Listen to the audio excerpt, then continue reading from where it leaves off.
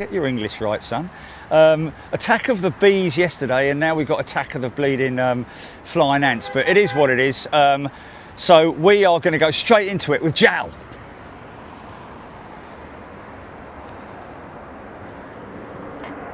Yeah, oh yeah. Oh, Kanamori's going to be flying this next year, hopefully.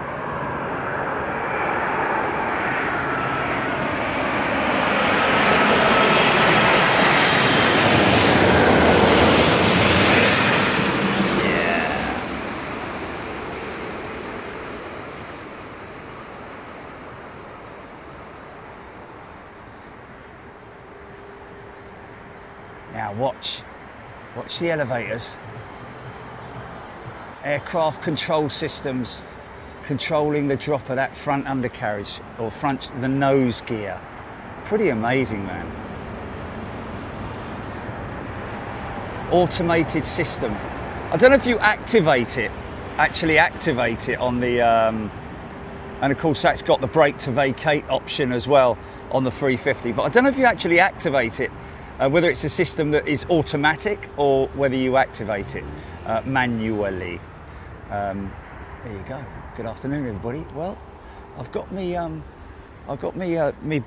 big umbrella up at the moment. It's not doing a lot of good for me because the sun is. But as I move around this way, it most definitely benefits me.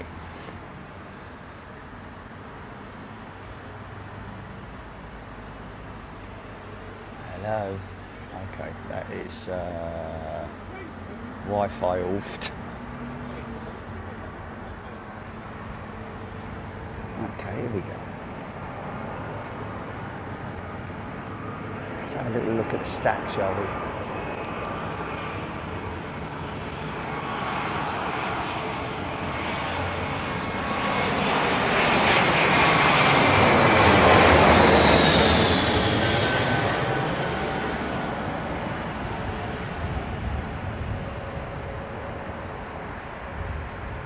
It's kind of a northwesterly, isn't it?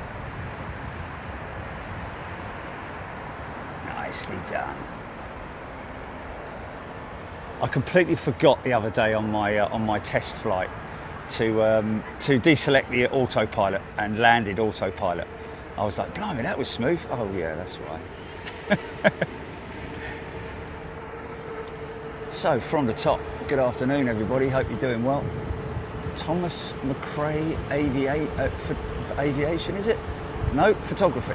Waves from a very hot back garden in Yeovil, Somerset. Dan Air swim shorts, interesting. Steph Berg, good afternoon. Sue Ho, Beverly George, Andy P, Nick Gray. K-Boss had lots of diversions last night due to thunderstorms around New York City. Wow, they've had a lot recently, haven't they, in terms of providing. It's good job they've got lots of gates, but there you go. I'm surprised Chicago didn't get involved in that, but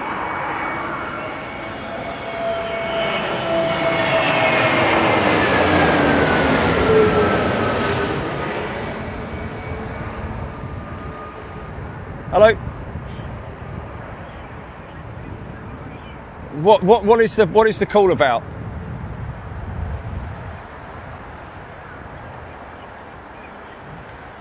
Doing the what? No, forget about who you're looking for. What's it in regards to? Yeah, there you go.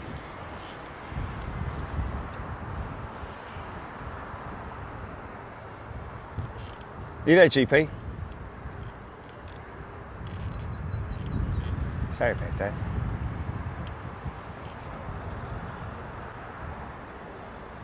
Okay, there we go. Took me right out of my comfort zone. Got to be honest with you, man. When you hear a call centre, it's just like you just clip it. Just clip it. Oh, I'll tell you what. Are we heading for some funk here? That one that's just gone out. No, it's going to be a bit too high, I think. You're too high, man. You're too high.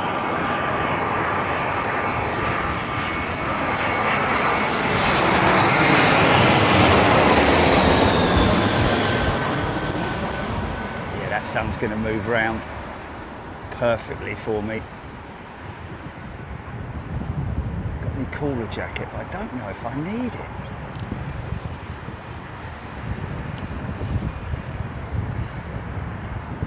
Dimitri Spirou. Nick House. Oh yeah, didn't do the badges, did we, Gilly? Oh, you did do them? Oh, okay, you got magenta 6. 7 is lime, okay. What, like the Iceland Air? Andy P, just keep it to your one hello message for hello to everyone that you've done. Thanks, mate. Don't need to keep saying hello to everyone. Appreciate it. We've talked about that before. Really appreciate it if you could do that. And everybody else as well who does it. Can you try and keep it to one hello so that we can reduce the amount of people doing that and we can get on with the chat.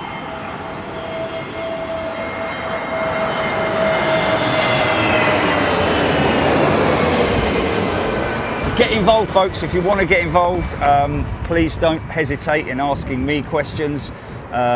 People in the chat are also knowledgeable as well. We get pilots. More or less every show that we do, we've got pilots getting involved. Jerry tuning in from the States. Suho, happy Thursday from Australia. G'day. Catherine.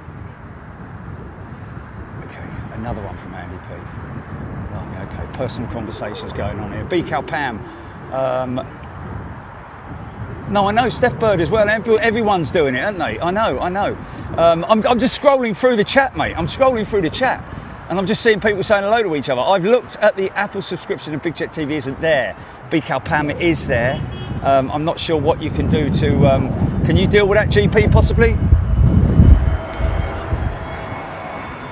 Oh, okay. We've tried. Sorry, BCal Pam.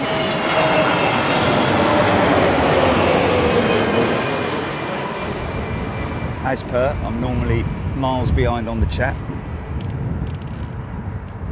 Lady Bailey's just come from the beach. Good afternoon, everyone. British Airways 767-400. Jam Sani. That was a bit heavy, wasn't it? J. Mank Harrison Holdren. Good afternoon to you. Stephen H, Sophie Ellie. Gary Lyons watching in his BigJet TV t-shirt. There you go. Flying the flag, Penny Haskins. Kansas AV Dude. Good afternoon, Barbara Siegel, Jersey Print. Watch fully when the work is done. Sprat 67, tuning in from sunny Cardiff. Sue Wise, good luck to my son down in Gatwick this week, sitting the last 4 exams of ATPL. Wow. Yeah, you got this, man. You got this.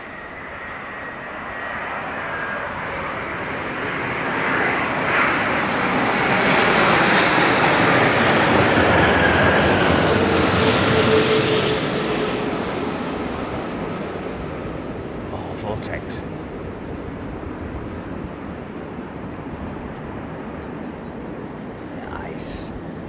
Surprised it hasn't got auto flare as well. Mind you, it wouldn't have to do anything then, would they? ENR noticing the 6 and 7 year badges. Brian Henry, nice stack.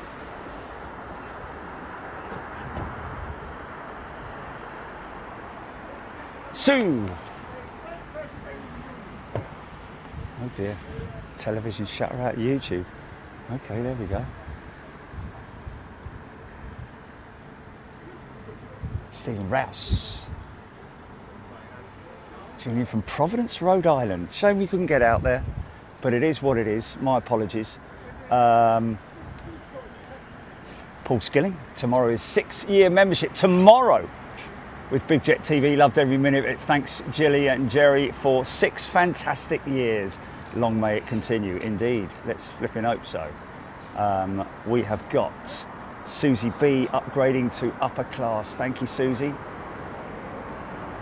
Thea Love has also is a returning member to upper class. Welcome back, Thea. Lovely to see you.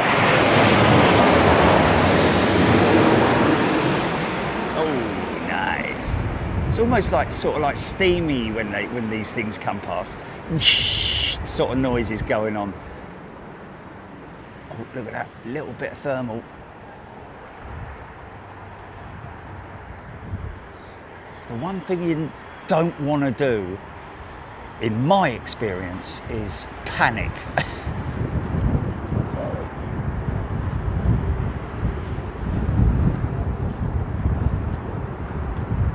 Avro Arrow loving the stack shots. There's one joining the back now.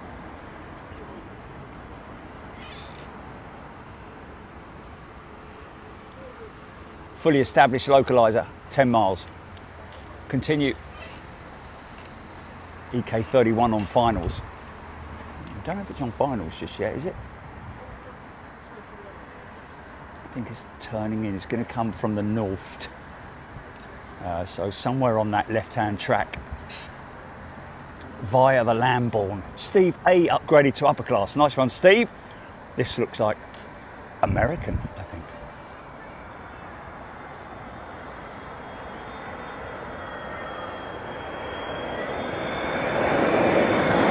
No. Saudi Arabian Airlines.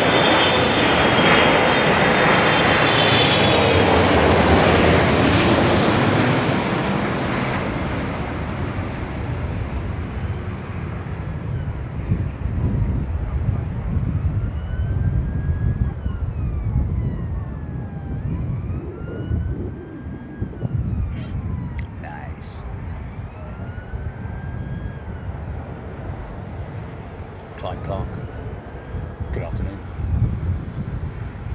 Aviation Alec looking forward to Miami. Yeah. So am I. Out on the balcony.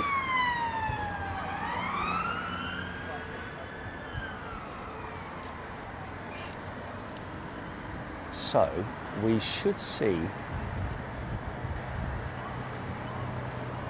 Ah, Jay Allberg, that's answering the question then, isn't it? Here's EK31 pulling it at the back now.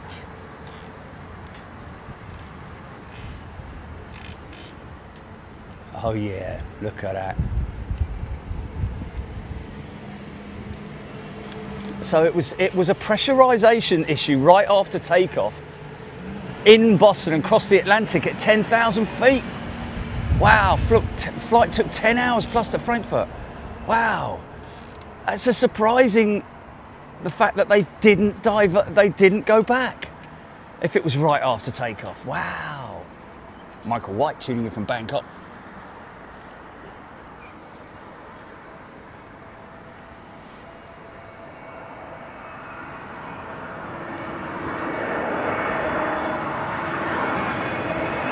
Wow, Joe Bailey.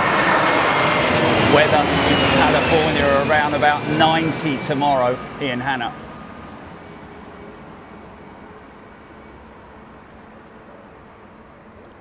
CK31 now probably finalising their approach list.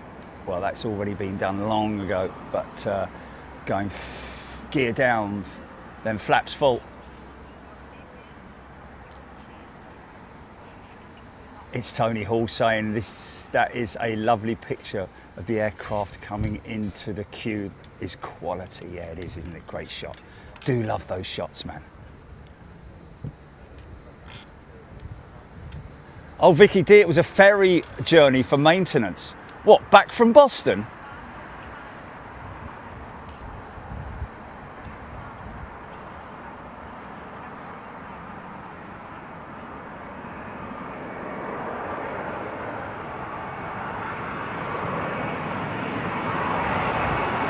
Oh, okay. So it landed and was damaged on landing, was it? It was damaged. Oh, it was damaged by a loader. So they had to fly below 10,000 feet in order that they didn't pressurize the cabin. Okay, that makes perfect sense. Wow. Fair play, ferry flight all the way across. Nice and light. It's crazy. Stepbird flew on a 4-year-old 777-300 the other day. Such a noticeable difference between that and the 200. Really? Okay.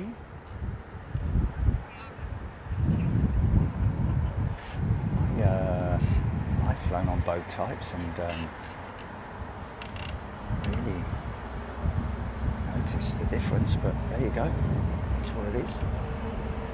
Michael White, it was empty of passengers with gear down. Wow, they flew with gear down all the way. That's why it took 10 hours. Blooming heck.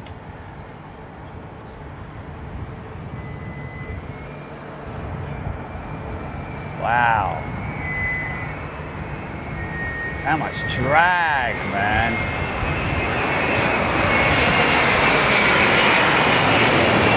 No. I didn't know. I might have said it may have happened during takeoff or something. I was getting mixed information, Jilly. And then I've heard the full. Yeah, it didn't happen off takeoff. Obviously, it was during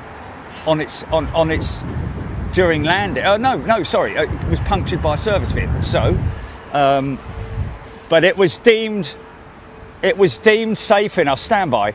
It was deemed safe enough to. Don't forget, Jilly, that some of the chat you're seeing is from me 20 seconds ago making a comment. So Dave EGBK, welcome to Premium, mate. Yeah, that might have been. Yeah, but you don't use the word lie. Yeah, okay. Yeah. Okay, but it might be me, Jilly. It might be me for misinformation. Yeah. Well, anyone, you don't say it's a lie. You say, sorry, that's misinformation. Don't say it's a lie. Yeah.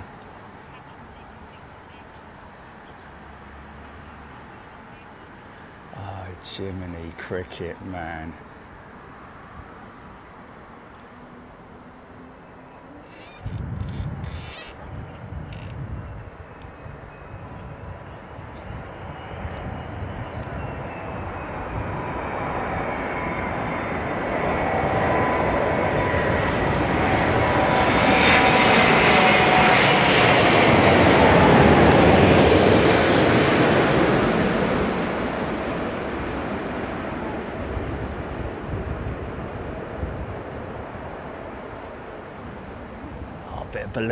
Bit of ballooning.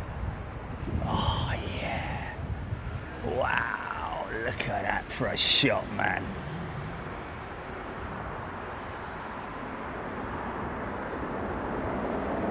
Blind fella, love you too,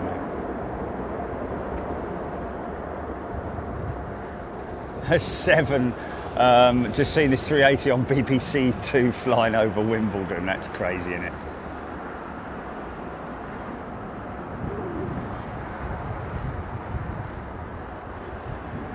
Tapray, thanks for the info.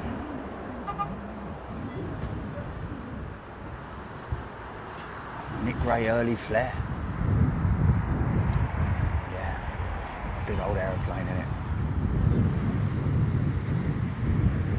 Mark Barr, beautiful meal in the evening at the Sky Bar on Sunday evening. Also use my Big Jet TV membership discount. Brilliant, there we go. Yona, we're on arrivals, Yona.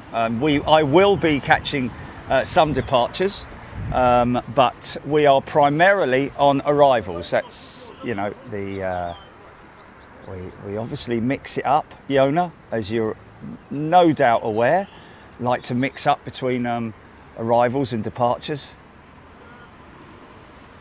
Nick Hull's about 50 kilos of, yeah. Oh, look at that pulling in the back.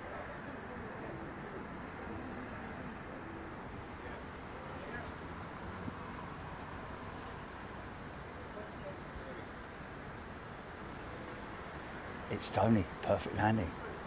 Yeah, I mean, obviously there was a sequence to that whole thing, wasn't there? Initially, before we went on air, I think it was somebody mentioned about somebody was asking about Lufthansa flight. I saw on a flight with Lufthansa yesterday. Sent us an email, didn't they, Jelly? Can you elaborate on this? Do you know anything about this? And we did. And then someone came on the chat and said Lufthansa A340 flew all the way from, and they said it was 10,000 feet in the email, didn't they? Flew all the way from Frankfurt, from Boston, sorry, to Frankfurt at 10,000 feet. Then I said, And then I said, oh blimey, that couldn't have been very comfortable for passengers. And then somebody said it wasn't. There weren't passengers. It was empty for maintenance reasons. I was like, oh, maintenance, okay then. And then somebody said that it was damaged. And I was like, oh, okay, well, was that damaged on takeoff? If that's the case, why didn't it return? And then, hold on a minute, let me finish, Gilly. And then somebody said, no, it was damaged by a maintenance, a catering vehicle or whatever. Okay. No. Peter Wilson loving the position state.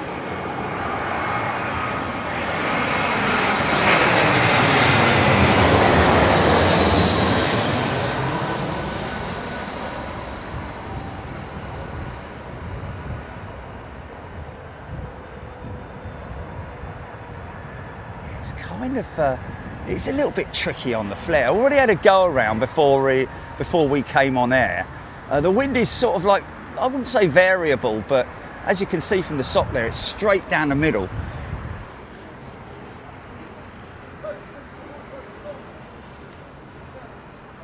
Stag shot. Michael White, interesting to see different airlines lowering the gear at different times.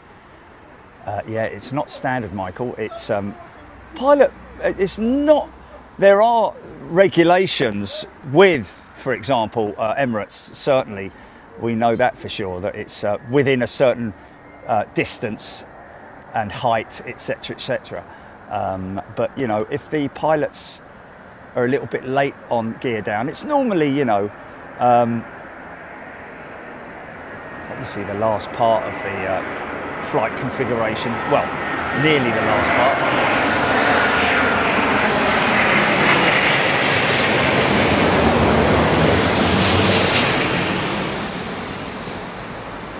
Because as you lower the flaps, your speed settings change on the PFD, and you need to make sure you're within those margins. And then, of course, gear comes down, and then the final flap setting. Certainly on the Airbus, or at least the one that I'm learning on at the moment. Morgan, the World Tour canvas is so cool in the shop. Great job, it's awesome, Jerry and Jilly. Yeah, we worked on that. We've changed the World Tour t-shirt, if you want to have a look at it, folks, in the store. It is pretty damn cool, I've got to say. And yeah, the way we've displayed it in the shop is really good as well. Well, Jilly has. Gina Graham, great spot. Raptor X in Aidan Campbell, sorry. 27 right paddock, yeah.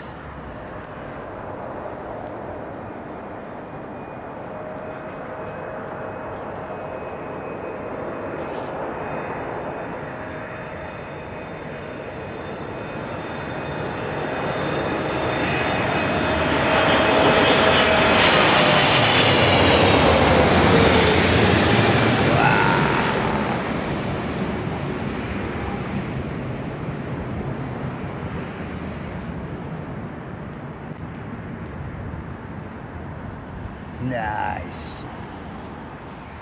Stephen Odell has upgraded to upper class membership. Nice one, Stephen. Tessa is a brand new member. Tessa is a brand new member, straight in upper class. Thank you, Tessa. Thank you for your support. Stu and the crew loving the stack view. A bit early for the national warning. We've got a national warning thing coming up again, haven't they? Do you remember that last time? It didn't go off on mine. You remember that, Jilly? It was supposed to go off, wasn't it, on everyone's phone. They're doing it again, aren't they? Do you know that? Yeah, they're doing it again.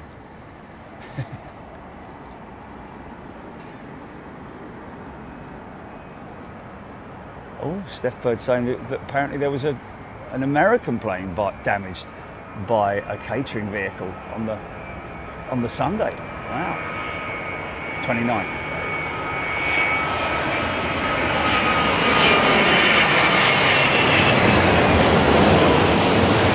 Yeah. Fill your screen full of aeroplane, man. downwash.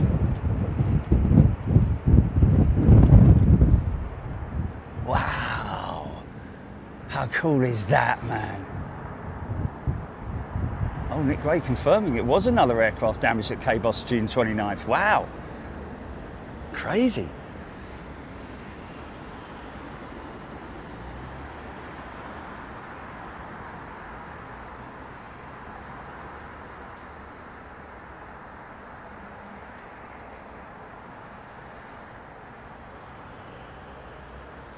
Miss Evil Duck is a brand new first class member. Welcome, Miss Evil Duck.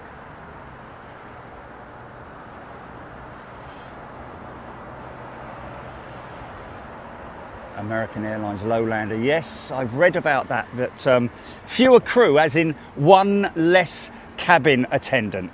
It's nothing to do with flight crew. American Airlines have been certified to fly the 787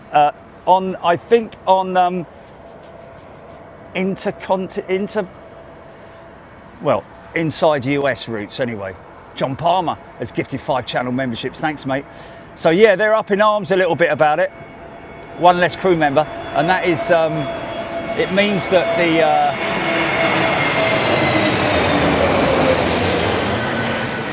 the cabin crew attendant looking after the rear door, whoa, went a bit nosedivey there, didn't they?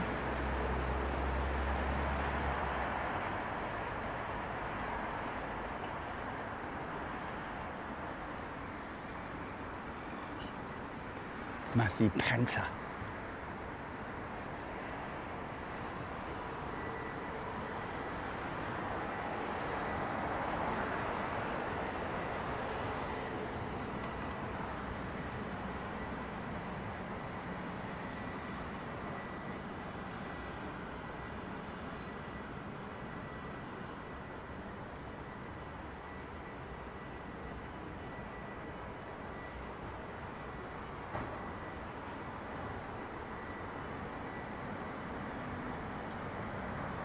Wow.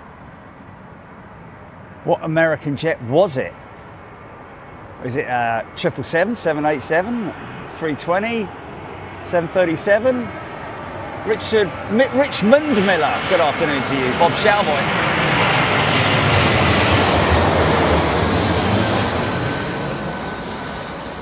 I don't know if it is fewer seats though, Bob. I think it's just been certified that they can fly with one less crew member. I don't know as it is actually a reduction in seats, because obviously American wouldn't like that, would they?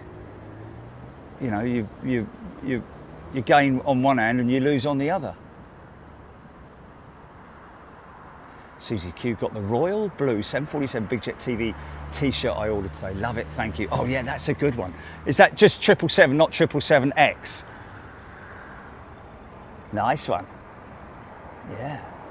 I ordered a whole load of new t-shirts. They came in no time, man.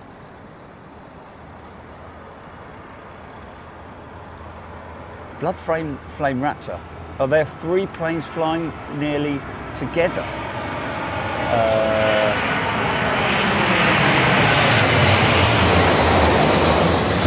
Blood Flame Raptor, I think you might be a bit confused. That's the approach, aircraft approach.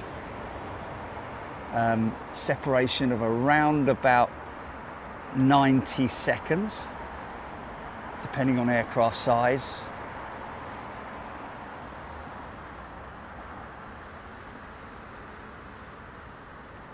Susan Elizabeth. Good that my apartment is soundproof. Jets on my subwoofer are loud. Brilliant, man. How cool is that? I don't think it's fewer seats. It's just one less cabin attendant. I might be wrong. Bill Stephen, indeed it is. It is good for keeping the sun off. I mean, it wouldn't be brilliant for cruisers, got to be said.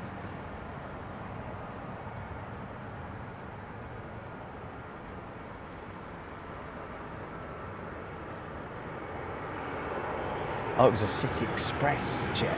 One of those really low ones, isn't it?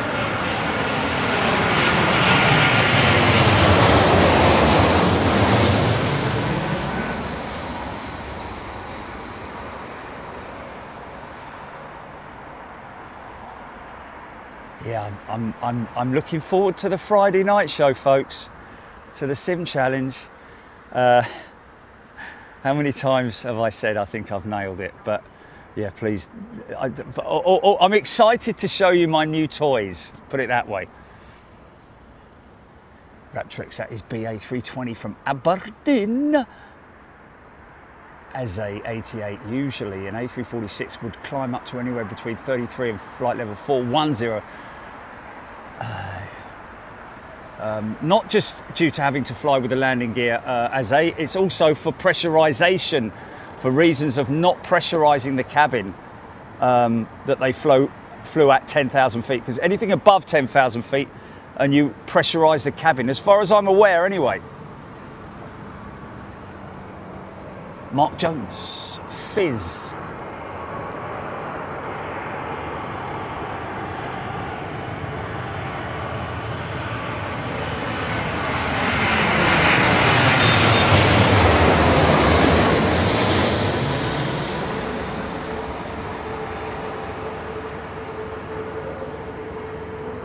He's watching, but a shout out to Paul, Gary and Rich.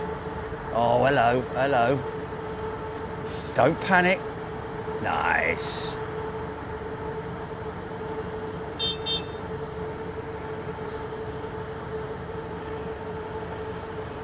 Tessa, glad to have found a community that loves planes as much as I do.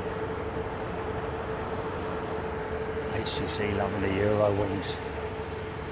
Got any big stuff? Got any big stuff? Hey? I'm searching, I'm searching. There's a big one. Just hit the localizer. Neil Scrivener. India Victor 777-200. BA 777-200 just leaving Cardiff on her way to you, scheduled arrival 4:55 p.m. Wow, there we go. So that's quite a long flight from Cardiff, isn't it? Cardiff was a little bit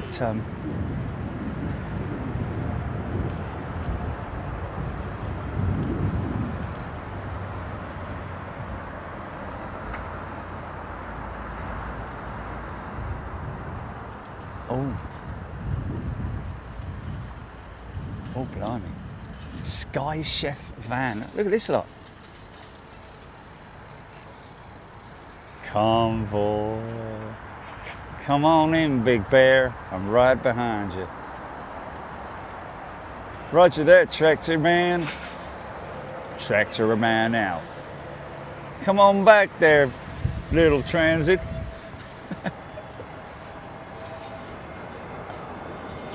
Are you there, Chili? Oh, yeah, that was all. What happened there then? Why did it cut off?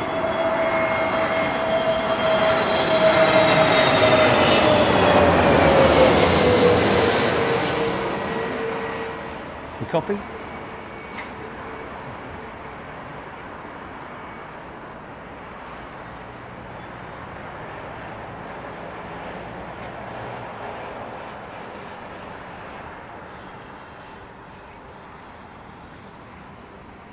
Bit weird, what?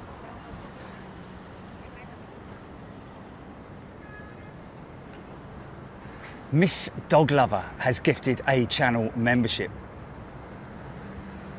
That was BA from Amsterdam. Thank you, Raptrix. Paul Skilling, Matt Jones. Green, I think runs like a deer. Let's get the big stuff in.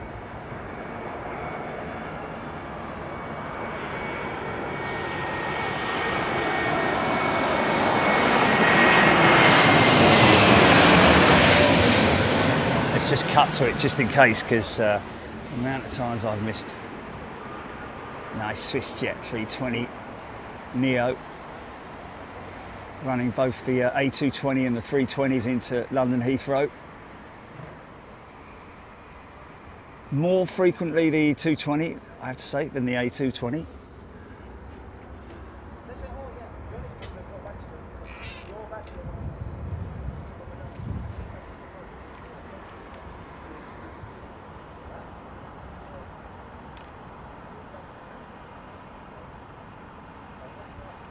Mark Jones got the magenta 6, sorry.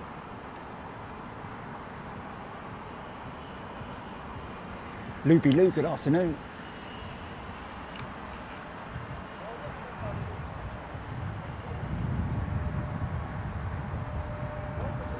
Swiss Tony, yes. I kind of think it's like making love to a beautiful woman while flying an aeroplane. Very funny, John. I like that. Taxi down the M4.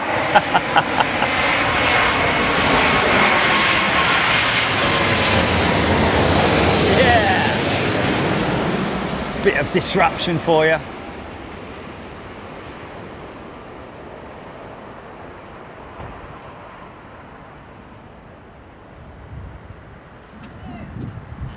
Now watch them keep the elevators up a little bit. There we go. Look, look, look. Elevators, elevators, elevators, elevators. Nice and soft on the front end, and then bosh. Elevators go into the neutral. Nice.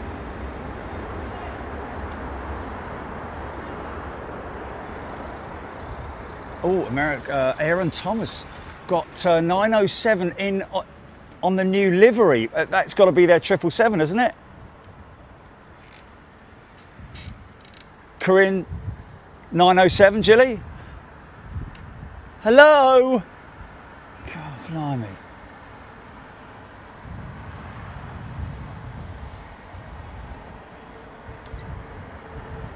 Oh, Ron Johnston's a subby. I'll give him a shout there. It means new engine option, Ron.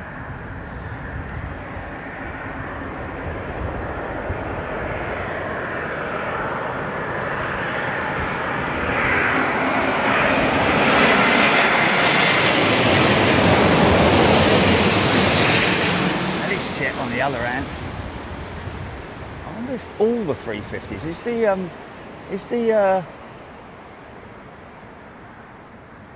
can't remember what it's called now. Fluttering with those elevators, man.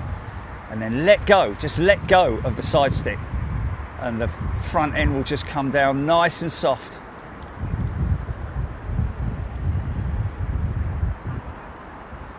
Jones started in jet scoper era. Wow, that is giving it some, isn't it? Jet scoper Jerry. Wow. Bertrand Deloy is a returning first class member. Welcome back, Bertrand. Northeast Scotland rail scene. Malaysian is quite a nice livery. Simple but nice. Yes, it is. Indeed it is. Big 777. Here we go.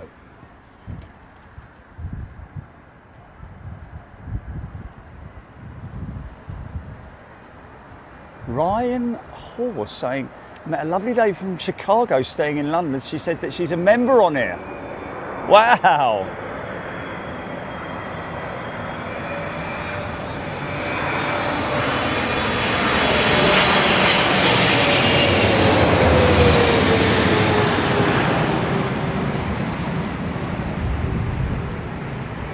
Could get a bit of downwash from that.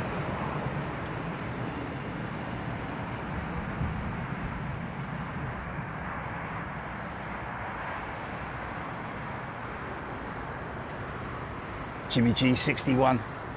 Sweet landing. He's talking about the 350, I think. Miss Dog Lover, looking forward to the Sim Challenge, my new favourite Friday evening entertainment. Yeah. Don't get me wrong, folks. Once I've nailed it, then we are going to get into the actual challenge. At the moment, it's still a challenge for me to get it right. But once I've kind of nailed it, there's me pushed back from 501, isn't it? Taxi via link 58, via link 56, right on whatever that is. Michael White, Malaysian, just ordered a load of 339s. Yeah, I saw that. It's in one of my saved pages. Tell you what, a little bit of interesting news. Virgin Atlantic are now confirming Starlink on all of their aircraft, a program that they expect to have completed by the end of 2027, I think it is. I know, but it takes a long time to do it. They're going to start in, let's just have a look here.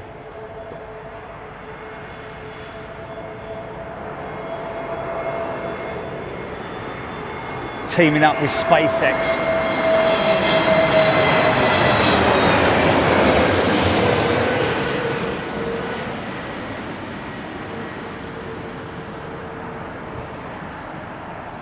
And that's, they're saying, no matter how many devices you carry on board.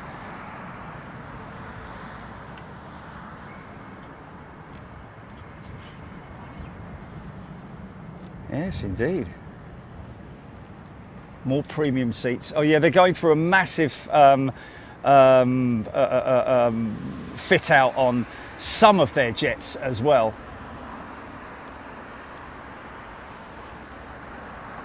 Soon offer free fleet-wide Starlink Wi-Fi, more premium seats, a long overdue cabin retrofit. Not on all of their jets, I'd imagine, probably not on their 350s or 330neos. Announced on Tuesday night. KLM's E190 E2.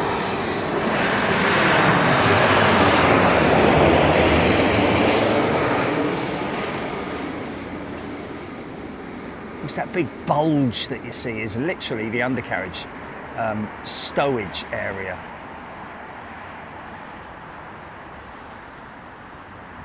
Wow, made sure of that.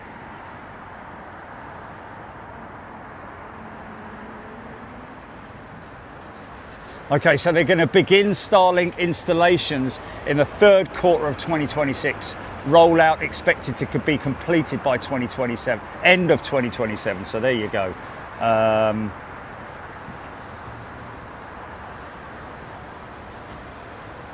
What was this I see here? Oh yeah, that's a Air Lease have cancelled all their orders for the A350 freighter, but I don't think. I mean, I say they're not bothered, you know, but it's never a good thing to get cancellations, is it?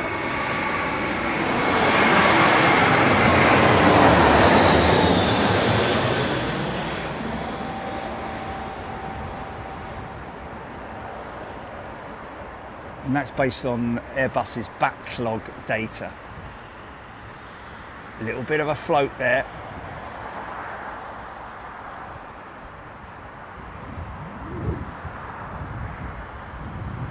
Firm orders for 66 A350 freighters at the moment with Airbus.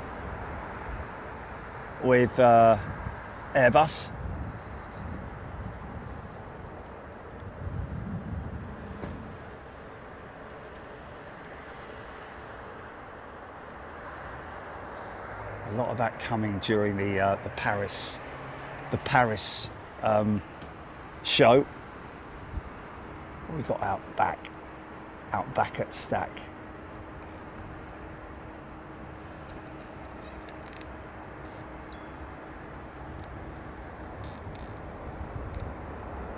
I think that's an A330neo, isn't it?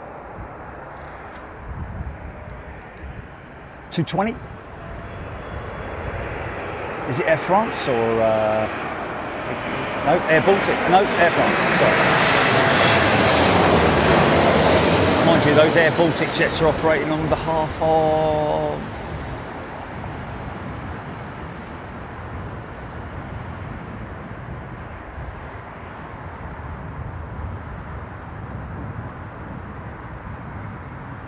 still expecting entry into service second half of 2027. That not long away when you consider they haven't even got the prototype up and running yet. I mean, it isn't a clean sheet design, obviously, the 350 freighter, but it's a highly modified design.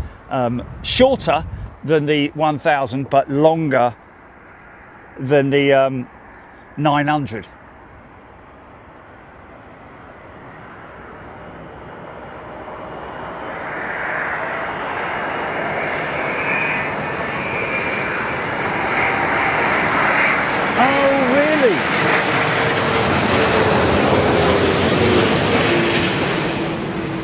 Yeah, you should have done.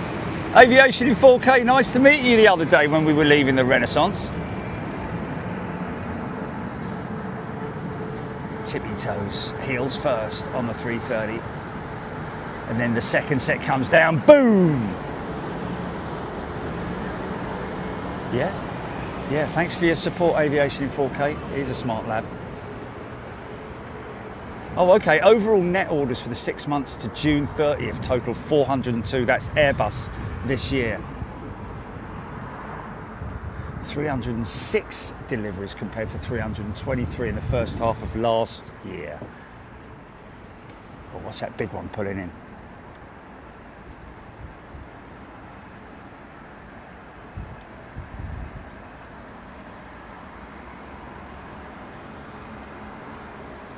I don't know, it is a big one.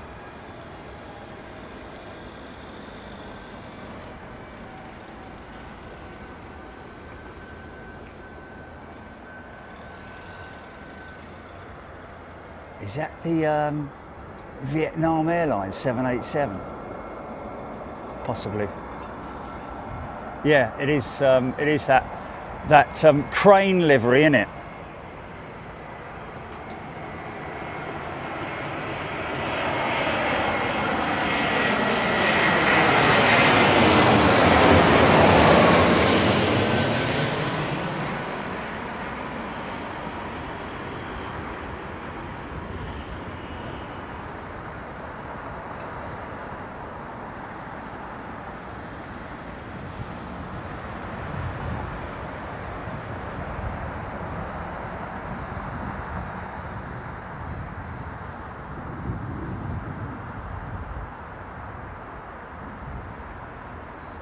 (161-inch diameter on the GE 9X engine.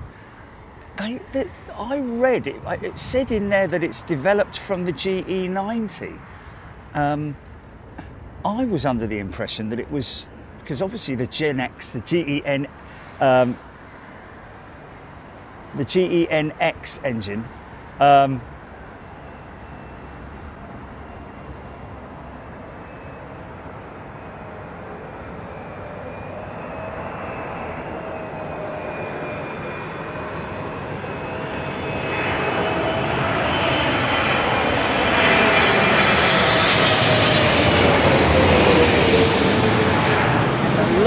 Modified technology than the GE 90, and from what I can see, especially with the wow, nice smoke those mains, man.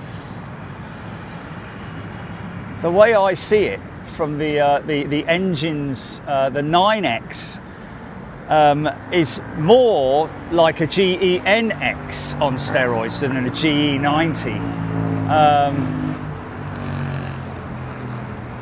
Am I right there or am I wrong? Because obviously the GEnx technology is far more advanced than the GE 90 technology. I mean, the GEnx was built using some. Well, I think it was all new technology, wasn't it, on the NX? But I don't think that the GE 9X is based on the GE 90 engine.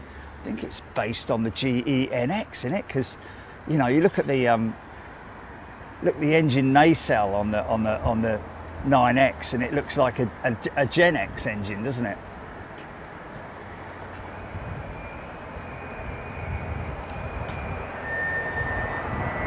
Definitely a Neo.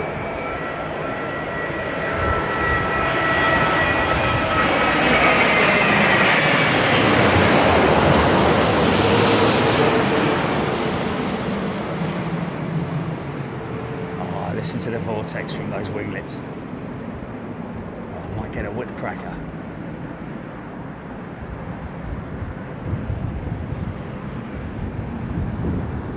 Dave Beeler.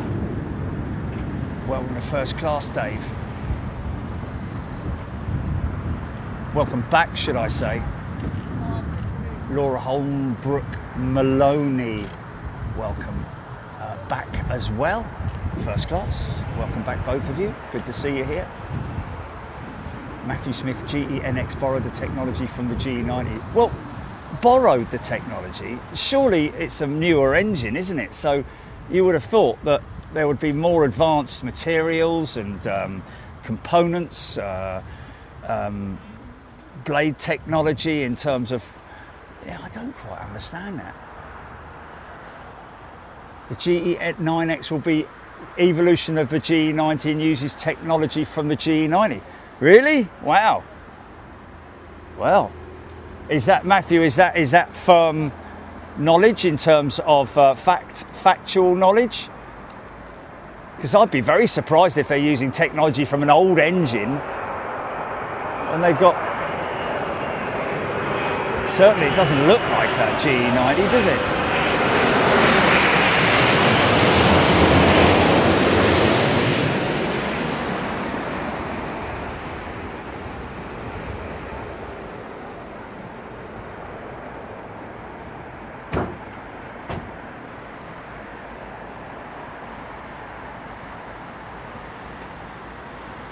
Special liveried Vietnam Airlines jet.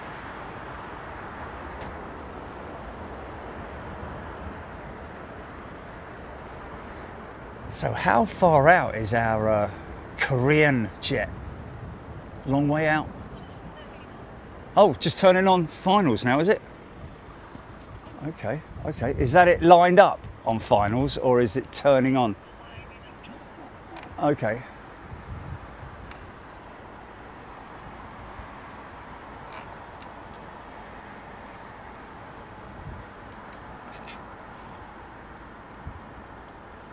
Aidan Campbell, GENX was designed to succeed the highly successful CF6. Was it? No, man. Succeed? The CF6 engine's a small engine. That doesn't work. The CF6 is the new GTF, isn't it? The GTF is the new CF6. Blimey.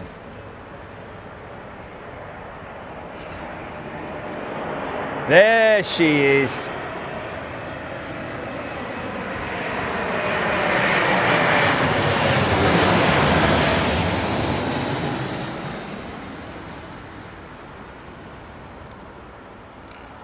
Martin Saxton, is this the first Korean visit? Well, in the new livery, I don't think so. I think it might have been in when we were away, maybe.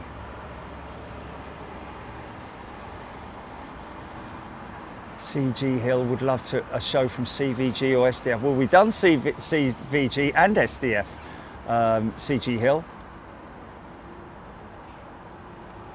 Of course, we did SDF, which is Louisville, isn't it? And my goodness me, was there I mean, obviously nothing in the way of commercial stuff like we see here, but big stuff with military, both military and freighters, of course, with UPS.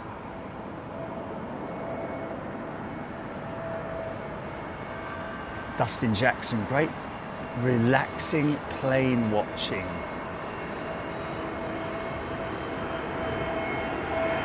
Tara.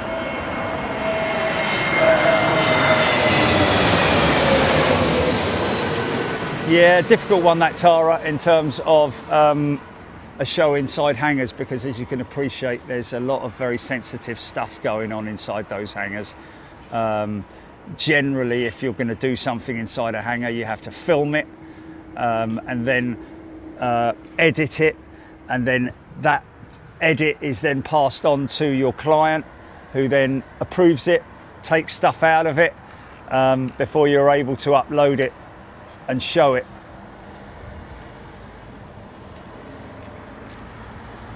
So the answer is yes, we have done. We have been inside hangars, but obviously in terms of maintenance, it's a very sort of like difficult one, certainly from a live point of view.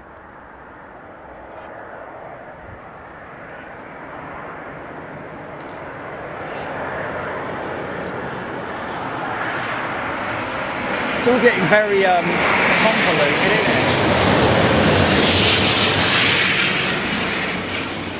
Nice.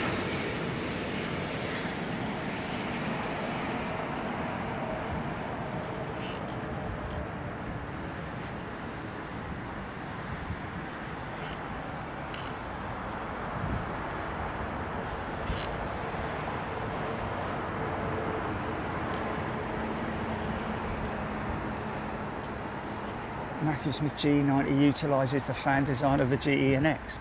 How can it? The GE90 came before the GE9X.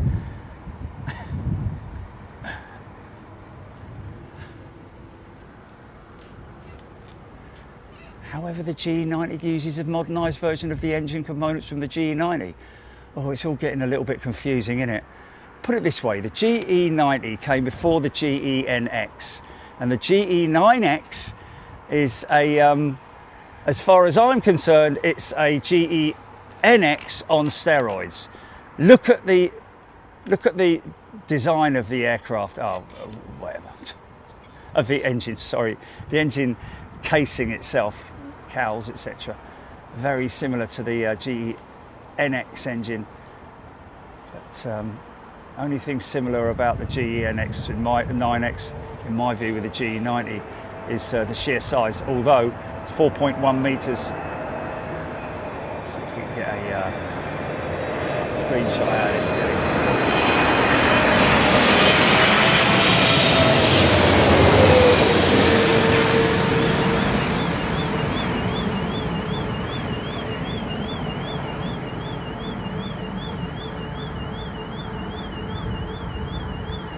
Yeah. Wow, smoky man.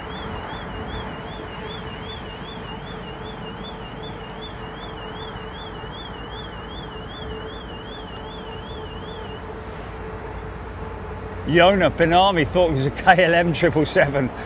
Yeah.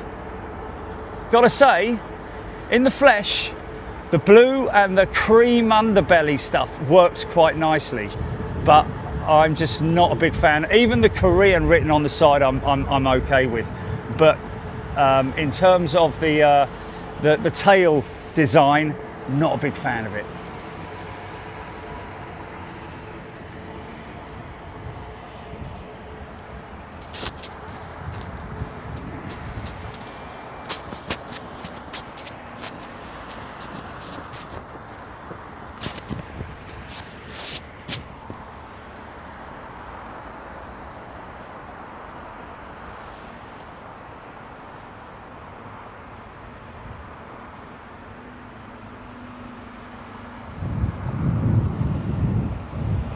B738 Ash. Just landed into Luton from Catania. Went inside the cockpit and then hit my head on the overhead panel. Yeah, overhead panel, sorry. Yeah, is there too much heat haze there? Too much going on there, Jilly? For that to be mind you, could get a little bit of funk. Could get a little bit of funk here.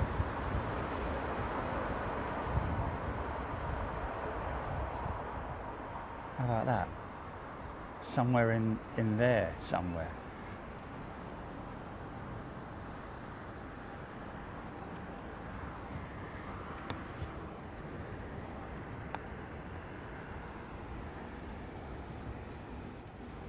Nick Gray has gifted 20 Big Jet TV memberships. Thank you, Nick. That's a wonderful, generous, nice thing to do. Thank you, everybody who gifts. You're good people. Thank you so much.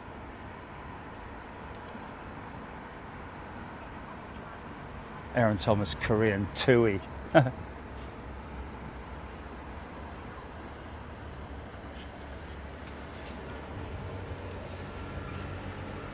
Okay, Ryan's saying that Wikipedia calls the GE9X a more efficient derivative of the G. Well, it will be, yes. But what I'm saying is that the technology that went into the Gen X engine is obviously far more superior in terms of its its systems and the materials that they use for the aircraft.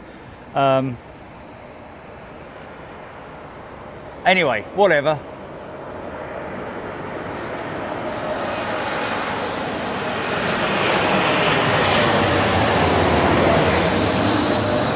Agreed, Dimitri, yes. Noisy sod on his bike.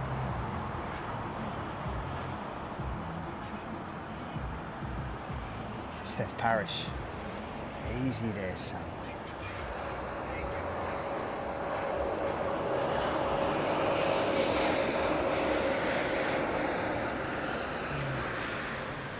Film what landing, Mad Mac?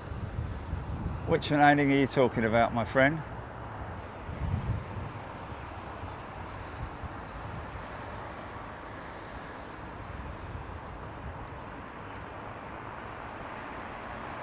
Dimitri, yeah, there is something missing from the tail. Colour.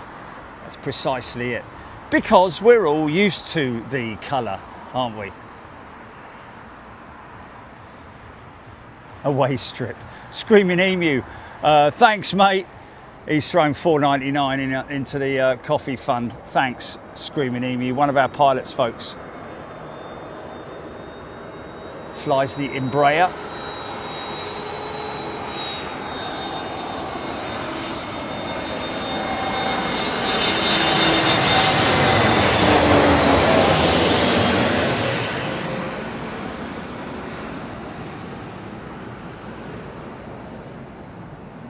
Scott, returning member, back to first class. Scott going to be joining us in Miami. 2 weeks to Miami, folks. Well, a week and a bit, isn't it, really?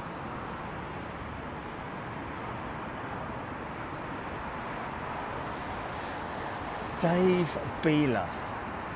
They keep saying the jet engine of the future is the UDF, the unducted fan. Yeah, but a long way to go on that. A lot of it down to safety reasons. Fair enough, you could do it potentially on a small aircraft, but on a big aeroplane, the unducted fan, you know, there are safety margins and that kind of stuff, maintenance as well potentially. I mean, 204 driver has a Centre 199 super chat. Thanks, mate. 2 Pret coffees.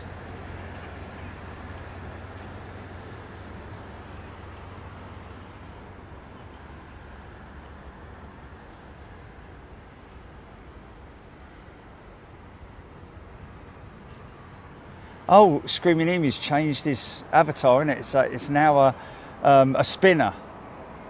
Oh, look at you.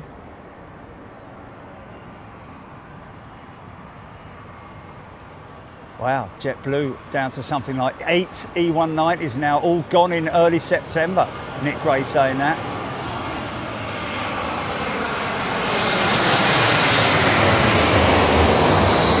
Yeah, we might be lucky enough that one of the Dreamlifters is in at Miami for maintenance, because it is an Atlas Air maintenance base at Miami, which is why we see them parked out over the other side. Lucky enough that one time to take the camera in with us and show all those new tyres, obviously recons. Nicholas Twist. Oh, ferry flight from Cardiff, arriving in 15 minutes. Aidan Campbell, get a bottle of water, £2 he's sent on Super Chat.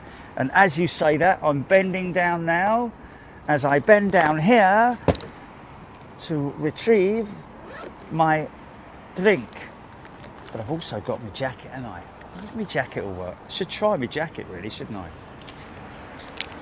Scott, good evening.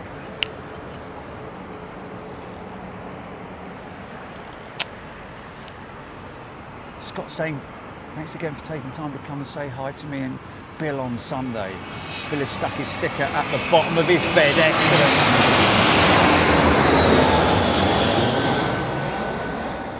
Absolute pleasure. Always lovely to meet people out and about on my travels.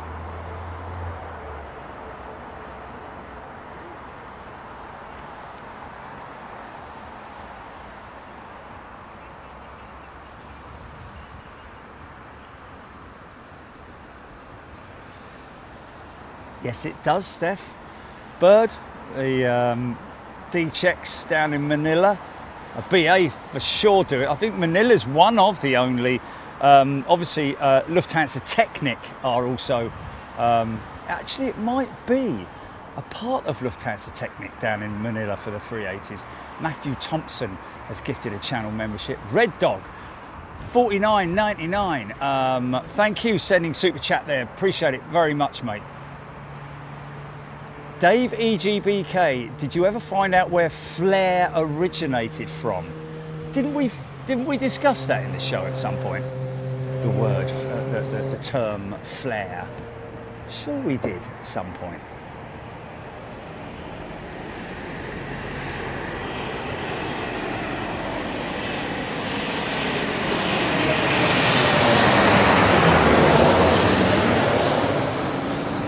Nothing to do with 1970s G's, I know that. BKL Pam has sent a £10 super chat. A tenner in lieu of my sad inability to upgrade at the moment, BKL Pam. Oh, hopefully you'll be able to soon. As long as you're a first class member though, Pam, so you can join us in Miami. There we go. That's good. Giant B. Screaming Emu. Big Jet TV. Red Dog's my dad. He's the reason I found your channel, so give him a shout out. Red Dog. He's been a member for 3 years. Wow, how cool is that? That's awesome, man. Son, dad and son are on the chat. How cool is that? Because he didn't say.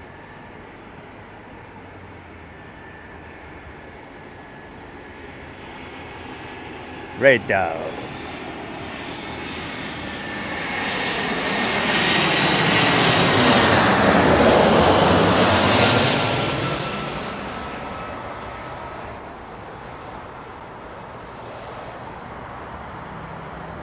Retardation. It's just a short word for retardation. Yeah.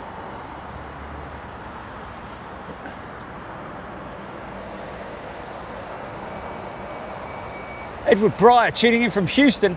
Been almost 3 months since I have been long hauling all over. Can watch the channel on my iPad, but unable to comment for some reason. Great to be back. Good to see you, mate. Is he been, like when you say been on long haul haulings?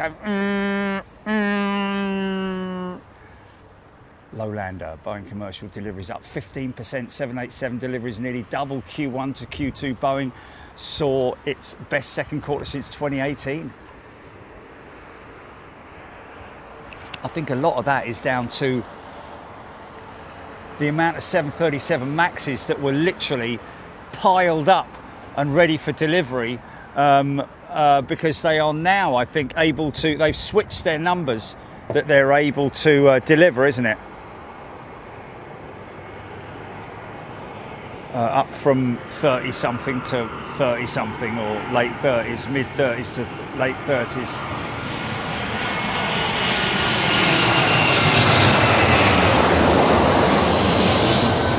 So they've obviously been able to cut through all of that. Still making the 777 freighter, are Boeing.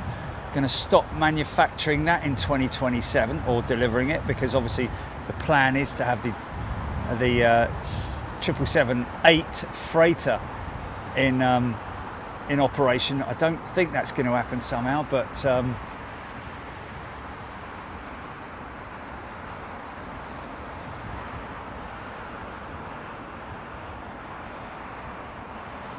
$204 driver is a returning member.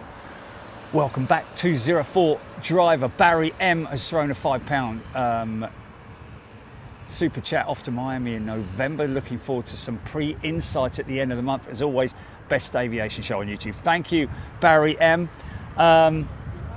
We don't really classify ourselves with any sort of competition or anything like that. We just, as we've done right from the get-go, when we were originally the originators of live stream aviation entertainment, we just kept it the way it is and doing it like it should be done. Oh, Lee Shan. Yeah, Lee, I think the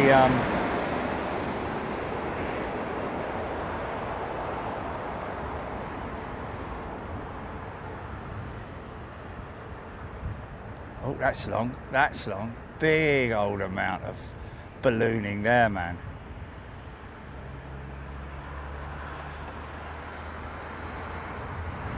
Li Shan, the precise origin of the word flare in aviation is not explicitly documented in the provided search results. However, it's safe to say that the term likely arose from the descriptive nature of the maneuver, which involves a flaring or widening of the flight path as the aircraft transitions from approach to touchdown. Okay, there we go then. The transition point from approach to touchdown. That makes sense.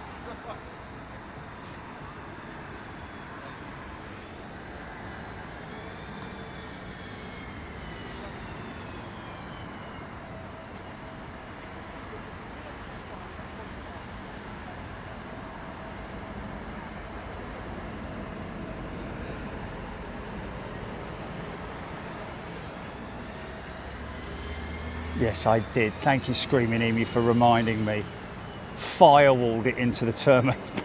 Yeah, no, don't worry about it, mate. I've got it all under control now, he says, like he's said so many times before. The etymology of flare is from Old Scandinavian, the 16th century. Okay, we're going back some now, aren't we?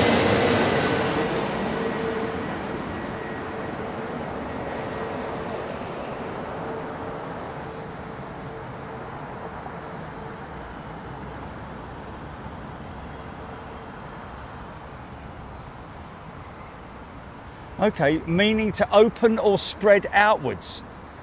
Interesting. Or up at one end. The term for to blaze or flame up is 17th century. Okay, so there we go. To widen, to expand. I'm guessing that's what they're saying. Expand your angle of attack ever so slightly.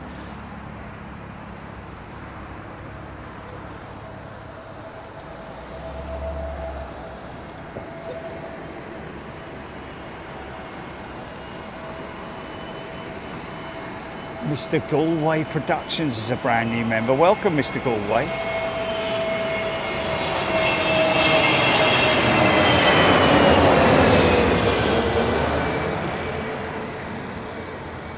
Oh, easy, mate. Easy there. Easy. A little bit got away from them there, didn't it? Eh? There you go. There you go. There you go. Harry Rundle, a $10 super chat, mate. Keep up these great videos from your loyal follower, Harry in Middle River, is that Midlands? Or is that in the US? Thank you, Harry. Appreciate your $10 super chat.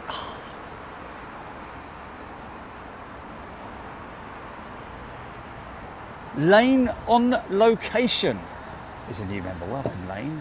Looking right inside the hangars here. Look, there's an engine sitting there, just waiting to be fitted or waiting to be shipped off.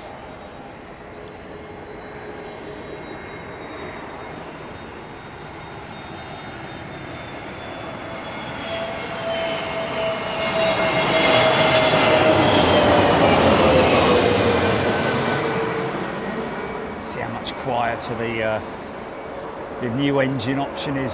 G6 ZNW has gifted 5 channel memberships. Thank you, G6.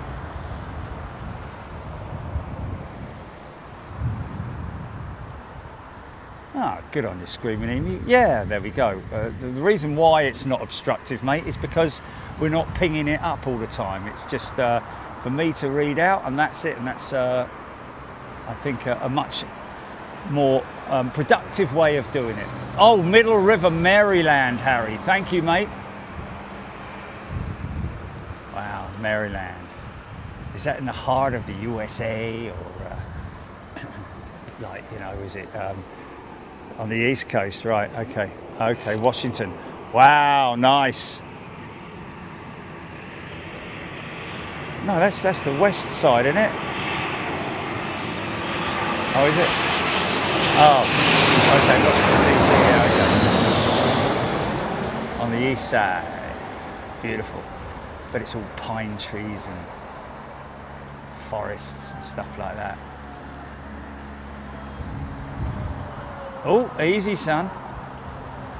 Ah, I don't know. Is there a relation towards that? Or? Matthew Smith. If a manufacturer orders an aircraft, e.g. A330-300 with CF6, and another airline buys the jet, but they want to use Trent 700s, is it possible to retrofit an aircraft with a different manufacturer? Not really, Matthew. If they buy an A330 with I know what you're saying. If they want Trent 700s and it's got CF6s on it, can they switch it out? Probably not. It wouldn't really happen. I'm not aware of it happening. Only because if they wanted Trent 700s, they'd probably go and buy an aircraft with Trent 700s on it, because that would cost a fine packet of money to do that.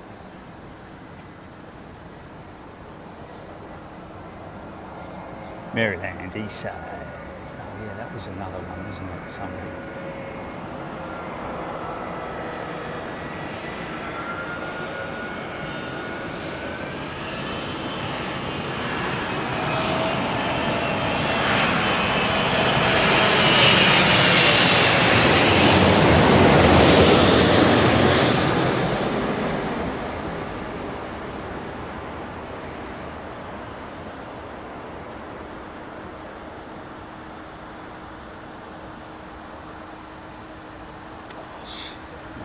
That was a smooth touchdown, man. You can gauge it by the amount of rubber smoke, the tyre smoke.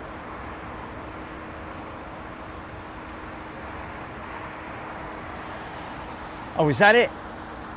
Was that the Cardiff jet? That kind of makes sense as to why it landed so smoothly. Was that India Victor? 26 years old. She's been through a maintenance check, hasn't she? It's probably why she landed so smooth.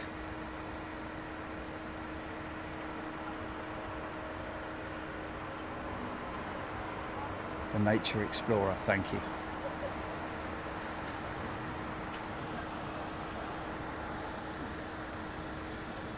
Edward Bright, only then did any increment of flaps come down. What was that? What's that he's talking about there then?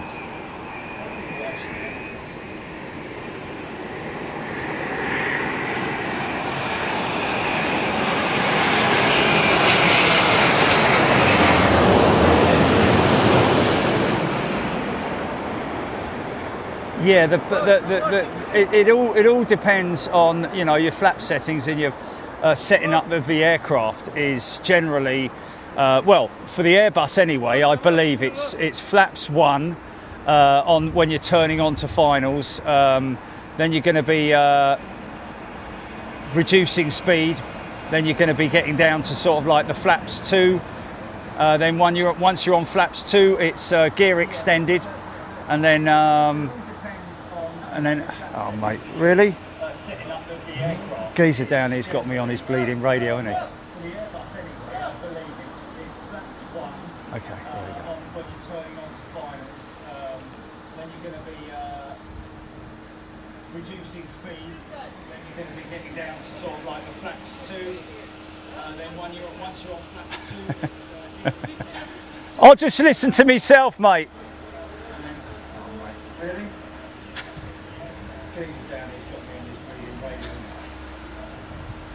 I'll just listen to myself, yeah?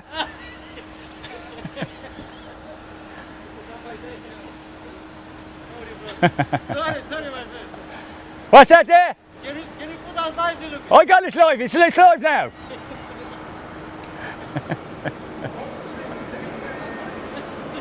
Double speed. Oh, cool.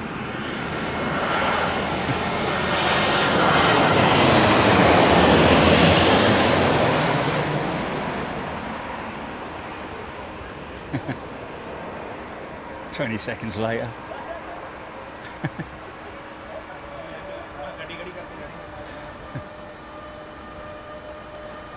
Oh, firing up something over in the, what is that? Oh, look at that. Not on radar. Can you hear it, folks? Can you hear it? Engine test.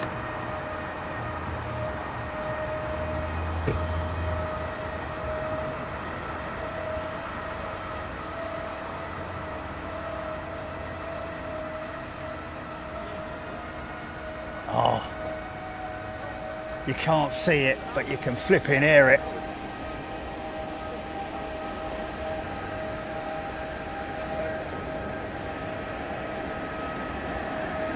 Craig Russell, China Southern 350.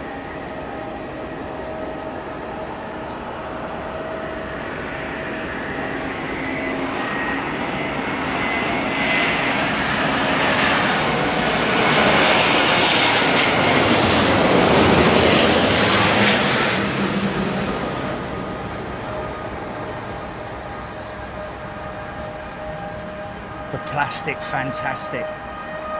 Oh, listen to that.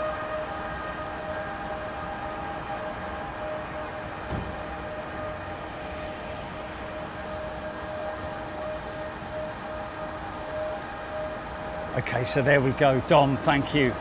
Airbus pilot. General rule is flaps 1, and that is generally is that sort of like when you're turning on, reduced to 180 knots. Flaps 2 intercepting the glide slope. There we go, intercepting the glide slope at flaps 2. Then gear and flaps 3, then flaps 4. There we go. It's kind of what we did. It's kind of what we did the other day, wasn't it? But flaps 1. Yeah. I mean, but there's a limit to where you can extend your flaps. There's a speed limit, isn't there? I think it's 240 knots, maybe. But no, sorry, is it 200 or 230 knots or something like that on the 220 knots on the 320? I'm not sure. Is a fast landing aeroplane, the 737 Max.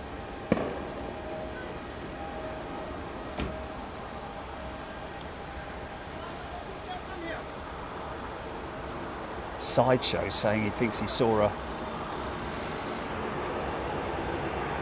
bird strike on the 350.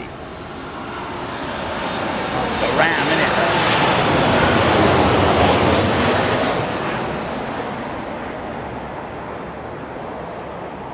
Funk, got a bit of funk.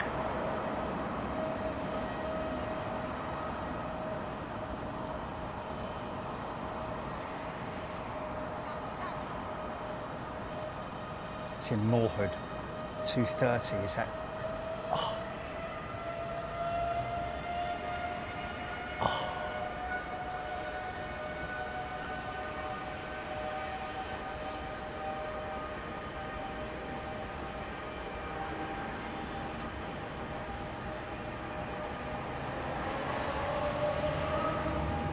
Dom, there we go. I was right. 230 knots, flaps 1.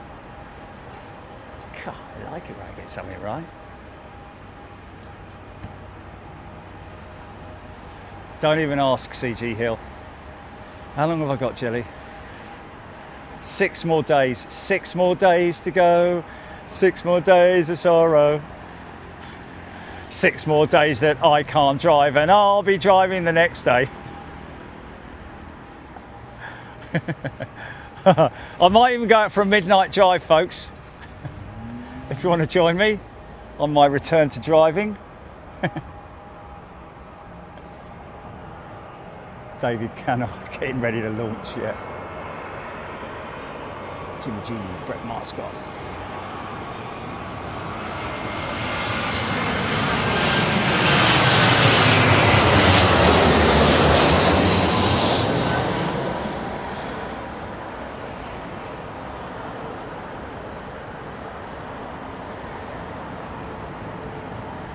...30 feet for the flare, 50, 40, 30, flare, and that's just a tiny little pull back on the stick. It's very, very small amount. I think a lot of people, when they're sort of,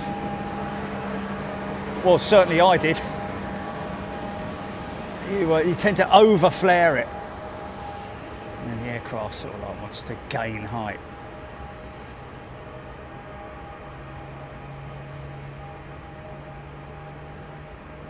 Steph Bird, yes, Jilly is counting the days. We're both sort of like, please hurry up.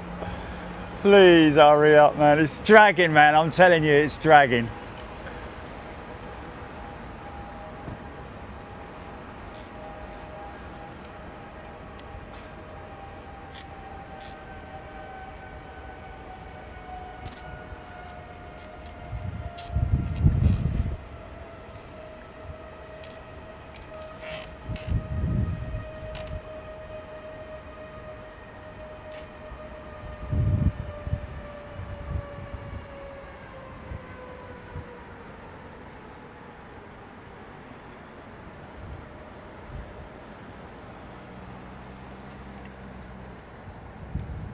India Alpha, this next one, Aaron Thomas, 777 from 1996. Wow. For multiple reasons.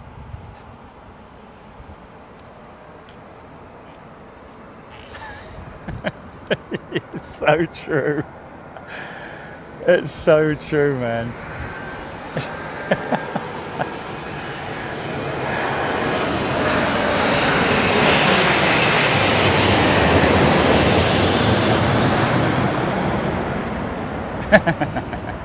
Just because you're Lewis Hamilton doesn't mean you can coordinate your way through flipping morning traffic, through Staines and that sort of stuff. Alexandra Jones has sent a £5 super chat. Thank you, Alexandra. Have a hot drink on me. Or don't need a hot one. Thanks, Alexandra. It's kind of like the interesting. As you can see there, wind is sort of like well, it's down southwesterly now, isn't it? I say northwesterly earlier. With my reputation.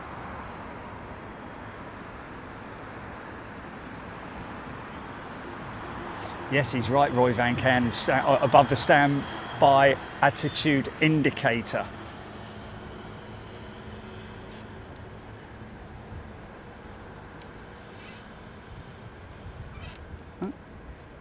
Where's the plane? Hello? Okay.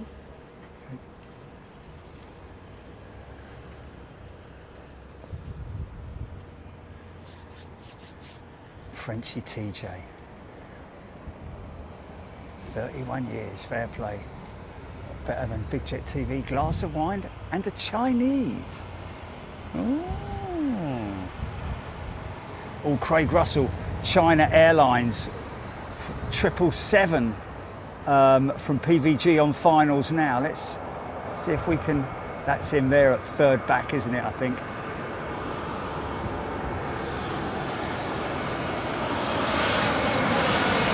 Jay Buddy, just found your channel. There you go, mate. Good to see you.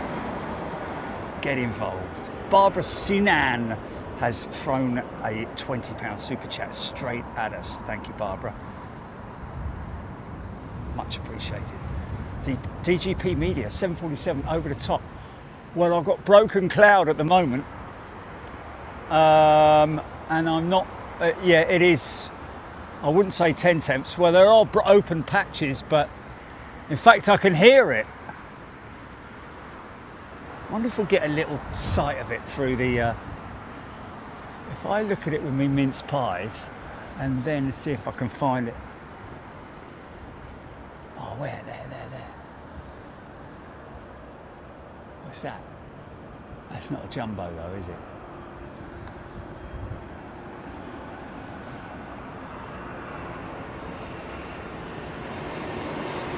Another Max.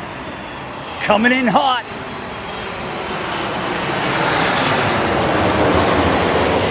The light coming in hot.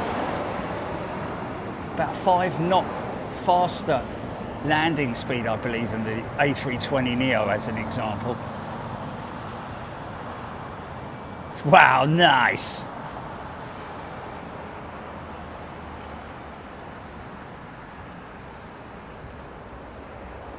Simon Slocum.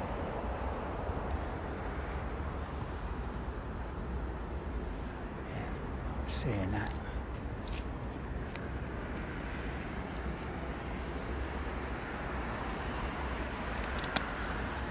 Kian, you just recorded my landing from Geneva about 2 minutes ago. Well, that must be, is that him there down at the 5 gates? Stopped on the tax, is that him there? At link 58, I think. China B's New York itinerary is nearly complete. Screaming at me for the taxman 199 super chat. Thanks, mate. I'll tell him you said that. Should we send it to HMRC straight away, Jilly? Just let them have it? For the taxman. Well, actually, no, YouTube have got to have their cut first, haven't they? I'll probably get about 10p of that. By the time it's all ironed out. Oh, steep flare, man.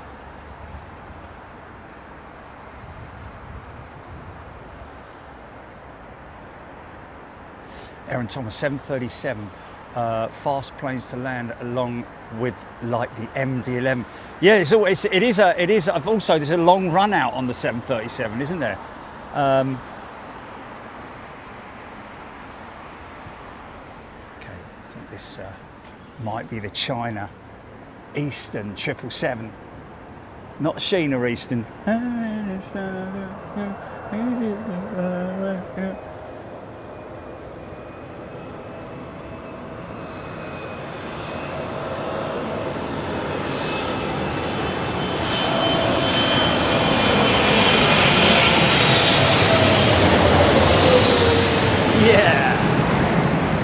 To the vortex, man.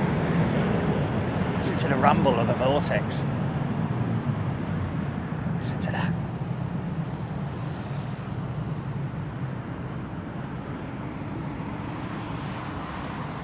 That jet is number 9 on flight radar.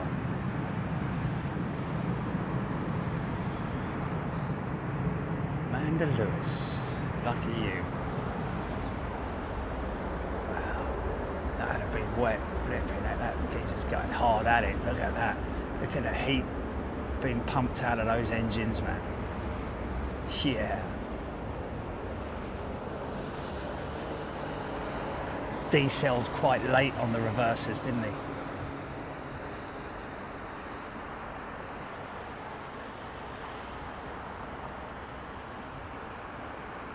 Squirrel just noticed the new 6 and 7 year membership badges. Yes. Done the magenta because of the magenta that's on your PFD, isn't it? Is it the PFD or is it the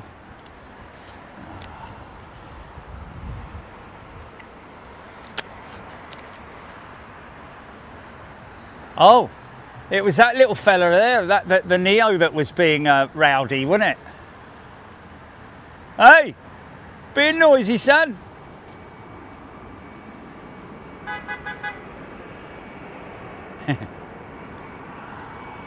Did sound like a Neo, I've got to be honest. Red Dog, $19.99. Here's a bit more to cover the ridiculous tax, Red Dog. Thanks, mate.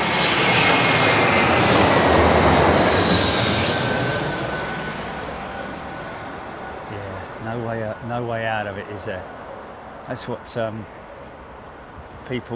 lot of people don't appreciate. Well, they appreciate it, but they maybe don't understand the logistics of the financials when you're running a business in terms of taxation and so on and so forth. There's tax on tax, you know, limited company, corporation tax, normal tax, personal tax. The VAT as well, which has to be dealt with, and because of course our margins on the clothing are regardless of what even if we put 50p on it, you still get you have to pay VAT on the VAT.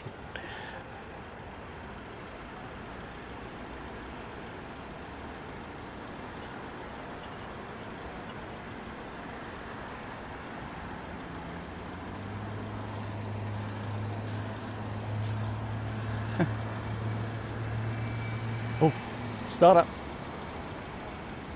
Is that Dreamliner starting? I don't think it will be, will it?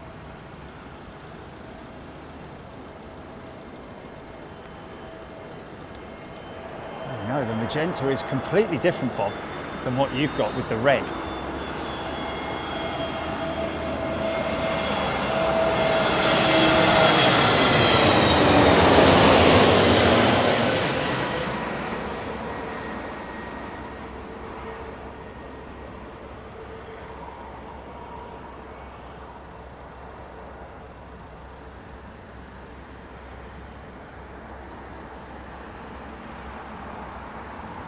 Transporting Kent a month away from his 2-year badge.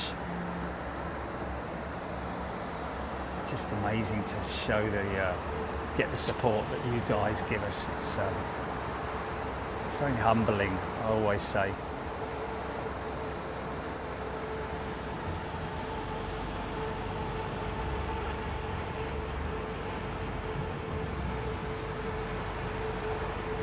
Craig Russell, that's British Airways 787-8 after CVG.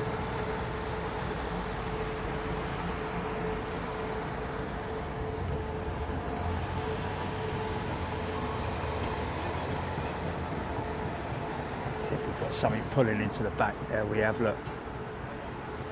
It's about a 90-second separation on these jets, of course, depending. So now that guy there, he's no gear down at the moment, but he's probably flaps 2, I'd imagine, by now.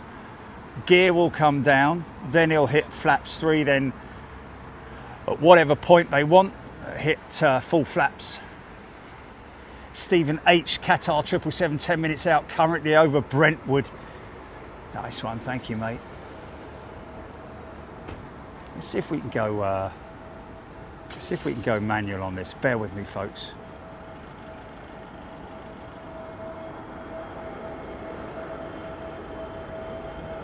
Okay, I'm going to zoom into there, and I'm going to go like this. There we go.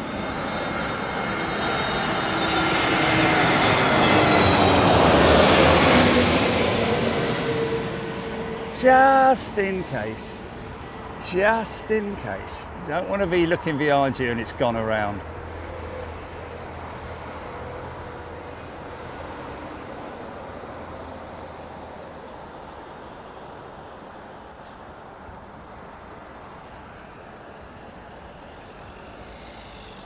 Brian Henry, next trip is Miami.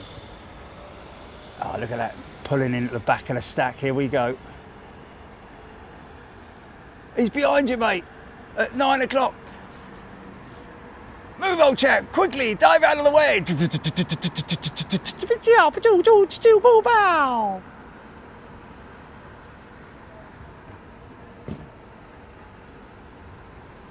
I think that's BA 319 from Paris, I believe. Another one pulling in from the north, which will be the Frankfurt Lufthansa flight, and then behind them, coming in over the Lambourne, will be the Qatar 777-200. Wow, is that in that case a freighter, or is it? No, it is a passenger jet. Wow.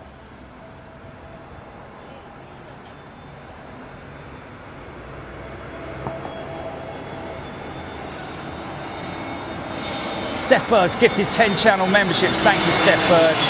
Very, very generous. Dustin Jackson, I always wonder, is that 788 going to CVG full of passengers? I'm here in Cincy. I can't imagine that many people going to London weekly. Oh, there is. Where's Cincy? Tremendous amount of passengers coming into London every week. Cincinnati, right, okay. Oh, okay. Yeah, we went to CVG, didn't we? DHL, wasn't it? Multiple DHLs. Let's see that 777. Go a little bit. When I do that.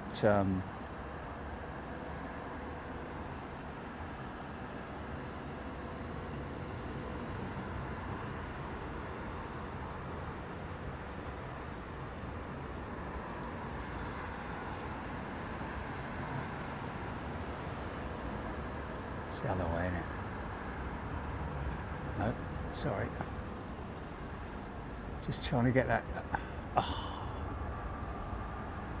If there's one thing I'd like on this camera is an easier, there's the gear extension now. It's an easier manual focus adjustment.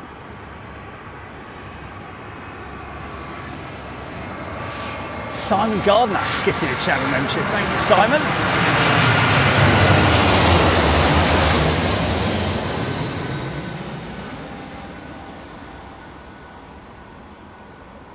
Okay, so there's your triple. Now he's gone gear early. He's not long turned on, fully established now.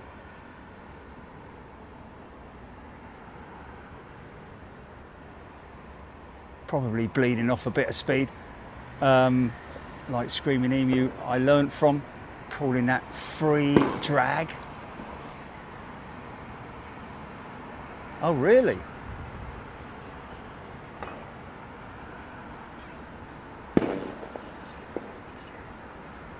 Okay, well,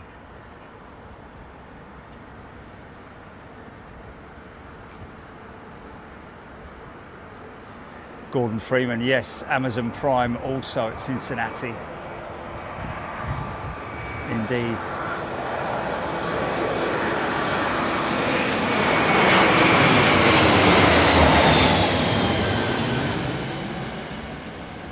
Michael White, 11:30 p.m. in Bangkok. So time to sleep. Thanks, mate. Good night to you.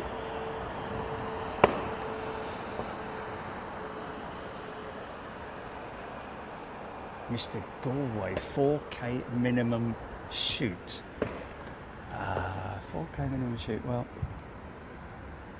we don't do the 4K because we can run a higher frame rate with 1080. Much lower frame rate on 4K. Which is why we do it all that. There's nothing on the screen at the moment, is there, right? Is there, Jilly?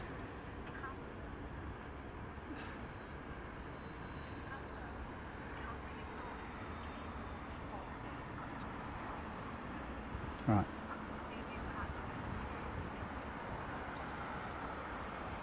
Oh, okay, right, yeah. Well, maybe the next one will have.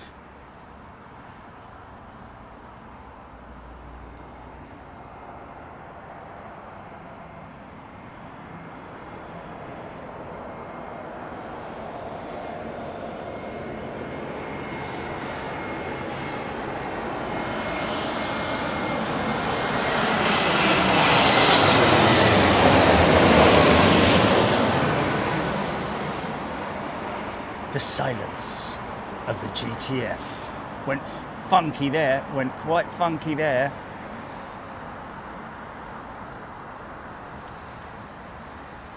That flare angle is very shallow, man. That's the one thing that I also, I'm still guilty of getting it wrong. I still get it wrong a lot, but I'm getting the hang of it now, that flare, to just a little bit of back pressure. Roy Van Can is a returning first class member. Welcome back, Roy. Thanks, mate.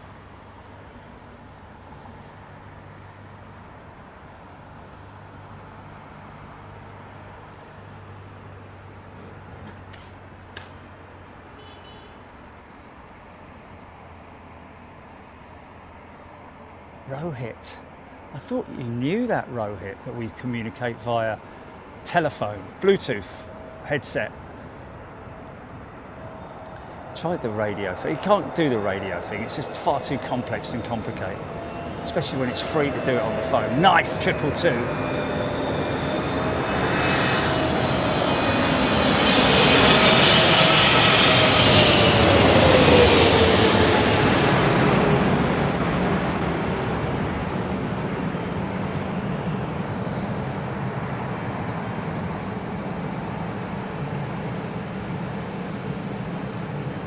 Wow, man.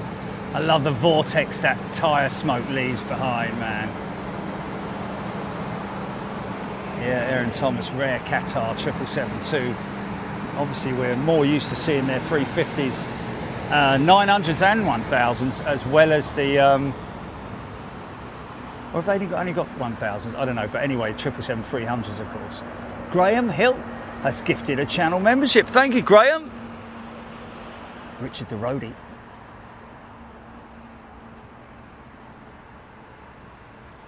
Rohit, no, because it's free. We've got unlimited call. It might be different in other countries, but we have it's the one good thing we've got in the UK, isn't it? Decent phone connectivity in terms of costs and stuff like that. And that's about it, really.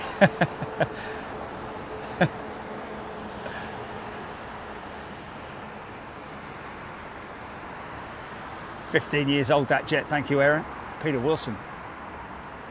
I wonder why airports don't have solar panel on their green spaces, the amount of electricity they must use. Yeah, I'm surprised to not see a huge amount of solar panels on the roof of T5. Look at it being basked in the sunshine.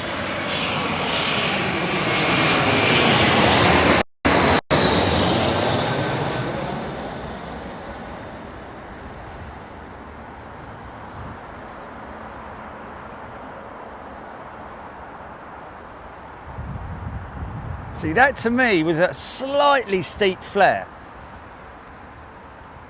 Stephen H, Cathay 350, now 10 minutes out over Brentwood. Thank you, Stephen.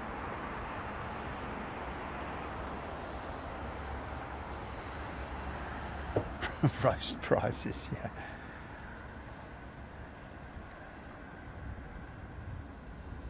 Oh, here's your first prop, folks.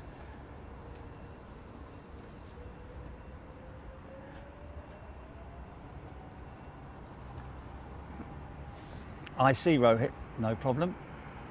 Logan Air ATR 42-500 from DND arriving, Craig Russell. Listen to the beautiful sound of these props as it goes over the top of us, man.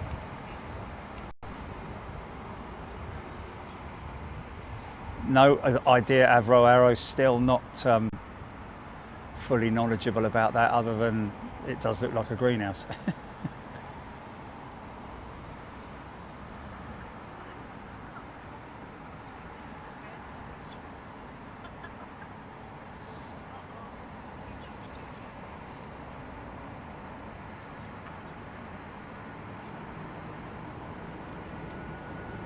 Well, I don't know about that, Graham.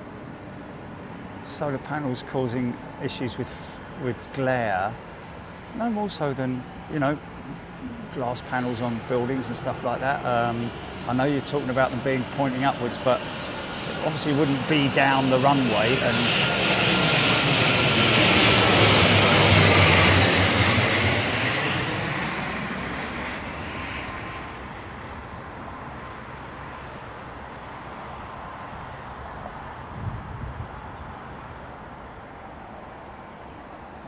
oh, from a, okay.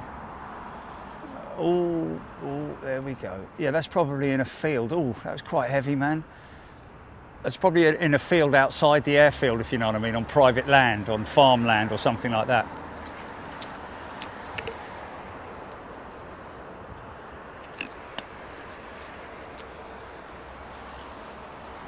Great, Maya Scoff, great to see and hear a prop occasionally, yeah. Well, showing one of my mates yesterday ran the video of the DC-6 out of Anchorage going out. He was just amazed by it.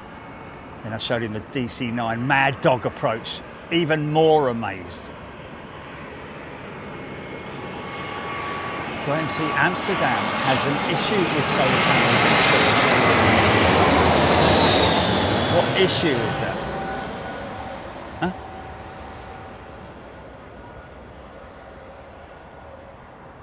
Roy Van Can, €2 super chat. Thanks, mate. 33 months already.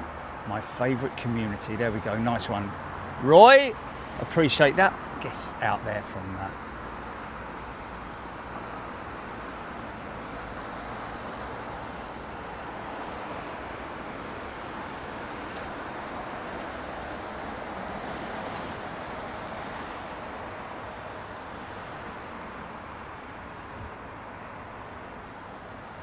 Jennifer Wymore. It'd be great if we caught a Beechcraft Starship. Sorry, folks. Beechcraft Starship. A bank angle on that 350, man. Beautiful, isn't it? Look at the winglet on it.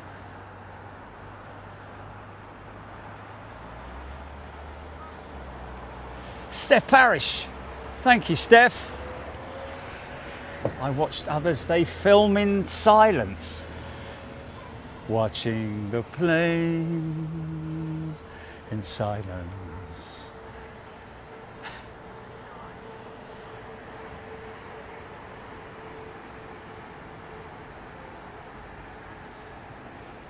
Yeah.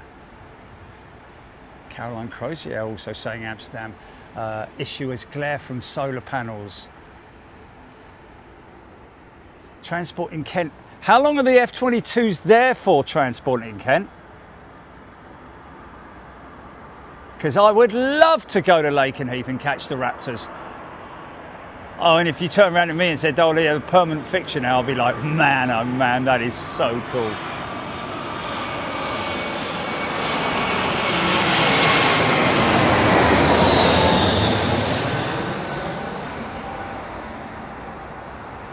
Streaming the planes in silence.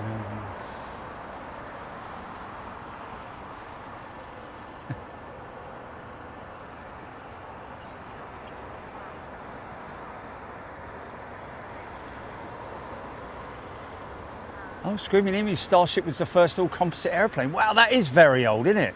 It's little, isn't it? I seem to recall. It's the... What's that, GP?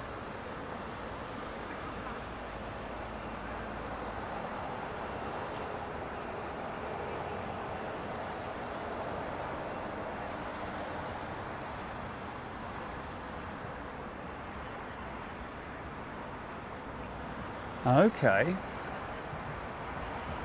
Yeah, there we go. Very modern for its design, isn't it? Yeah, I'm listening. Oh.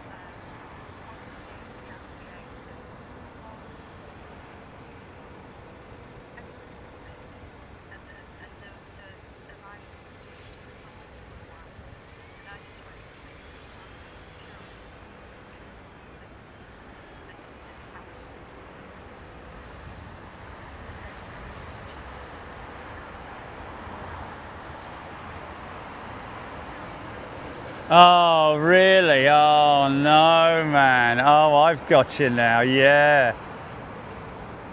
Transport in Kent, heard that they're here from... How long have they been there, Transport in Kent? Calthwaite. It was Schiphol that had to close runway operations. Yeah, Roy Van Can, Beechcraft Starship. Very popular aircraft in the Microsoft Flight Sim.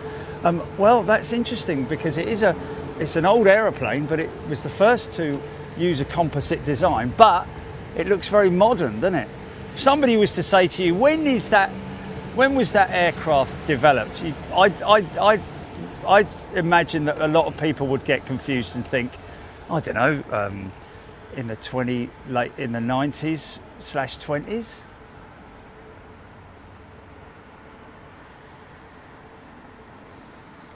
Roy Van Can's like a space shuttle flight deck. Wow, we'll have to try that in Microsoft Flight Sim, won't we? Should we try that in the Sim Challenge? Let me do my thing first, though. Yeah.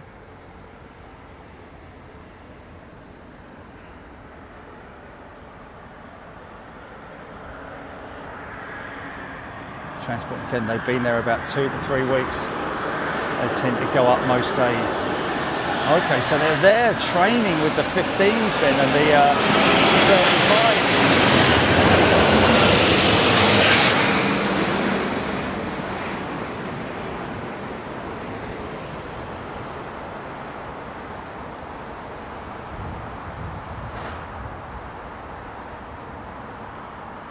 Wow, it must be busy there of a morning at Lakenheath then.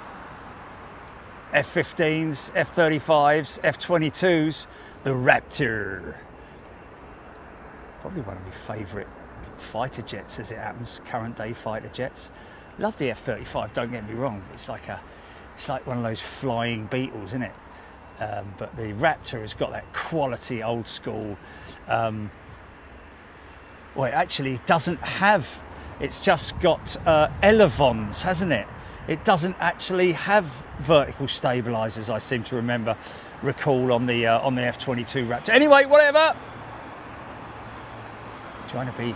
Got to see Space Shuttle launching in 1977. Wow.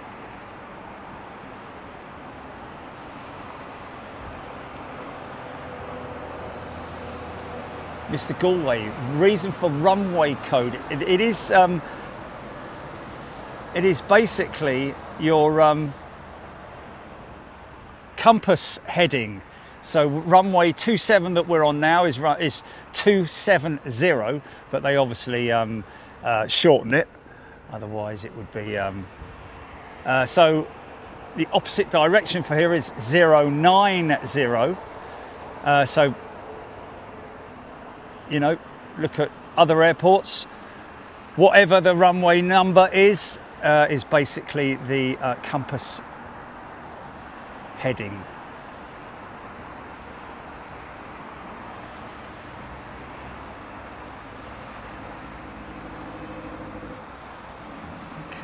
So it is obviously, by the sounds of it, it's runway 18 right.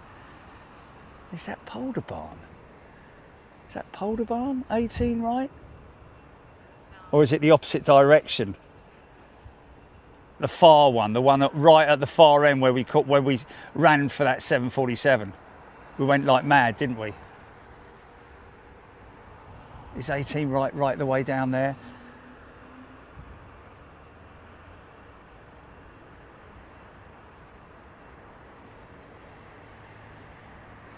Aaron Thomas, not long till the KC-135s are gone. Yeah, down at Mildenhall, aren't they?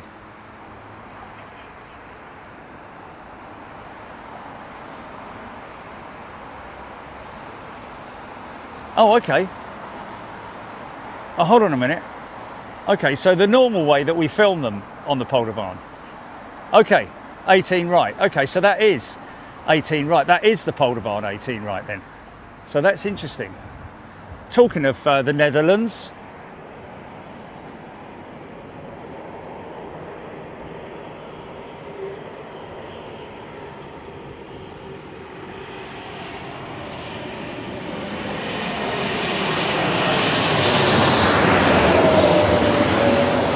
hear the auto throttles kicking in there, just a little tiny woo.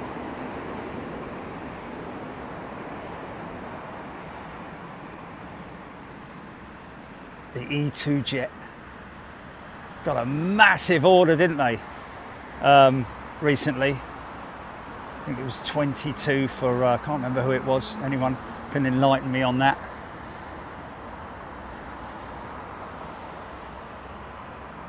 Morgan, great shots, awesome sounds, good feedback, thank you. David Ogden, nice to see us on. Just got back from work. Aaron Thomas, you do indeed have a long taxi at Polderbarn. Haven't landed it at the top Polderbarn yet. I might do our last flight into Schiphol this Friday, folks. If you're going to watch, be prepared that we're going to have the loading of the aircraft in real time and fueling as well as loading of baggage and cargo, any cargo.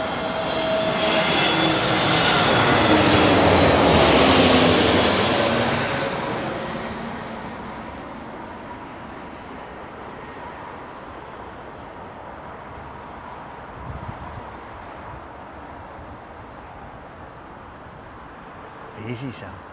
Nice manoeuvre there. That's a perfect example there of the use of the rudder. I think there just before the touchdown, where they kick it right. Also put a little bit of aileron in there, maybe, I don't know. Phil Robson thinks it's the Mini 350. I don't call it that. Phil. I think the Embraer E2 jet has got its own little, but the A220 is what I call the Mini 350.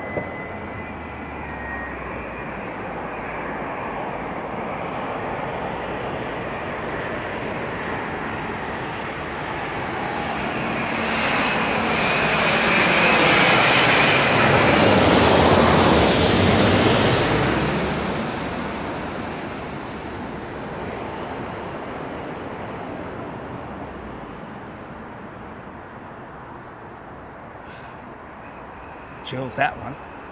See, they have to manually manipulate those elevators. Karina has gifted 5 channel memberships. Thank you, Karina.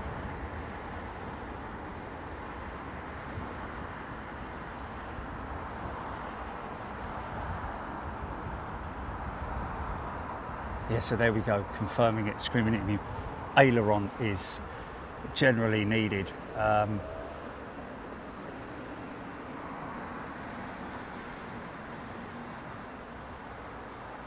Aileron is typically needed is when you use the rudder, you lose your correction into the wind and will start to drift, but it all depends. There we go.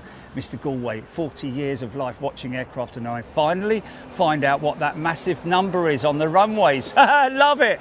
There we go. 40 years of watching Steve Butler. That is brilliant. Well, we do like to educate, innit? That's fantastic, mate. Steve Butler drove past Rolls-Royce in Derby earlier and saw a row of engines covered up against the interior of the perimeter fence. Wow, that might be either incoming or outgoing. Of course, it will mainly be Trent 1000s, I'd imagine. That's if they were all the same size, that is. Oh, Steve Butler, Trent 1700 and XWB. Wow. Okay, so that's engines being serviced. Most operators like BA and, well, most operators anyway with large fleets will have spare engines that they can swap out whilst other engines are being going through maintenance. Wow, that's long, isn't it? Blimey.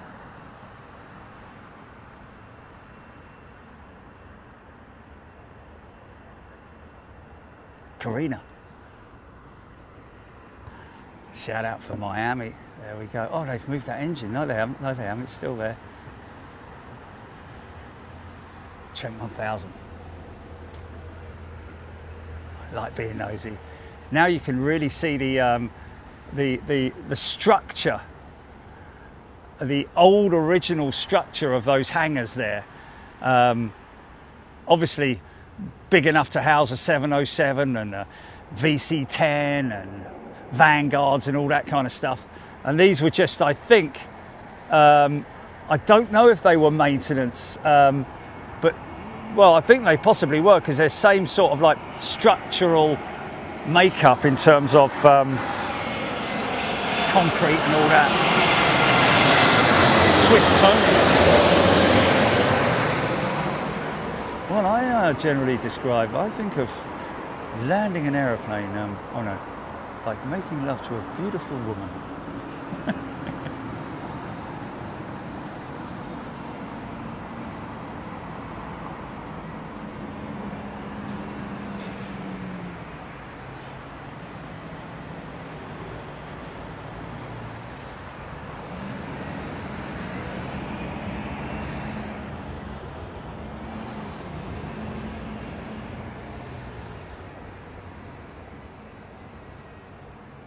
Raptor X Chinook over London Central.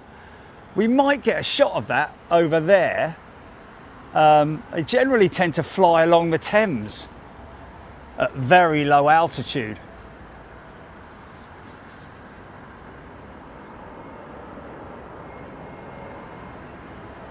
Liberator 74, yes, my dad did fly for British Eagle on the Britannia. I flew with him on that.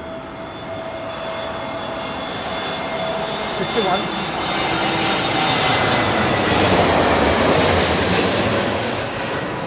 I seem to recall that it was Gatwick to Luton and then back or something like that. I don't know quite. I certainly remember going into the terminal building with him and asking him if I can have that plane, toy plane.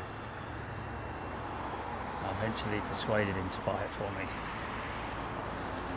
It was like a little die-cast plane or something like that. I'm just going to get...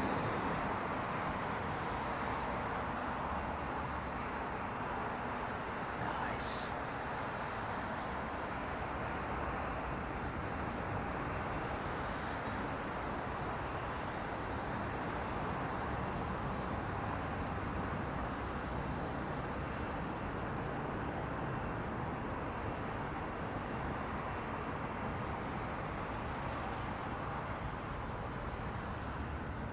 Wow, it's got 2 British Eagles pilots jackets, wow. British Eagle, sorry.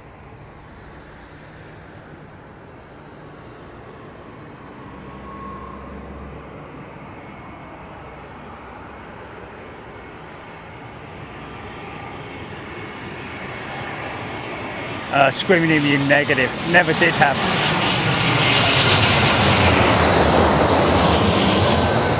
Got a good, a great picture of me old man though.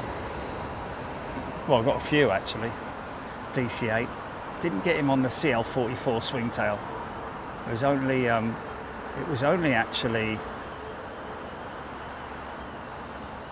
well, within the last year that I became aware that my dad flew the CL-44 swingtail with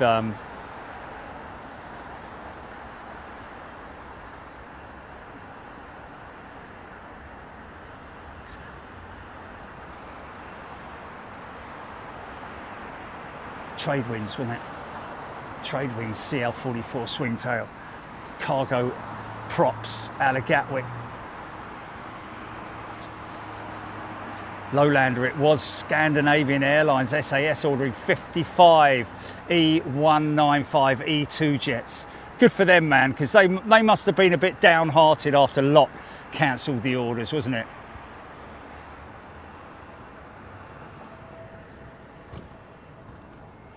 E2 will look nice in the SAS livery, Raptor XA. In the old livery, yeah. Still haven't kind of really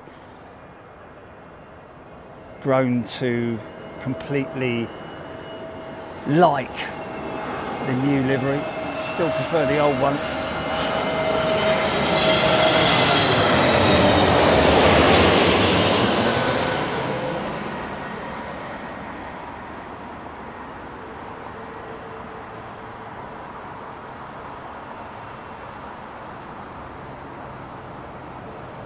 See right through those engines, man. Super bypass.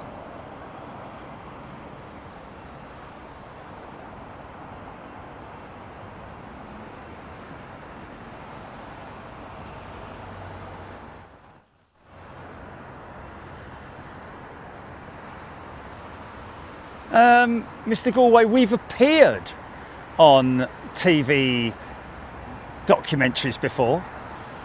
We've been part of the documentaries, but only segmented, not the whole thing about us. I'd be more than willing to speak to a production company. I've got other ideas as well, but I've had my fair share of pitching stuff to production companies who, and I don't want to waste my time, to be perfectly honest, unless they were serious. And there's a lot of independent companies out there, but there's a lot of stuff that needs documenting, that like I wanted to do a show about the world's top 10 friendliest airports, and I'm sorry to say Heathrow would not appear in it.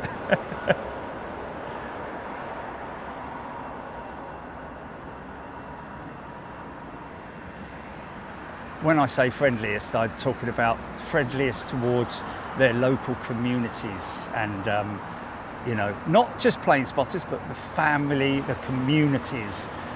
Of course, we all know what the top 10 would be there, but it's actually which one would be number 1 and which one would be number 10, because they're all really good, because they all look after their communities. Craig Russell, that's BA's 380 to LAX. BEA is 24 minutes out. Our little retro jet, don't prang her now. Chris Mason. 21 A380s operate in and out of Heathrow every day, folks, believe it or not. Caroline Teague has gifted 10 channel memberships. Thank you, sir. Madam. Sorry. Caroline. Thanks, Caroline.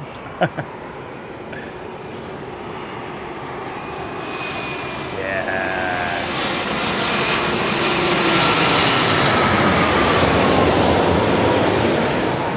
Electric brakes.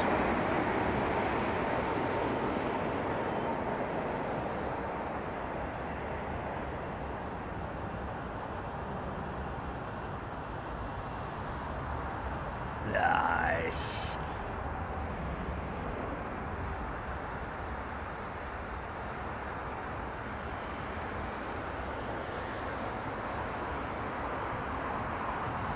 Yeah.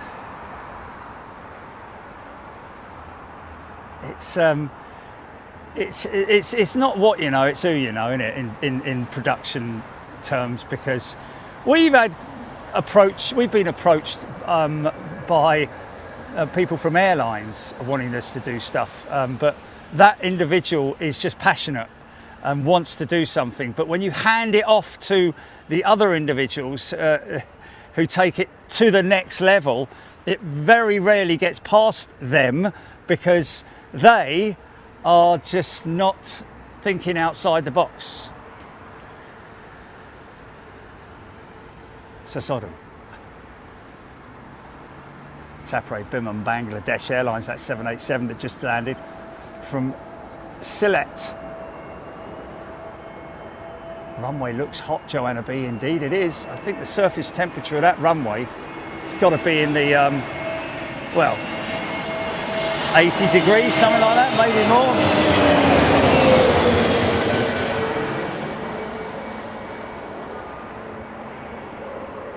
I tell you what,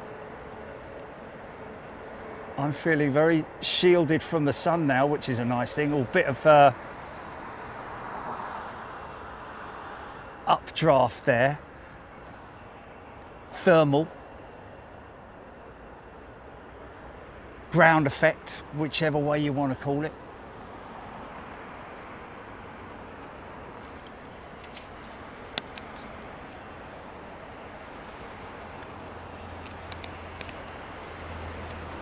Rail Giardini. Oh, big shot.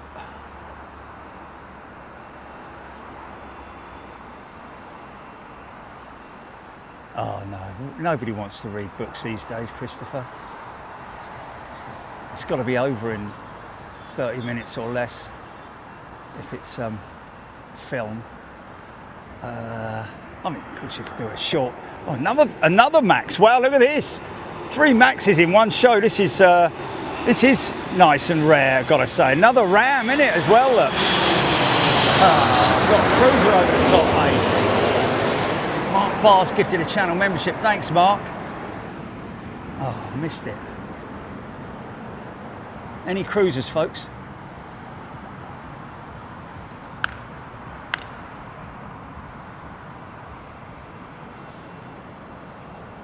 Oh, I don't know about JFK, Nick. JFK's got no... There's nowhere to spot planes from at JFK, is there? Little Ryanair, look.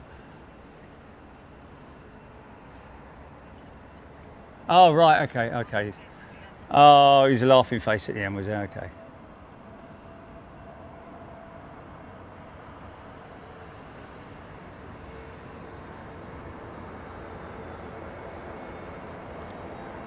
Lima Pop has thrown 49 US dollars at us, enjoying the show from Alabama. Been watching for 3 years, but a new poster. There we go, Lima Pop, thank you. Wow, lovely to have you, and thank you for your continued support. Isn't that wonderful, man? I mean, I appreciate that when we're live, folks, and we've got 3,900 people watching right now. It's Bit of a bang down, wasn't it? 3,900 people right now, and probably what, 20 people chatting? Is that the general sort of like nice vortex? Someone's done a big turn there, look.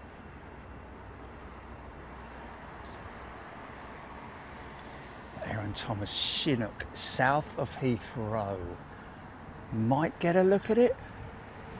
It's a long way out. They're still at 5,000 feet when that Chinook goes underneath them.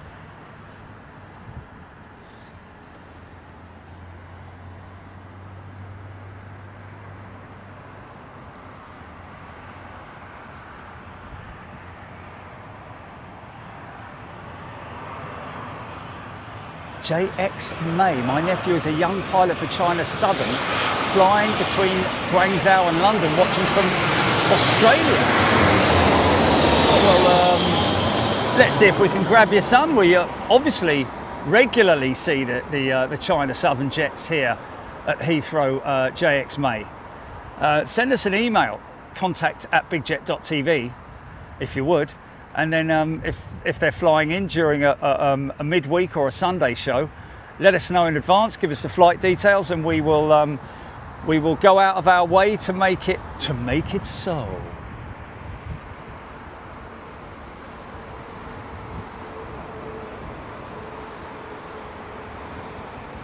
Jonathan Smith watching and enjoying.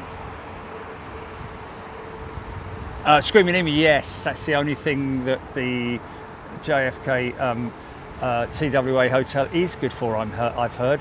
I've had reports that it's not the best hotel to stay at, but that's not me, that's somebody else reporting it. Oh, this is nice, Air China, isn't it?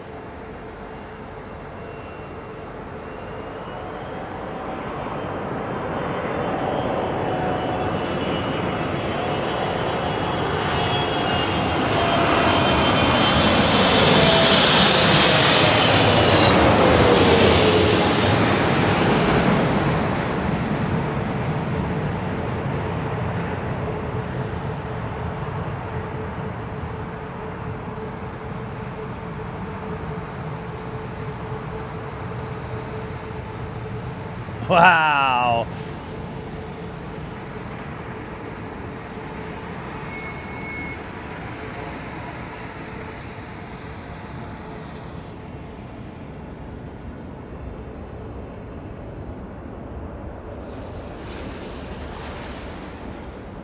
Yeah, did you hear that?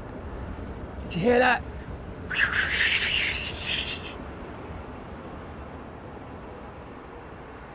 Screaming Emu had crew stay there. They say it's noisy.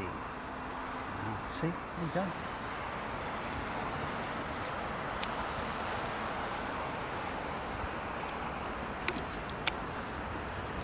Williams Seamus, UN week at JFK is the best spotting.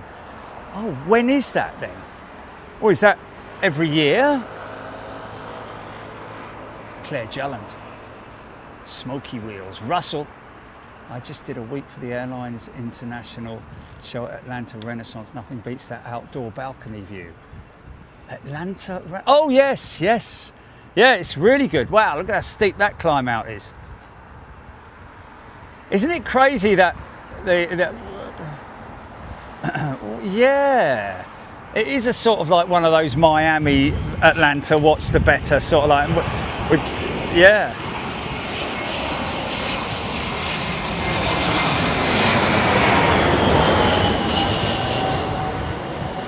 I do like the Atlanta balcony though, the hotel, the Renaissance Hotel. That's a great spot if you ever get the chance to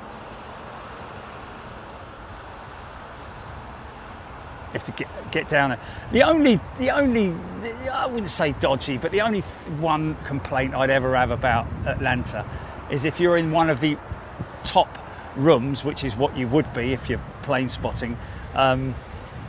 Anyone smoking an oily rag below you, it wafts right up, doesn't it? Because you don't get much wind there. But yeah, it's hopefully you haven't got somebody who smokes oilies below you whilst you're staying there. If you have, then you'll be all right.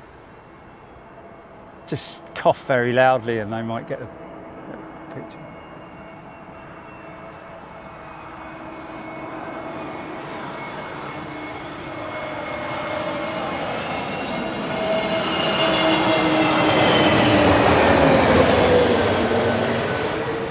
Might get some Ray-Ban shod pilots with this,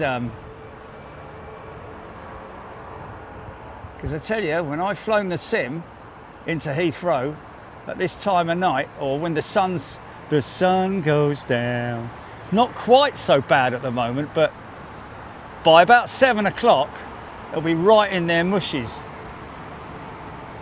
Screaming at me when we land over Gravelly Point. I can see people taking selfies and stuff. What's the name of that place that I go to at New York? It's the beach, isn't it? There's a well, I wouldn't call it a beach. It's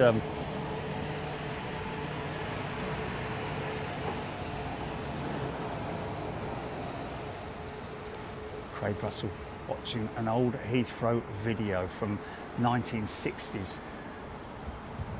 Oh yeah, very different indeed, Craig. My goodness me, yes.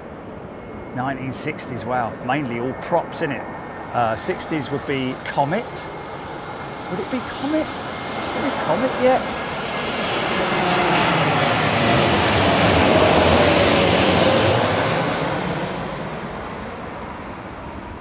Basically, the Comet started the Jet A. Oh, funky. Oh, gear up, gear down, I mean. There's another, see, Dreamliner again. It's those electric brakes, I'm telling you. Paula Collins, one of our engineers who follows us here on and is a member of the channel. Very knowledgeable about her engineering, science and technology. It's brilliant, aviation. Learning from her that the Dreamliner during taxi alternates between the front and the back wheels to try and reduce overheating of the brakes. Mind that, this might be a wheel that has a brake system just on one wheel that has malfunctioned or gone US, as they sometimes say, and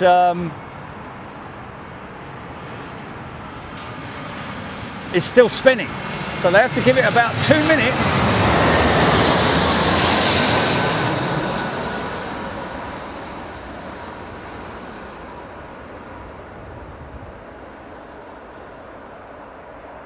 Oh blimey, Craig, yeah, BEA was first and BOAC, and then they merged to become British Airways.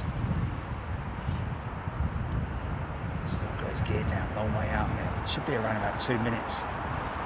Wow, that drag, man.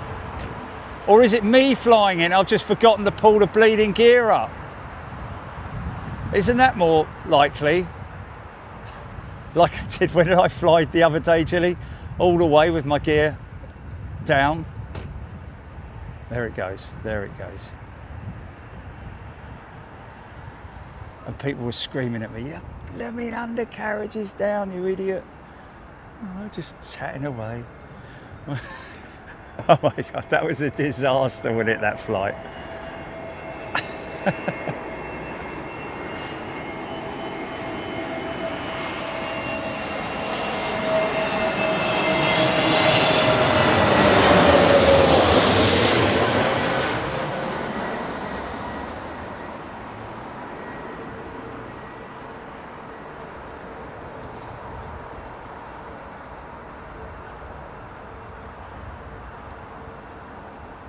Wow!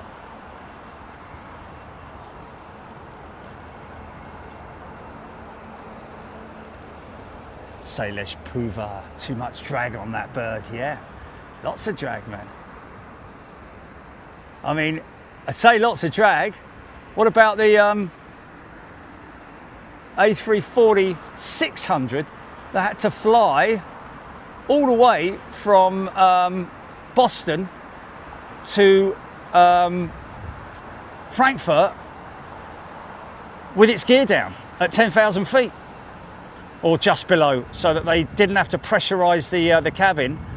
And also for safety reasons, what that would have been for, I've got no idea. And maybe it was hydraulic concerns over hydraulics in terms of the undercarriage being retracted and then extended. So best to be safe than sorry. Not absolutely sure what the damage was to the aircraft, but I believe it was the skin, obviously, and possibly, well, hydraulic system. Hydraulic system is sketchy, then surely you wouldn't go, would you? But there we go.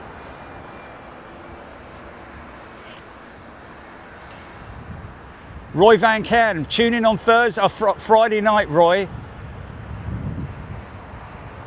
Yes, indeed, much more familiar now with the settings and how to set the aircraft up, flying it, approaching the airfield, top of descent, speeds, altitudes, all that kind of stuff.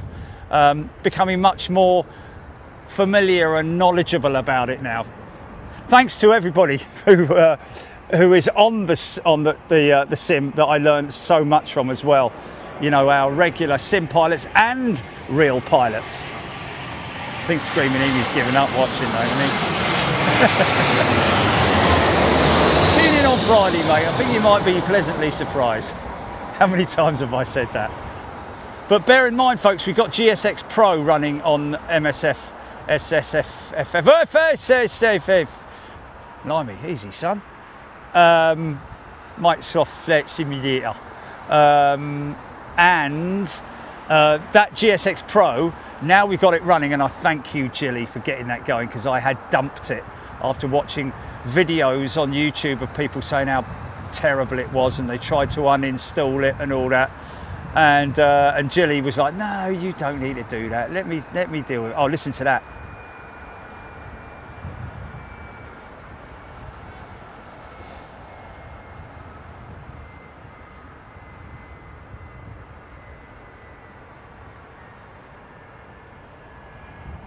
Screaming Emu, there we go, totally safe, but 10,000 feet or below, the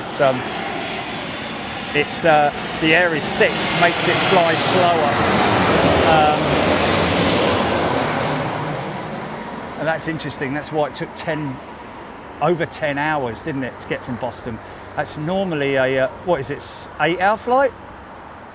Heathrow, Boston. Oh, to Frankfurt as well, of course. Well, I don't know. What's the normal flying time, Frankfurt, Boston, Frankfurt? 8+, something like that?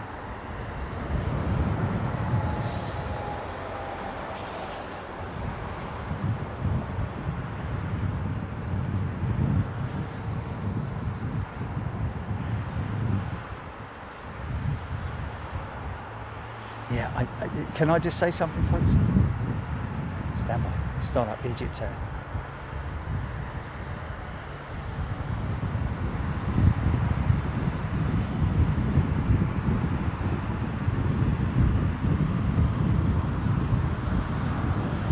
Roy, you're going to love it, mate. I've got all the baggage handlers. I've got the refueler and his mate. We've got the wing walkers. We've got the tug operator. We've got the dispatcher. Oh, it's so much. Oh, look, China Southern. Wouldn't that be funny if it was his son?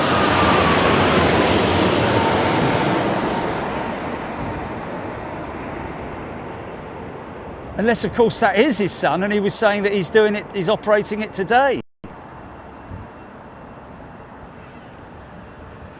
Well, if it is, give him our congratulations for an absolutely fantastic landing. Because did you know he's a smooth operator?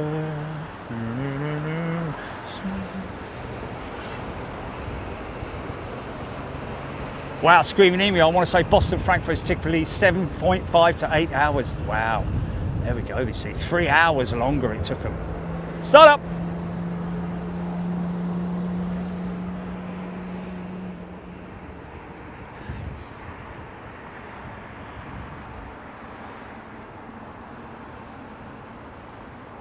Lowlander, China Southern cargo flying to Prestwick 3 times a week now. BEA just turned on the finals, Chris Mason, thank you.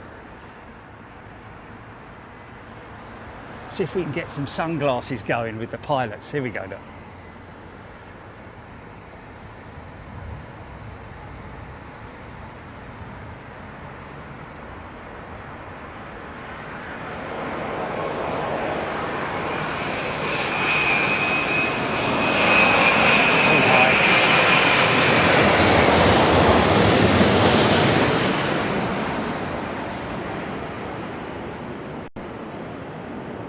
Vortex, vortex, listen to it.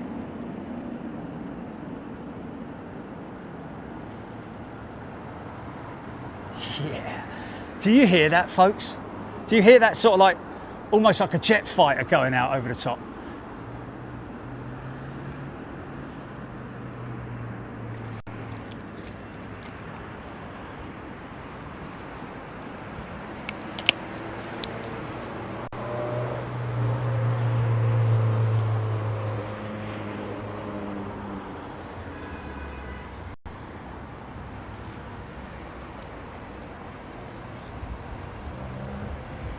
BEA's in there somewhere. I can kind of see its black nose, look. I think that's it 3 out. Yeah, that's BEA 3 out, isn't it?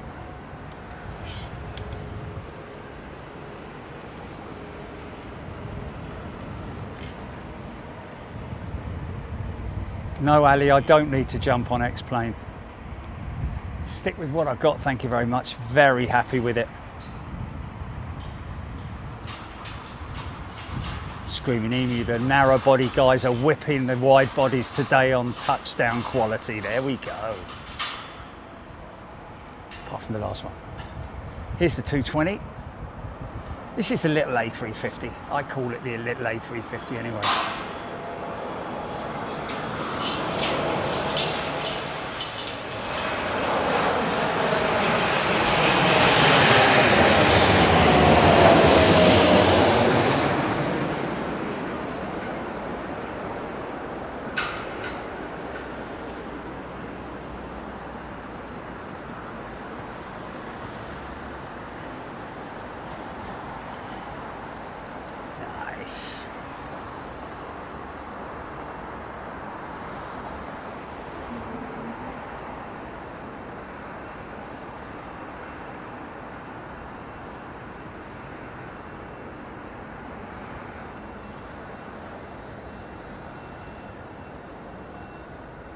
Becky Hale, 380, Etihad inbound, 22 minutes. Screaming Emu, what are your thoughts on the reduction by 1 of cabin crew, not flight crew, but cabin crew with American Airlines? I understand that it's the crew member that's, well, it's just 1 less, I believe, and I believe it's the crew member in the back.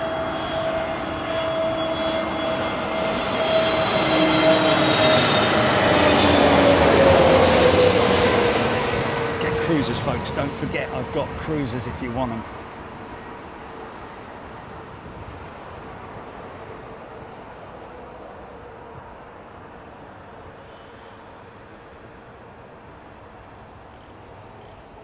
Not all heavy.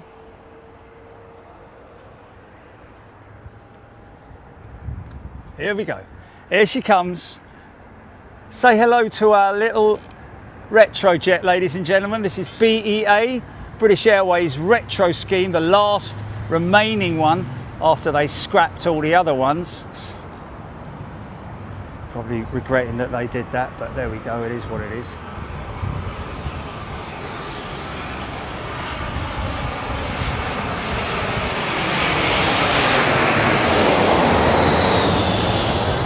Love the way they painted under the wing. Over the wing was red as well back in on the original BEA jets, but great to see that they've painted those underwings red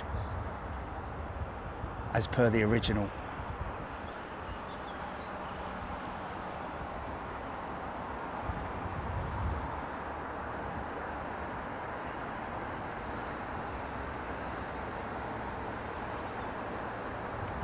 Yeah, BEA's like a little BAC 111, isn't it? Little chubby thing and lovely looking. Where's he going then?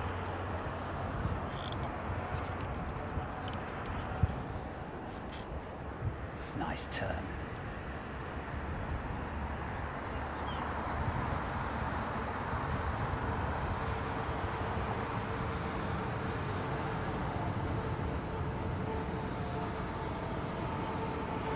Stephen H, yeah, possibly. BEA may be withdrawn. It is rumoured to be. I don't know how true that is in terms of when it's going to be withdrawn from service, but I can assure you that at the moment British Airways are scrambling for aeroplanes. Maybe not narrow bodies, certainly on the wide body side.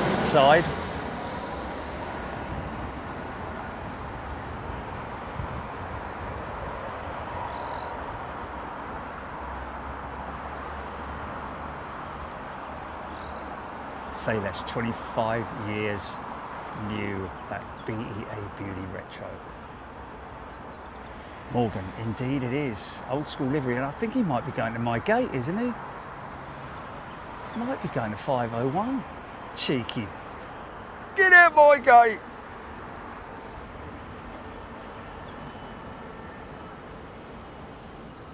Mr. Galway, loving the shot.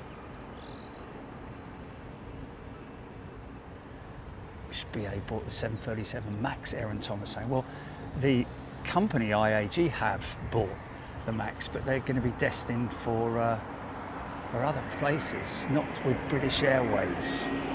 Beautiful, beautiful A350, here we go. Asiana in it, yeah!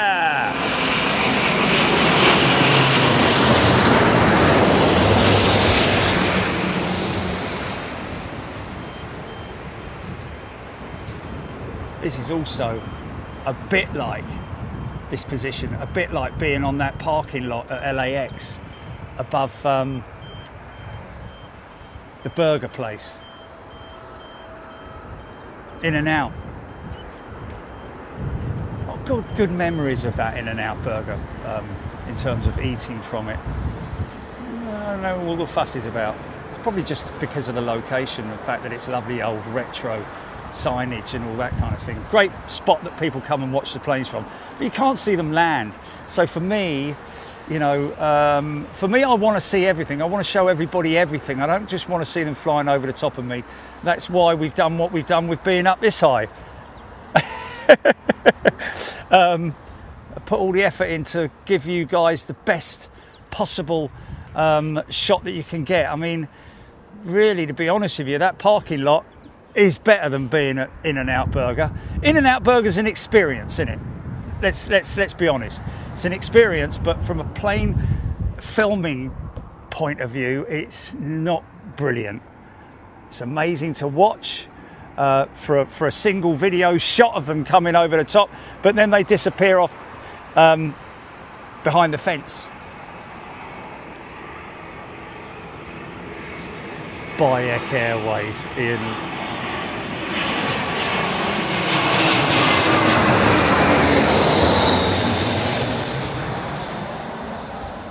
Easy, son. He was a bit offline there, wasn't he? Hey,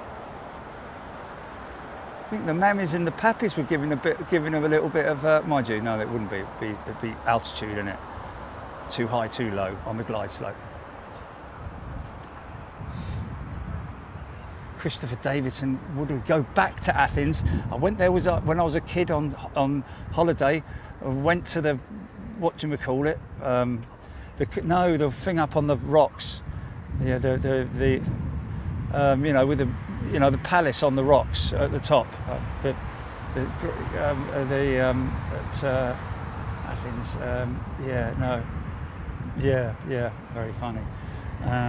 Oh, it's going to come to me. The something or other. It's the something or other.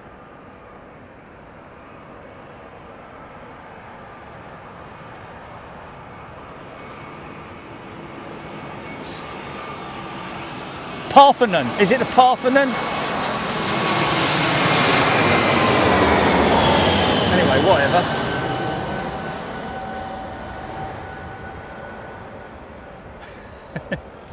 Acropolis, Mark JB, thank you. There we go. Screaming emu butlins. Yeah, most definitely the Acropolis. Thank you, Celtic Mel.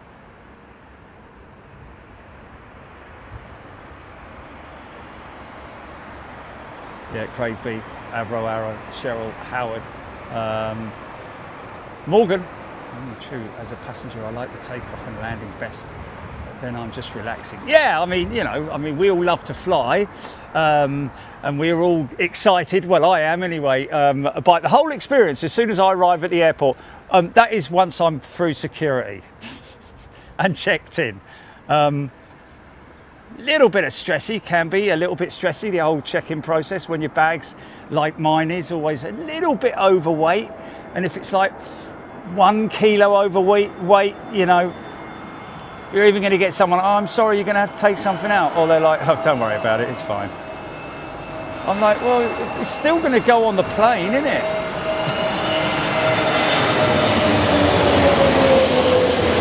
You know, I get Virgin in London, no problem with my bag if it's like 2 kilos overweight or something. I've even had it up to 5 kilos overweight, man. But depends on whether I'm traveling for winter or traveling for summer, because obviously I've only got a pair of pants in there for summer, but I've got me big giant boots and all my cold weather gear for the winter one. But anyway, whatever. And you know, in London, Virgin check-in to be like, oh shit. Some of them don't even say anything, you know, don't even say, oh, your bag's a little bit overweight, isn't it? It's like, I just check you in. But no, go to America, and I'm afraid you've got to take something out of your bag, sir. We got to lose 2.5 kilos or a kilo. I'm like, well, I always say the same thing. It's still going in another bag, isn't it? I'm only transferring it from one bag to another bag. Still the same amount of weight, isn't it?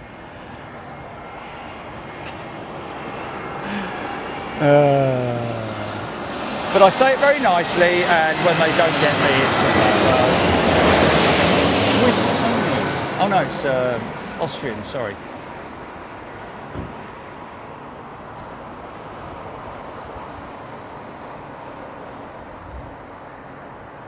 Redo. Screaming Emu, take care, mate.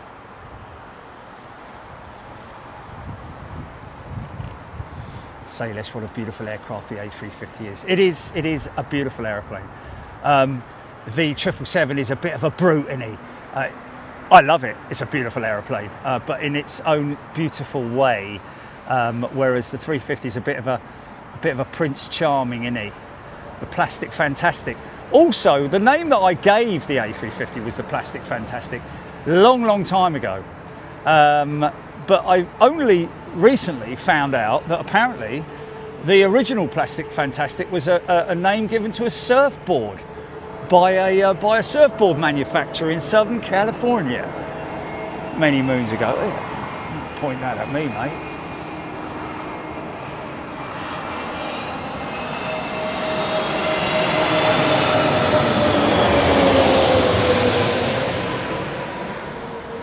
You know, up close when you look at that, a nice clean one.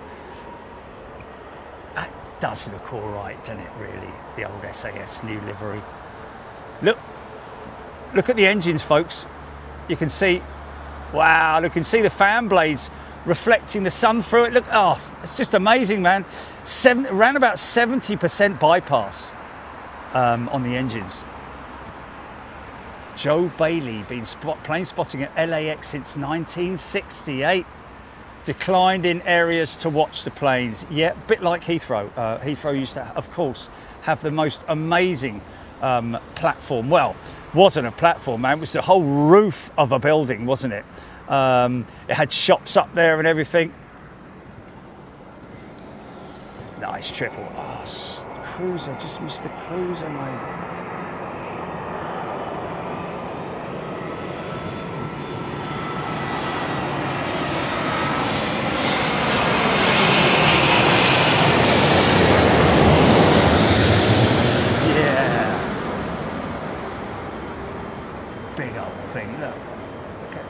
Through the engines, man.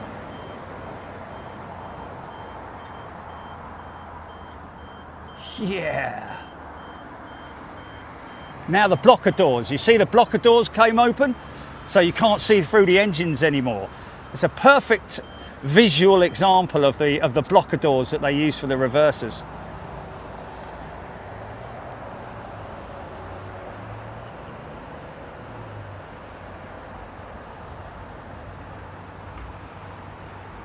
'17th Mustang, remember the roof back in '92. Yeah, so many people. ARD started their operations up there on the roof of the Queen's building. I went up there once when I was a kid, unfortunately only once, but what an experience, man. But you've only got to travel east and you'll get some airports with dedicated spotting and spotting areas, places for people to hang out. I mean, on some of the, you know, your Taipeis and your Tokyos, they're just incredible. The spotting decks at the airport, really looking after the local community. Of course, at Haneda, you've also got the one down on the beach, which is brilliant. You don't get to see the touchdown, but you get to see the aircraft touch down in terms of you can see the whole body flex. But what a turn on for that beach location, man. Quite a sharp finals. In fact, I tell you what I've got to do, haven't I? That's one of my sim challenges, Julie. Just add it to the list, innit? Haneda approach runway, whatever it was. Do you know the one I'm talking about? On the beach with the dog, if your dog is mounting another dog, please ask it to stop. Excuse me, Patch, can you... Oh, come on, son. People are watching, mate. Stuart Scale Models. Dave Sidders has thrown $20 super chat. Awesome show as always, Jerry. Thank you for all the hard work you do putting these streams together. Yeah, well, dedication. It's what it takes.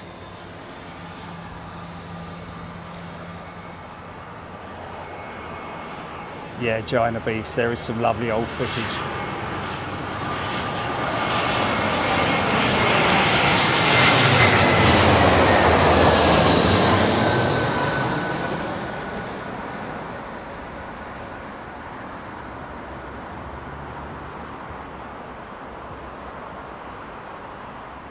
Wow.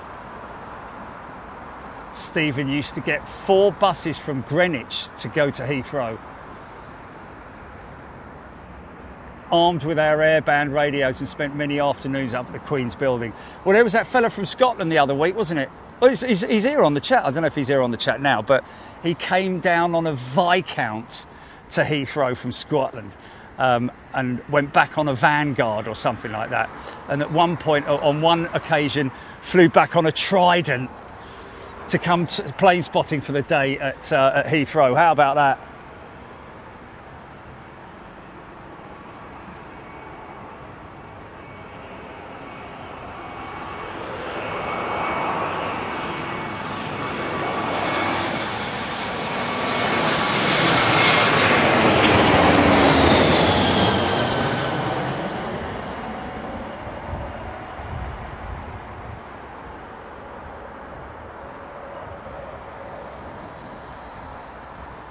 So wait for the next perfect opportunity now, with the sun being in the west, to and drop in as well. It's going to get more and more intense for the pilots. They do have a fold down sort of like it's not blackout. It's just a good opportunity to be able to dull the intensity of sun in their face. Of course, they use the old. Of course, they're going to use the old Ray-Bans as well, aren't they? But also, that light, that intense sunlight, is literally going right the way through the engine. So as the aircraft goes into decel mode, where the pilots will either, depending on what aircraft type it is, Airbus or Boeing, will hit the reversers, and you will see the blocker doors block the airflow from the front to the back and push it out the side. Heathrow on the chat, there we go. Good to see you guys. We are, I'm always amazed by, let's see if we catch it here. Now you see it, now you don't. Always amazed at the logistical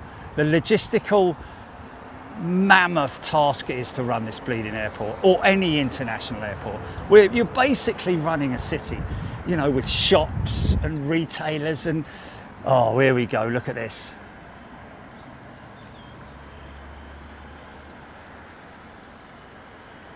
Blind fella. Yes, why oh why? Just because of the fact that it needed to be covered in other structures.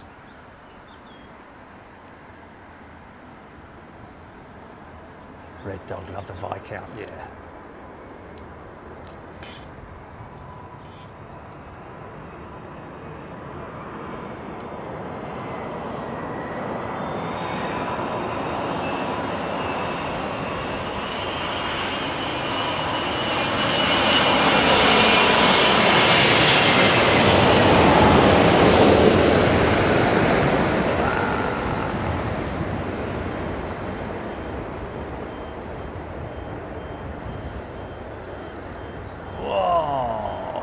Easy, son. Have another go. There we have it. Oh, DL. See, that's definitely ground effect, I'm pretty sure. Wow, look at that post bending, man. Wow, look at it bending. Whoa. It nearly pulled the bleeding thing out of its socket. Fair play, mate.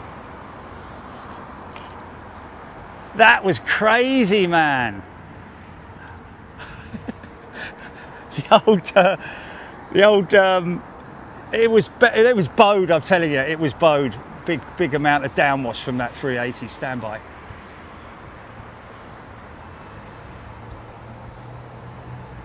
One Globe Tech Reviews. Julie, could you answer that for them? Globe Tech Reviews. It's a very recent one. Hold on a minute. Let me get down here and. Hello, mate. You'll be gone in 5 minutes. No, you're right. You're right. I saw you at the Renaissance last year. Oh, did you? On a windy day. Oh, okay. Well, I just got a big load of downwash from this that 380. It lifted the whole thing off the ground. Pretty cool, man. My favourite plane. What's that? 380 or? 380, Yeah, a lot of people, man. Great airplane, isn't it? Oh, nice. BA or? Nice. First class? No. Oh.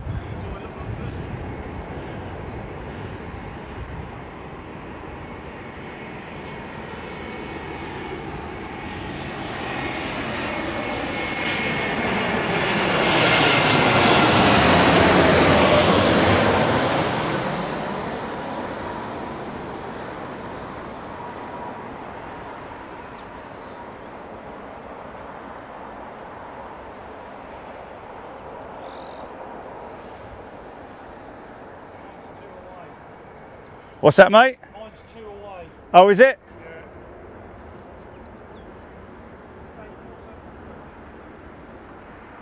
Stephen H. Oman Air Dreamliner over the Isle of Dogs right now.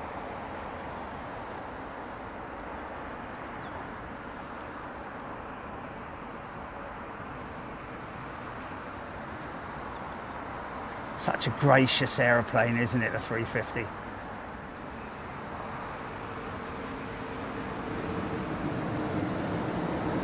(787-3). The 300 is a gracious plane when it's in the turn as well. Might get a bit of funk going here, I don't know. Oh no, he's long gone, isn't he? Swiss Tony.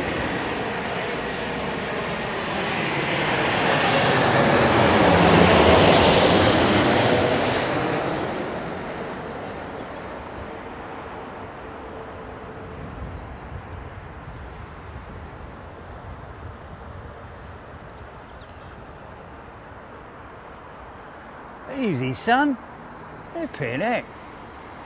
I know they're not your wheels, but a nice bit of a little bit of resonance from those engines, man. It's that long range.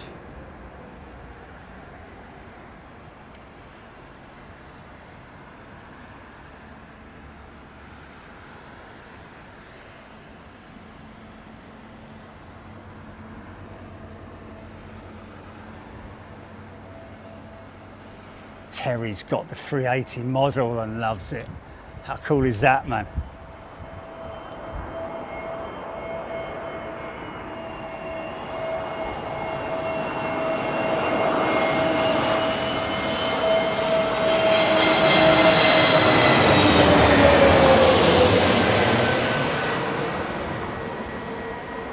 Oh, that's an interesting thing. I didn't know about that.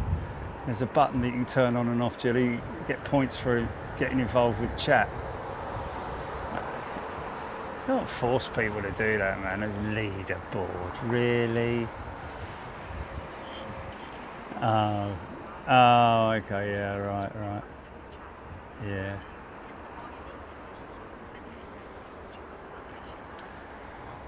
Yeah, man. Don't put pressure on people at YouTube, man.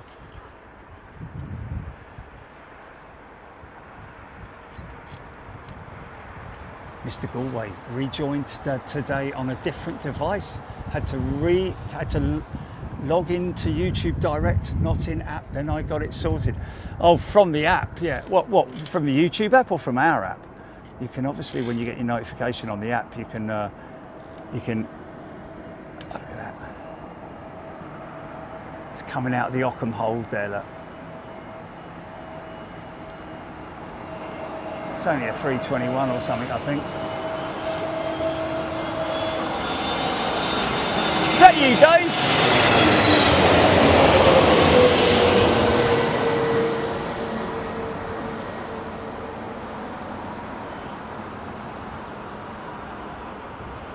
Who, me?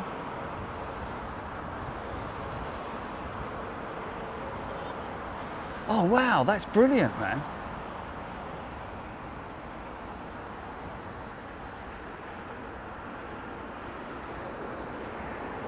Oh yeah, that's a fair point about Heathrow's community support programs, which I was involved with, wasn't I?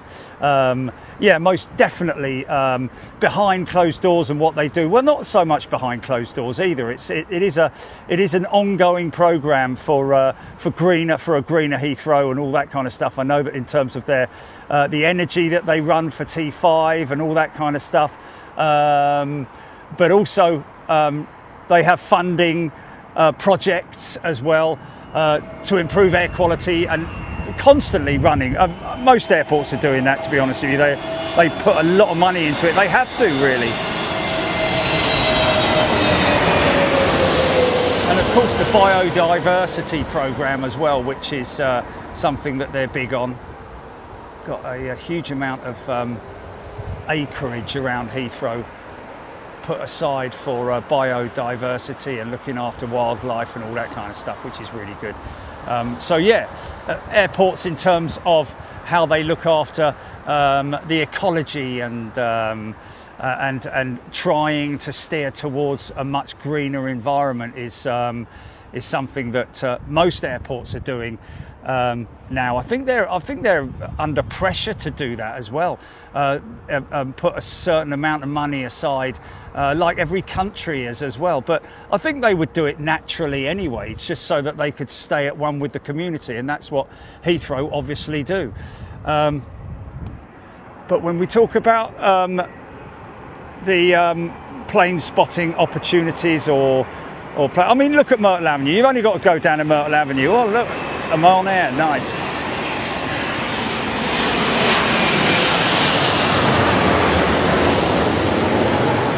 I mean, I'll be honest with you, thank God for Myrtle Avenue. Otherwise, there really wouldn't be anywhere to watch the planes, would there? Unless you're staying at one of the hotels. Wow, look at those engines, man. Look how quick they shut off. Bang.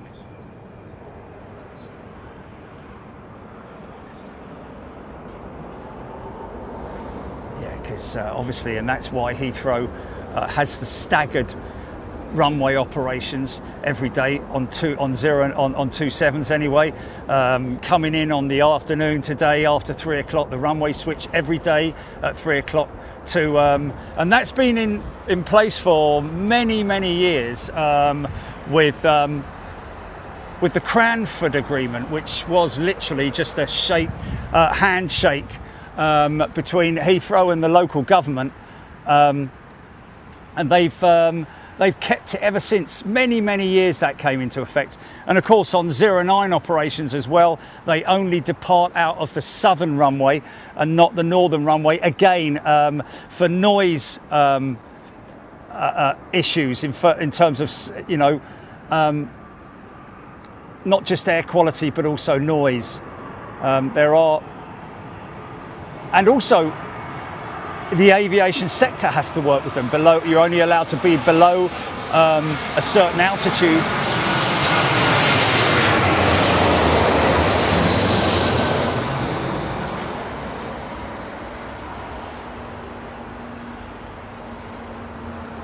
I mean, I know that I don't know whether it. I know they trialled it, didn't they? Didn't Heathrow trial it with the glide slope being steeper, or did they bring that back in? In other words, to minimise noise pollution, and that's what they're always doing, and they've continued that on for since they've been in existence, really, and that's why when the older JT9Ds, you know, or the old 8Ds, they had hush kits on them. So very early on in the jet age, they were already thinking about minimising the noise disruption, sound pollution.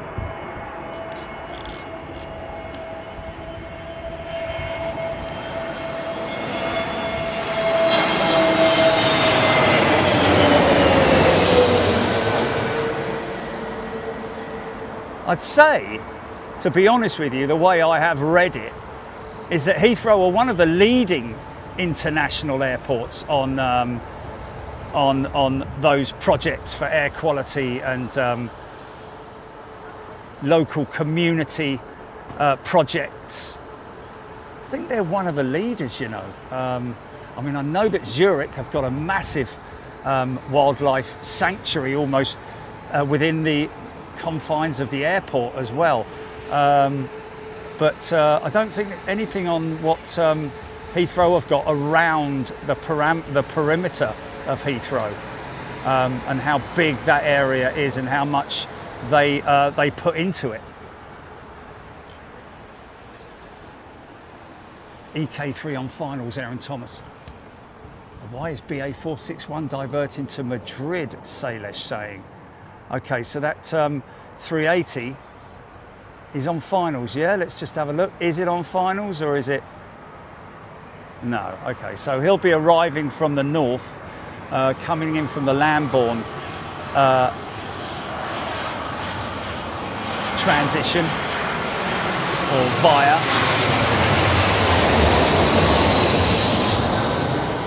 Tie trip. Oh, okay. When you say it's turning on, it's actually turning on now, yeah? Hurry up and land, mate. Hurry up and land. Is it? All right, mate. Thanks, fella.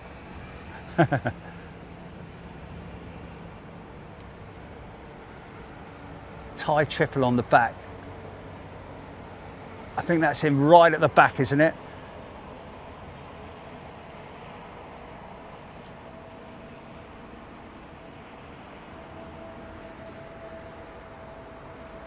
Natalie loves seeing the stack. Yeah, it's a great shot, isn't it? Great perspective. I think there's, you know, there's a lot of streamers out there, but you know, you've got to have a bit of imagination. You know, think outside the box. Do what you can to bring your viewers the most unbelievable experience.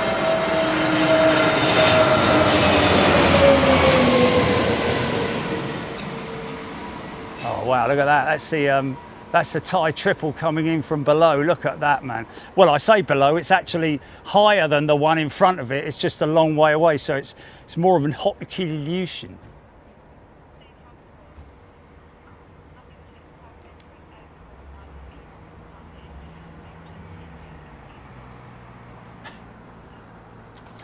EastEnders live. Okay. Oh, sorry about that.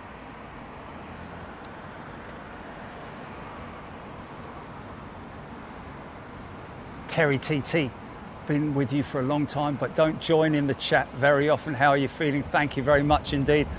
I wasn't very ill, Terry, but thank you anyway. There she is.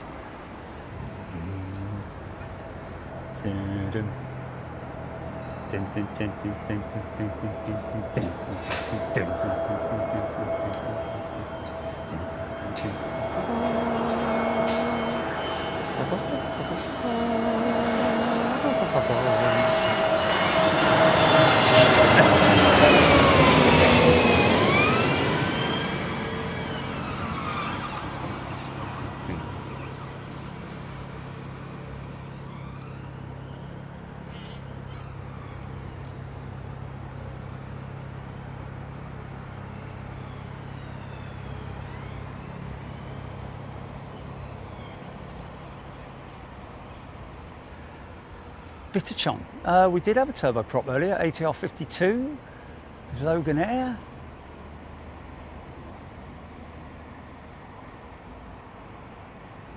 Steph Parrish, love watching the planes, never been abroad.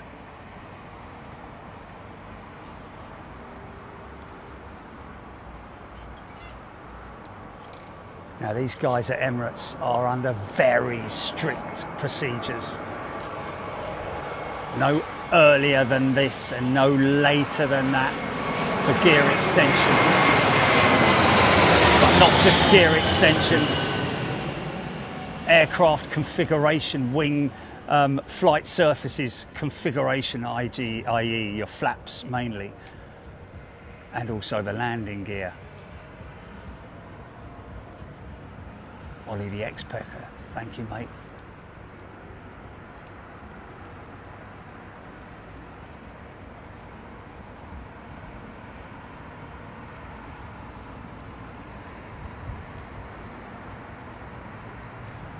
So those pilots will be, will be being monitored.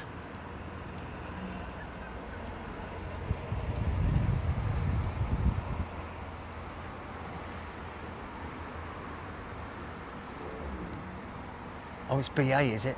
This isn't Emirates, no. It is Emirates, right, okay. Captain Bob. Stepbird, see ya. EK3 number 6 on flight radar 24 at the moment, HGC.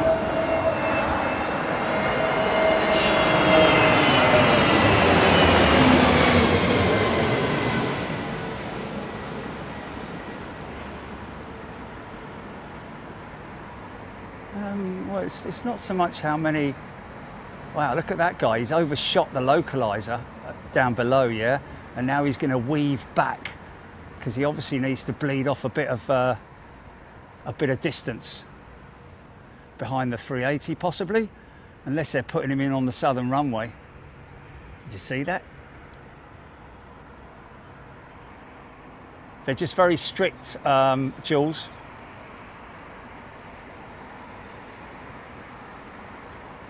Gear still not down.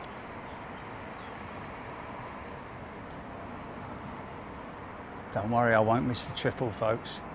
Just want to see here comes, yeah, there it is, look. Has it just done a complete overshot the localizer and come back in, or is this another aircraft? Oh, look at this big old lump here, look.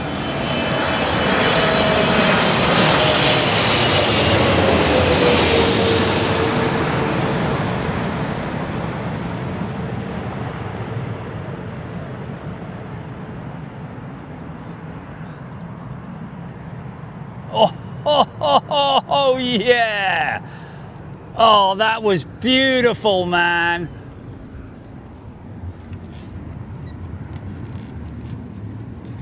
Gear down.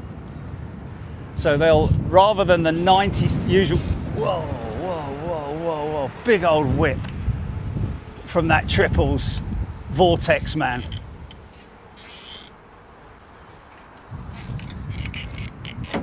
Okay, so that's not, okay.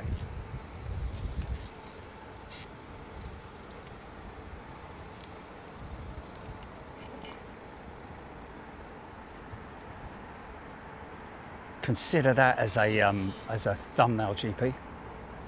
That last landing, please. No. Oh, sorry, yes, the Thai. My apologies, yeah, the Thai.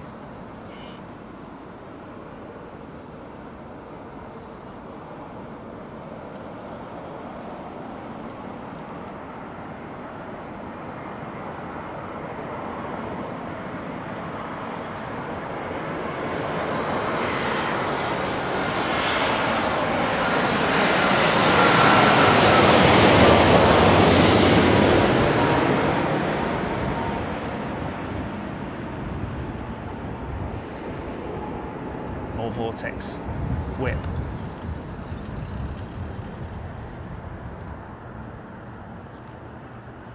Nailed that one.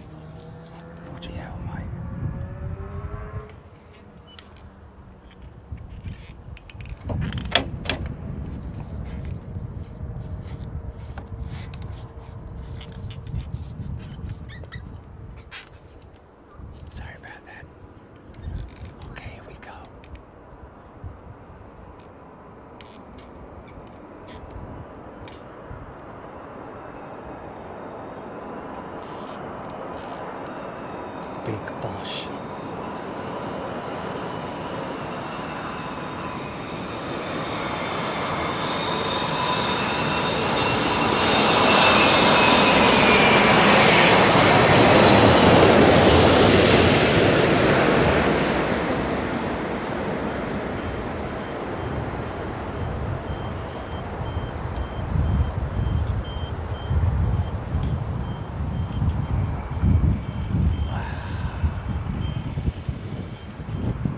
Toe in, isn't it, on the 380.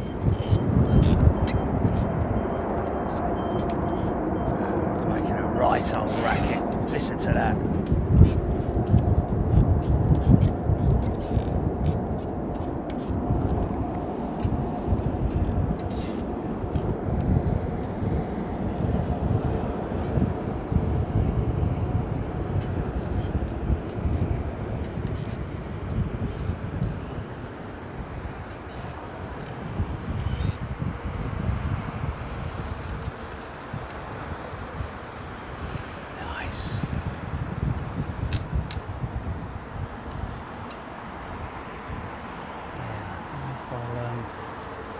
Maybe consider dropping this now,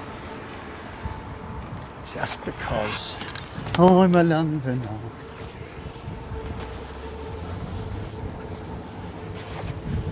See now they've increased the spacing between the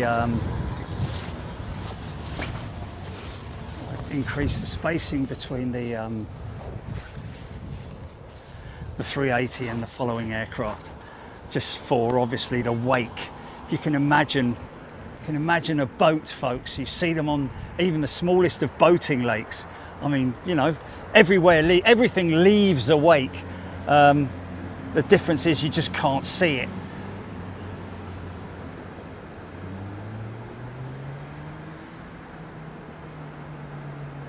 Scott McLeod never gets old seeing the 380 land.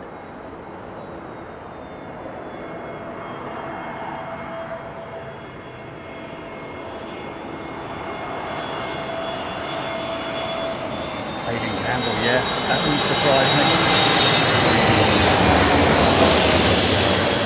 I tell you, British Airways would have wanted those 380s gone at least by the end of the 2020s with the arrival of the 777-9. I mean, that's oh, easy there, son. That's the main reason for the delays at the moment, is the 777-9 not coming online.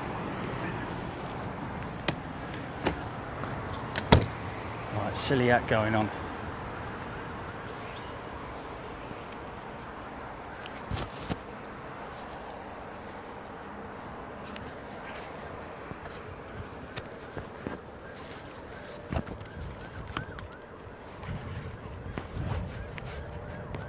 Copy, GP.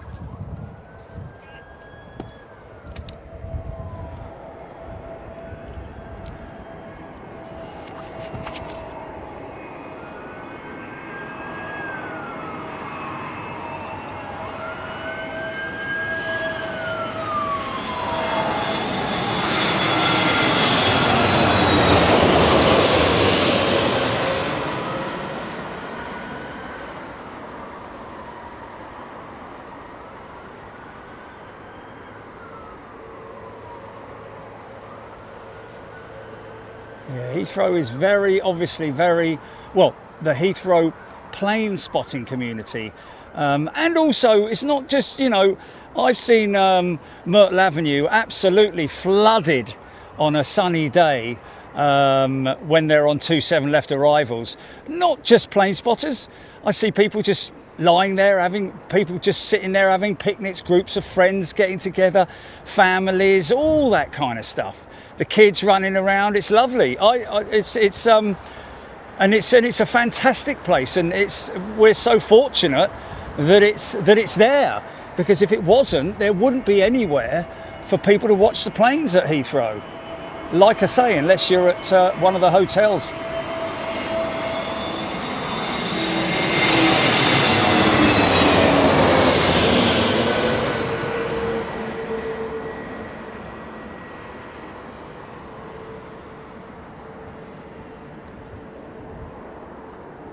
Big problem with the delays at the moment for aircraft manufacturers, not just Airbus but Boeing as well. One of the big delays, folks, believe it or not, can anyone tell me what it is that they're having major issues with in terms of delivering aircraft?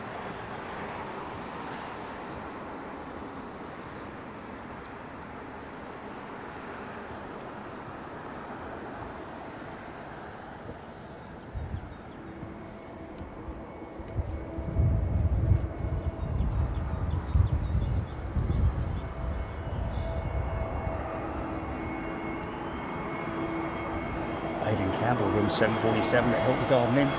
One of the best rooms. Thank you.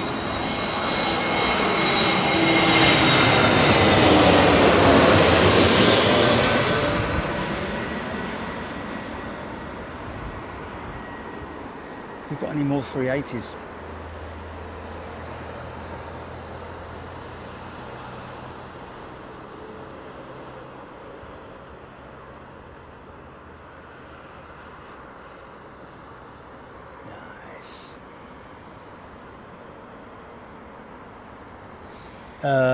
Captain Bob, they are having issues with engine deliveries, but also, and Aidan Campbell saying raw materials like titanium, but it's mainly the cabins, folks. It is actually, believe it or not, the interiors of the aircraft that they're having problems with in terms of the materials. Because if you think about the cabin and how many different materials go to make up, oh yeah, look at this. Qatar, 51 minutes, right, there we go.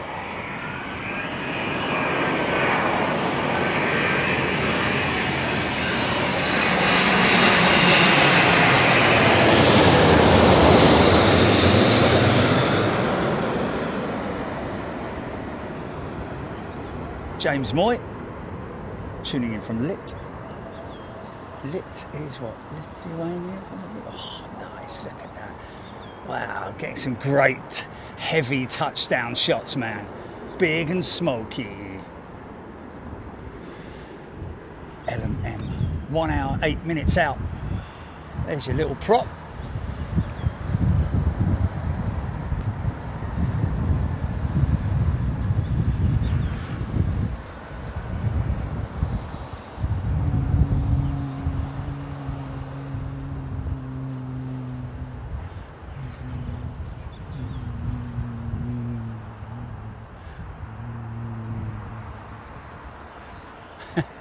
Reverse of a startup.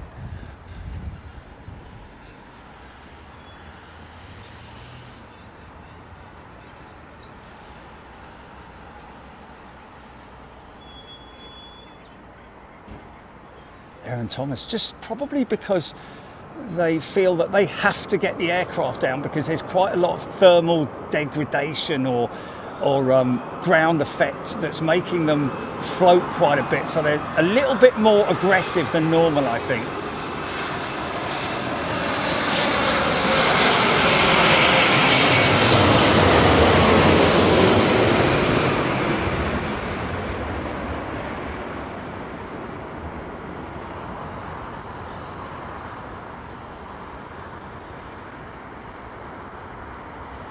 Some of them not so though, like that for example. Absolutely nailed it.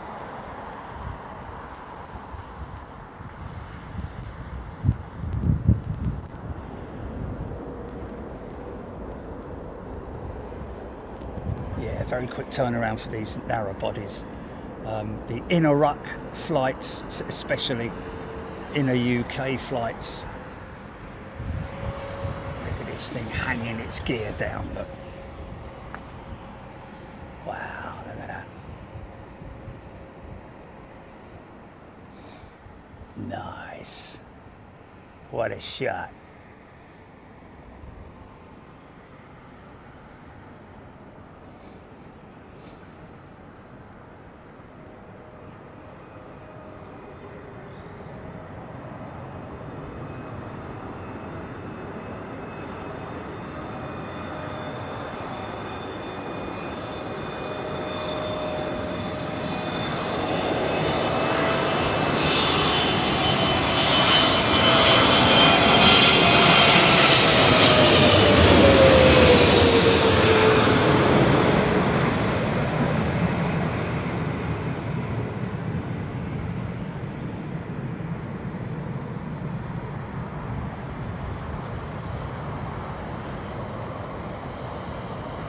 Yeah, man. The sound from that thing was awesome. Vortex.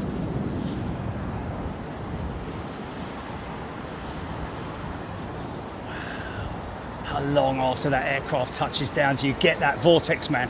I don't know if you're hearing it, folks.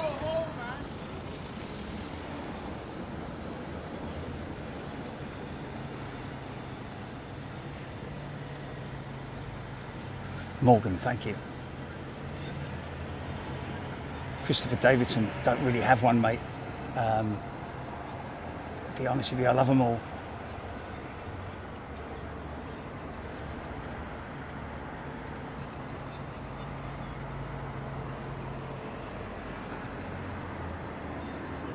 No, Aidan, you do see them 5 or 6 at night, though. You see them at night in the stack, especially the narrow body stuff. This is Iberia, isn't it? Putting their 350 in today.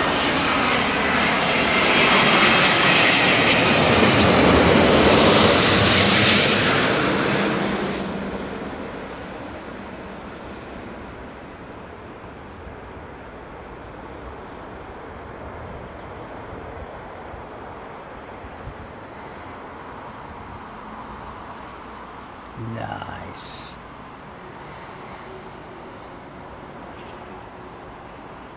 That's something that they probably do under the veil of darkness, isn't it? Clear the runways when they get the rubber off the runways, man. There's specialist equipment out there, one of which is like a blaster It blows high pressure water onto the tarmac, which clears the rubber away. Uses brushes as well, but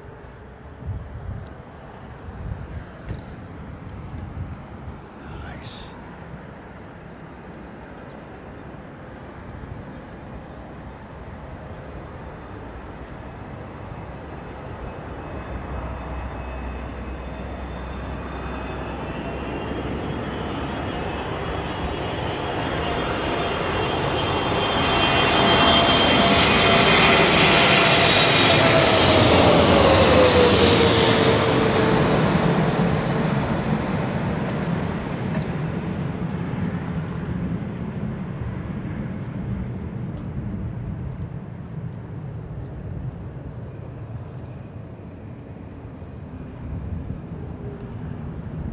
Yeah, man, that is so gnarly.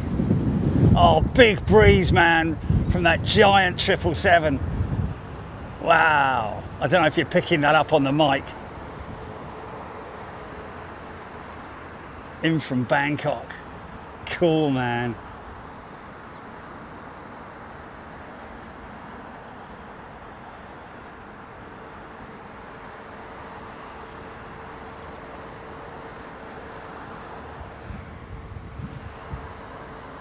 There's that gracious turn on the triple.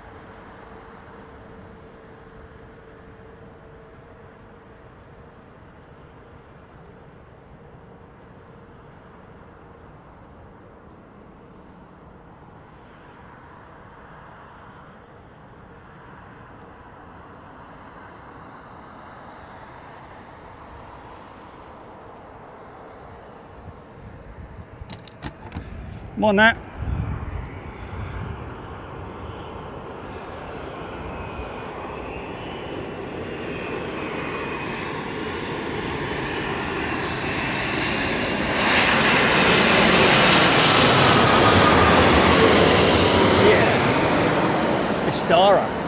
Probably under the Air India banner, I'd imagine, or Flight Radar 24, is it?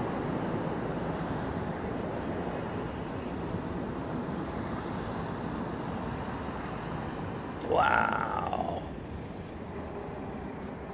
What a great opportunity. Thank you, Heathrow, man. I tell you what, we've got some great friends at Heathrow who we've worked with throughout the years, literally, and gotten ourselves into a great position because we've got a good reputation for doing the right thing. And wow, we're so fortunate. Sometimes I really have to pinch myself to say thank you for the thank you for the music. But the and not just Heathrow as well, but Heathrow Engineering, Heathrow, all the technical teams that get involved with our permits. Our good friends, we've got quite a few of them now. Amy, John, Annabelle,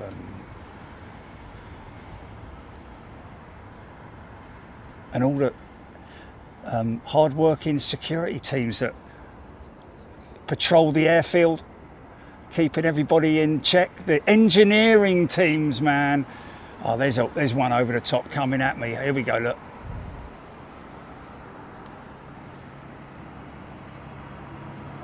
Is that a 747 or is it a 380? 380 by the looks of it. Or is it a jumbo? Oh, it might be a 747-8, I don't know. Nice, look at this.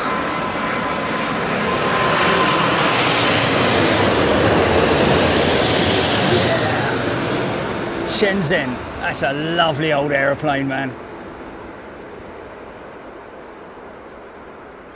Yeah, you imagine what it takes to...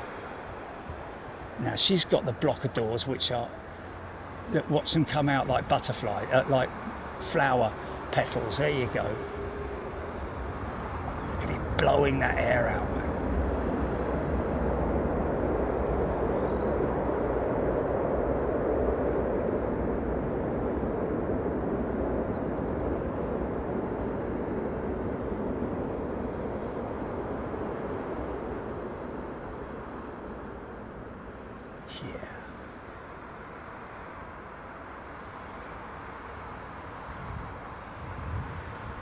unidentified 747 west to about to pass north of you. There we go, that's it. Unidentified 747. Wow, really? Oh, we're going to get a good look at it. I think that's a -8 though, isn't it? Oh yeah. Oh, she's got engine cowls. Oh, wait a minute. Is that global or? That's interesting, isn't it? That's that marking on its belly. What is that?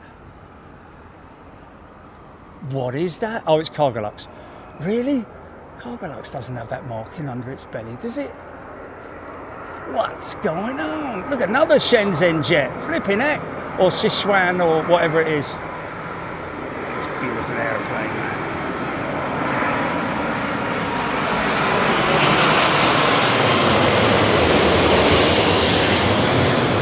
Tianjin, innit? Not Hainan or Sichuan or...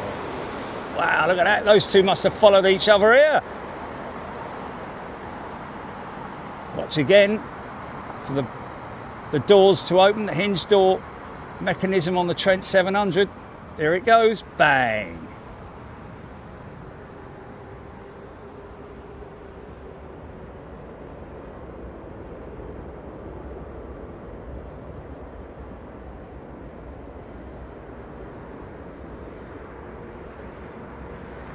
Nathan Pettinor, £2 super chat, loves the smell of kerosene. I think we all do, don't we? It's as good as two-stroke. There we go, Labyrinth marking on the 747 is Nationals markings. That's where I got it from. Couldn't remember the name of the operator, but there you go, because they've got the MD-11s that they fly at into Anchorage as well, haven't they? So is it a 400 then, if it's national?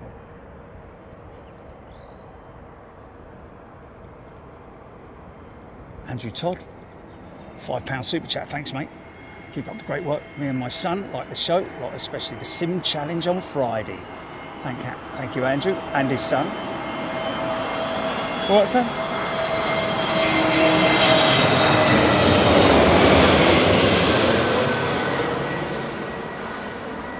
So right now,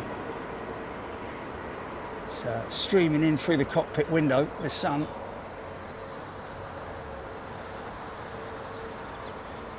Oh, he's on the turn, man. He's on the turn, look.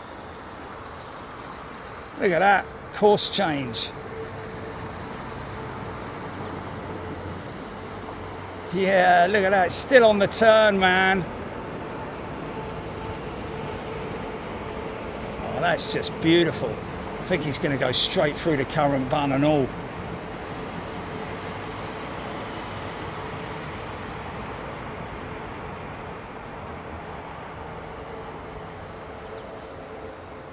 Wow, look at that, look at that. Beautiful turn, man.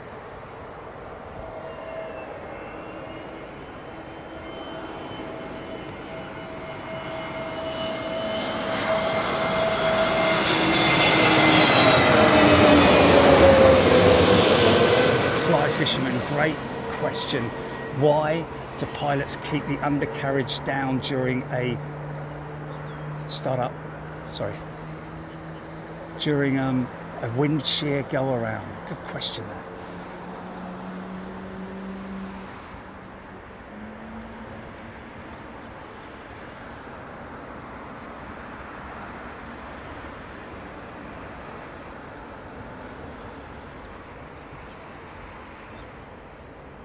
Richard Bach, is it, or Beishi, watching from a sunny Isle of Wight.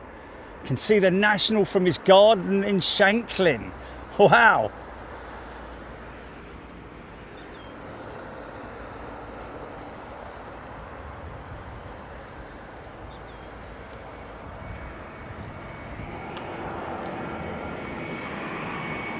Generally to do with Pup has gifted a channel membership. Thanks, Pup.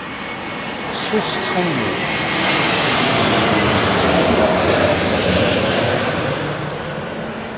Yeah, generally, in order that they can They need to climb. Well, there's procedures for go-arounds, isn't there? You are given your procedures, your go-around procedures when you plan your flight as well, in the flight plan menu on the MCDU.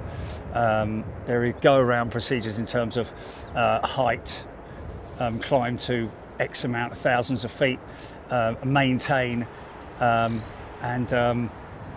even though you do that, that is your go-around procedure. But you will obviously be immediately, more or less immediately, in contact with the air traffic control. Wind shear go around, 25 Yankee, and then they will carry on their procedures, and then the tower will then advise them for their next routing and take them round the block literally and bring them back in line. But if it's wind shear, generally the wind shear call comes and it's immediate. There is no avoiding a wind shear announcement, should I say, from the oh blimey, the flying ants are back. Look, oh my god, you see them all? Look, you see the flying ants? But yeah, when wind shear is called, generally the pilot will respond by pulling up and powering up. The undercarriage stays extended and the flaps stay extended, I believe. Oh, start up.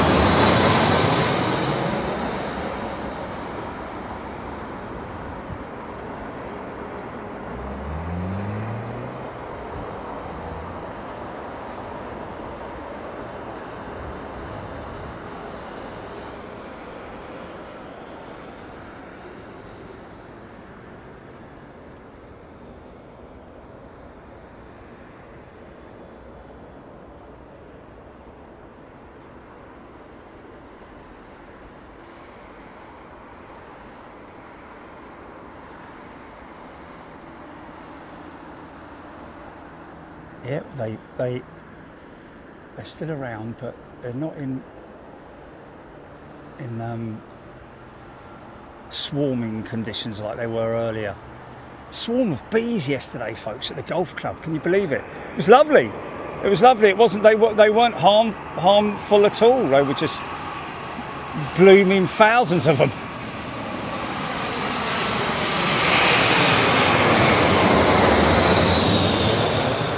Wasps are sort of like made to annoy people, aren't they?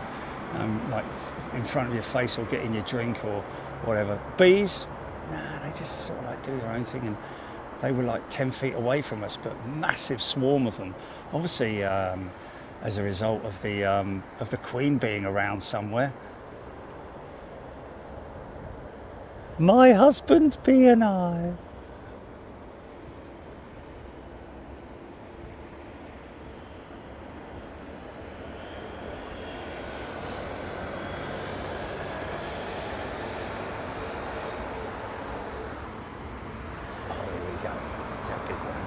Here's a big one. Right at ya. See if we can get some Ray-Ban action.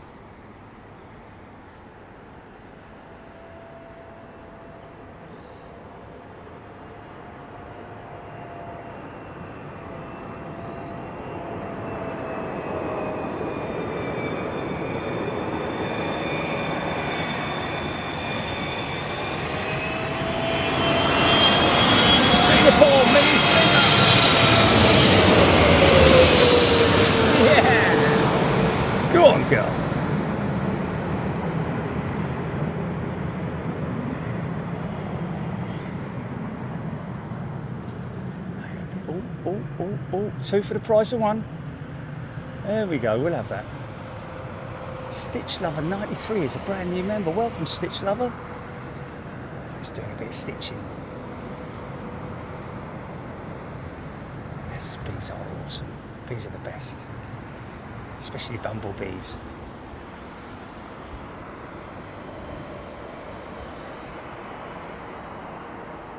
That was awesome, wasn't it?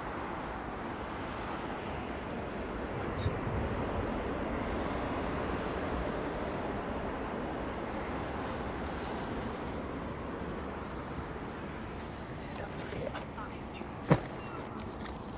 Wasps are bleeding troublemakers, mate. They are. They're just like yesterday, mate. You know, sitting there trying to drink it. One just flies in and climbs on the top of your glass and then just drops down into it, and it's all on its back and everything. Like, help me, help me, help me. You get it out and you help it, throw it away, and it comes back after you again. Oh, thanks for that. Right, okay. Let me just annoy you again. Fly in front of your face, yeah? Is that all right? And then you squat me away, and then I'll come back again. Cheeky, come into my house.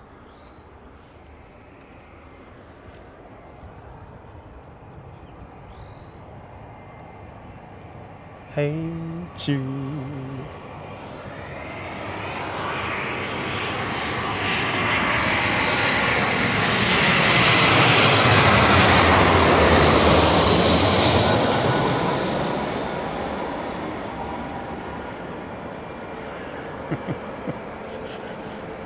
Very true though, isn't it? Don't react to them. Oh.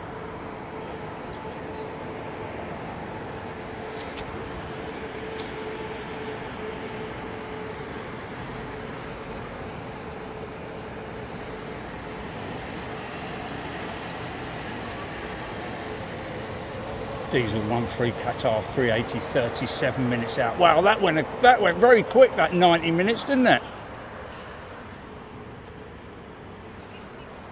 Oh, was it? Oh.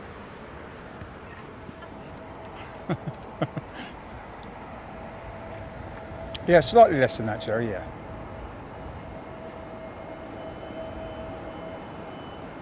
See, look how late this guy is with his gear extension. That's a Dreamliner. Here it comes now.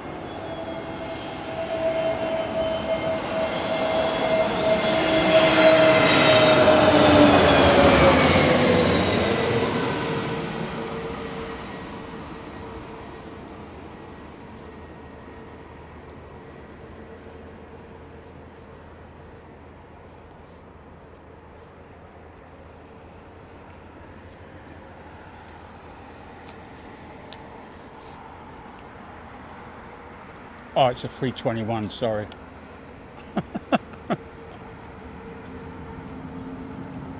I think that's a Dreamliner behind.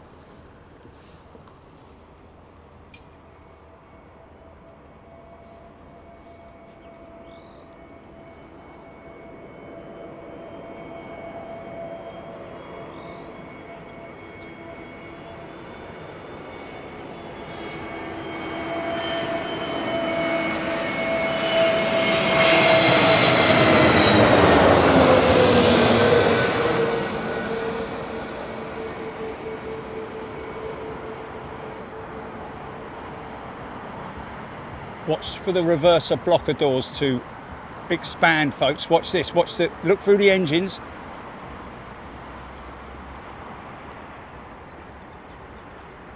Now that's idle reverse right there for that BA jet. So the doors are opened, but it just blocks the bypass air. That's, you know, the idle air.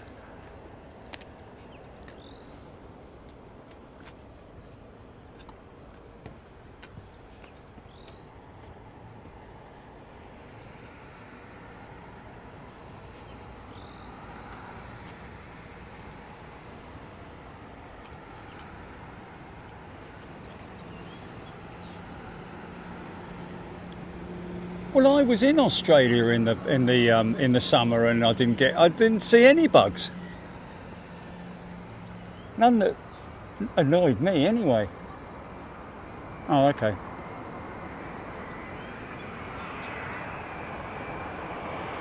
Oh, it's a bit different in the. Yeah, but no, that's their summer, isn't it? Oh, okay.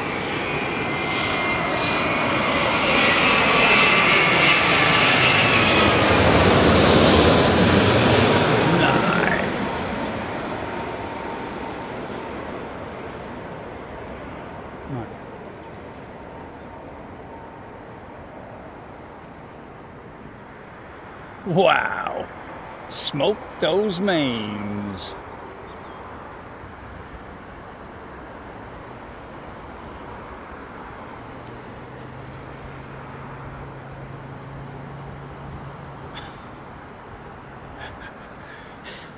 Very funny.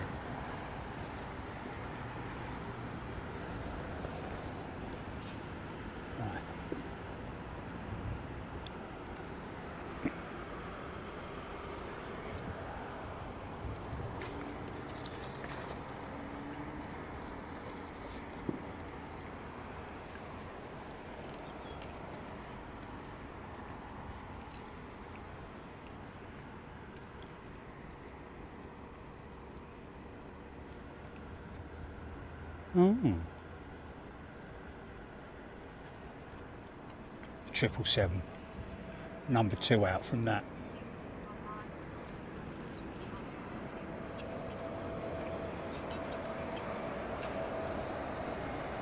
That's funny.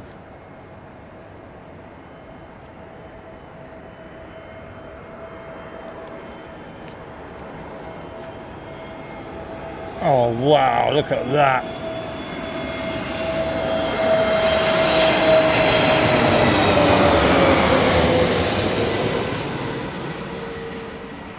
Hitting the localizer.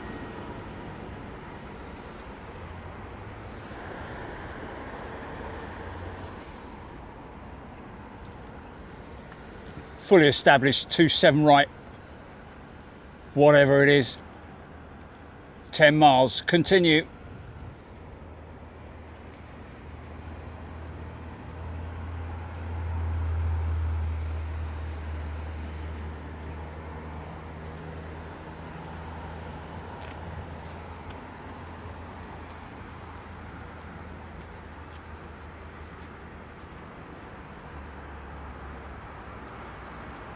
Phil Robson.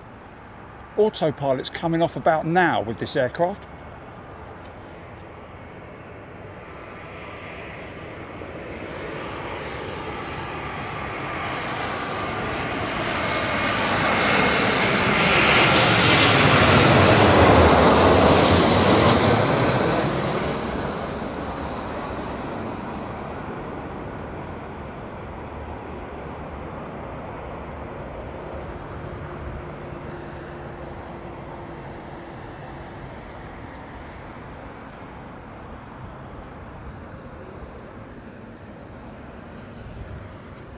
And the pilots will generally, they have standard operating procedures, the pilots, in terms of extending the landing gear and also selecting the final flap setting. But it does all depend on the characteristics of the approach. Normally there are, like I say, procedures like we had an Airbus pilot on earlier on, told us flaps 1 before the turn.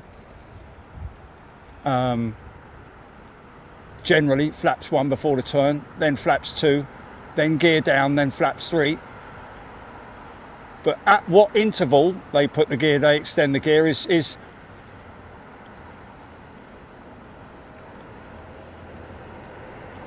based on the aircraft's characteristics at the time, really.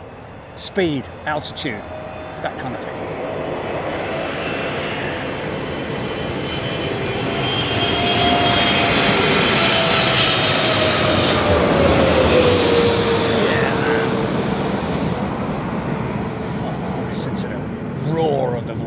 Behind me, man.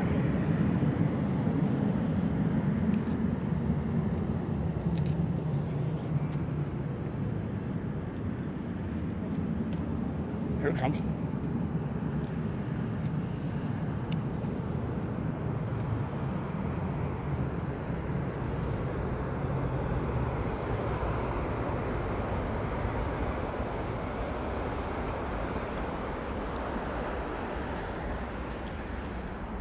Nice. Those GE90s are just fantastic, aren't they?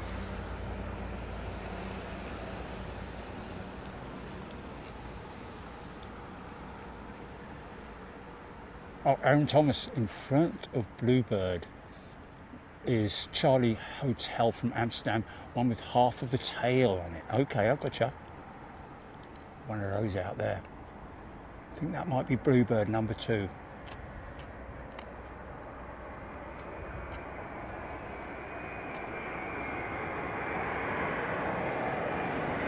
Including this Dreamliner, yeah?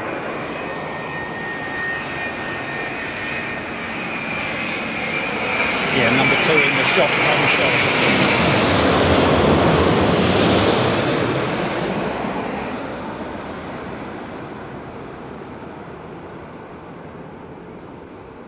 Yeah, it's been like that for ages, mate. Keep up. M-Trains has thrown a £5 super chat. Thanks, mate. We also have Green King close to you at Chester Park. Oh, are you hanging around for the Icelandair 757, Mr. Trains? Or M-Trains? Thank you, my friend. When's that due in?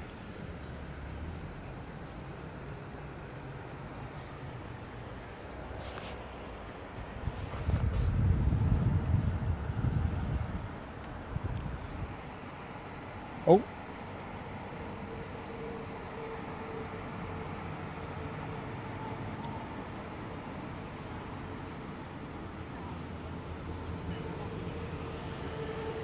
Absolutely.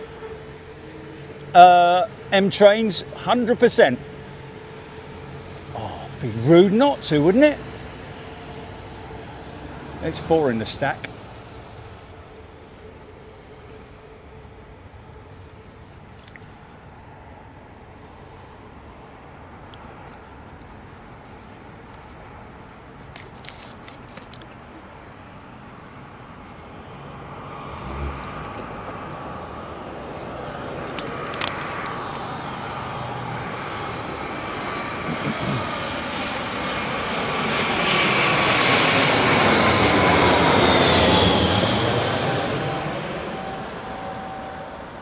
Yeah, they do have anti-glare pull-down screens that they can use. I think on all the windows on the cockpit.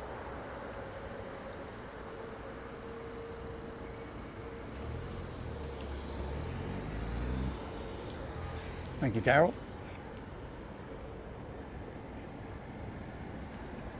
So let me pour this in here. So I've got more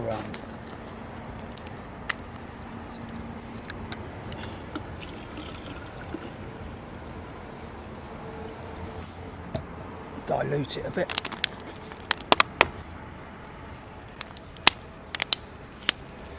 This Bluebird now, yeah?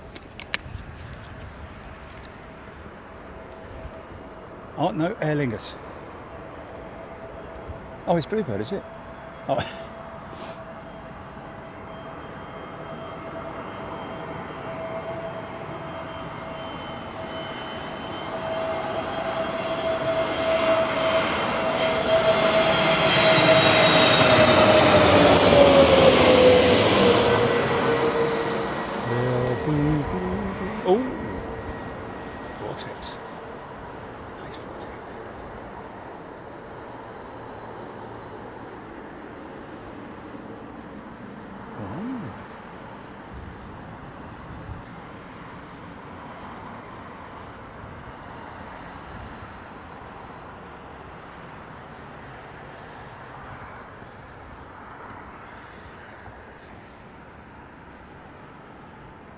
That wasn't taco, was it, on that Eva Airjet, was it? I mean, he would have let us know, wouldn't he? Because he was here the other week, wasn't he, the other day? Yeah.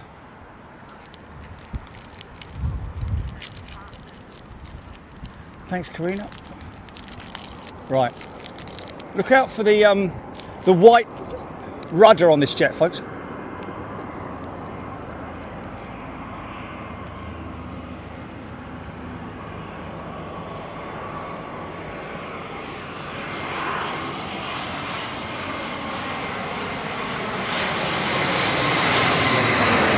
Not that one.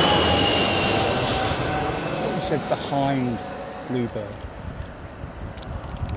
Maybe not directly behind Bluebird.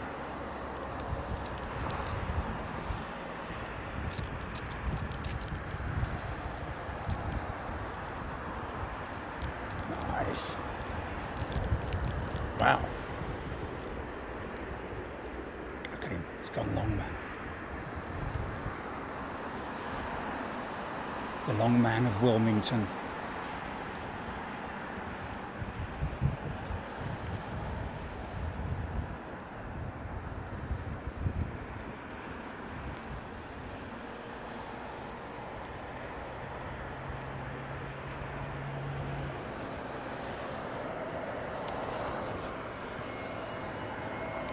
Mark Clayton, Iceland A350-7 due to arrive in approximately 32 minutes, currently over the Wirral at 39,000 feet.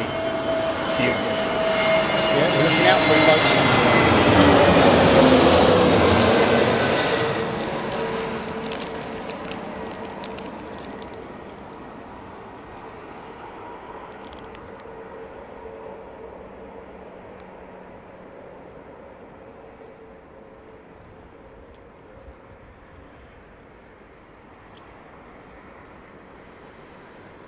What did I miss?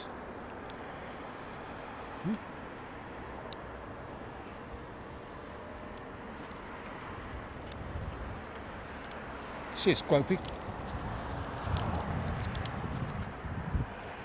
BEA 380 off to Joburg. Freddie-o. Maybe this is it.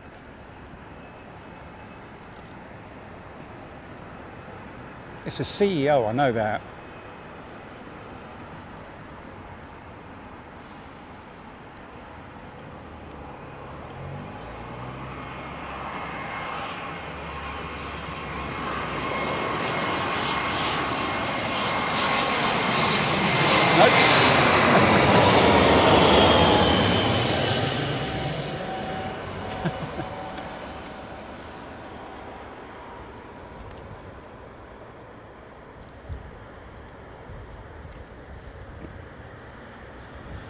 Yeah, apologies for the wrapper noise, folks. Let me just try and open it quietly down here. Shut up. Oh, okay.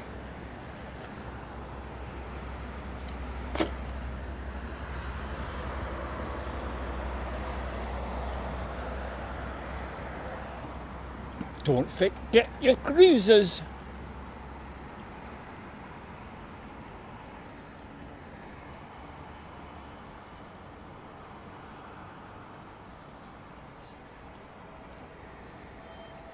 No, not yet, Aaron.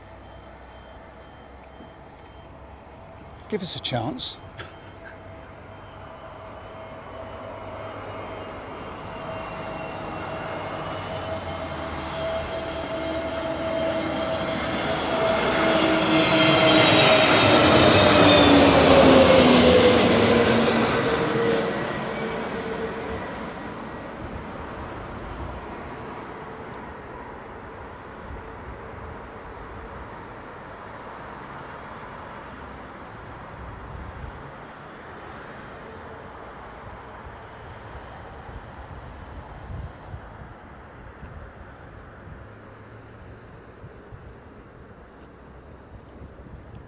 Labyrinth, BEA 319, yeah.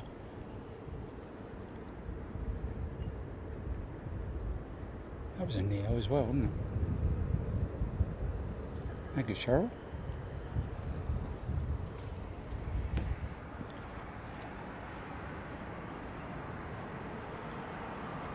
Could it be this one?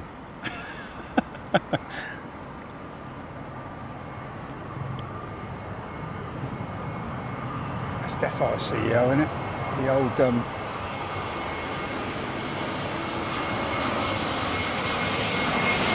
Nope. 320 for a start.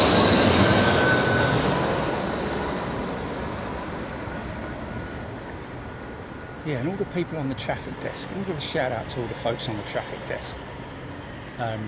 Heathrow Police. There's so many people to mention that I forget regularly, and apologies for that. But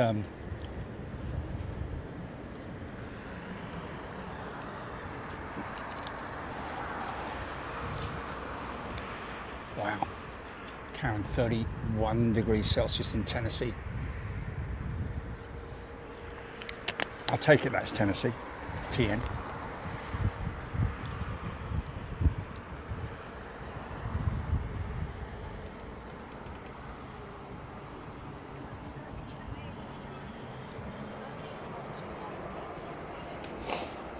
Oh, blimey. We're going to be with you, Karen. We've got that coming up in the next few days.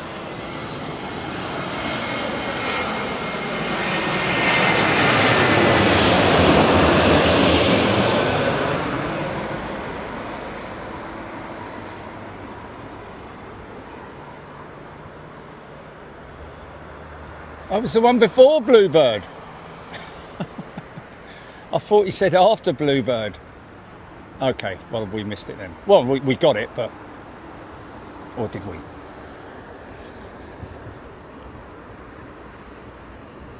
Oh, okay. So that's what somebody said. Chris Bowers, he said you missed it. That's what he was talking about. You missed it. It was before the Neo. Okay, the Bluebird Neo. Okay, well, what was I doing? Filming. Yeah, I know, but I didn't not film it. Oh, I don't know, man. Well, if he says I missed it, didn't I? Or I missed it, but I didn't. I don't know. It was like, no. Unless I was looking at something in the stack. And it's one that got away, if you know what I mean.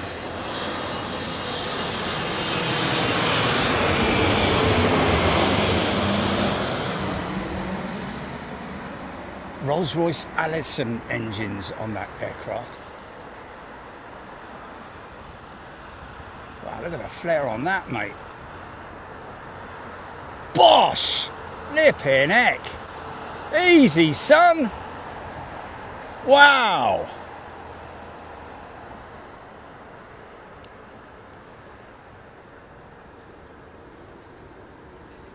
Oh, we definitely got it. Carol Grozier saying I filmed it, but I didn't notice it. Right, okay.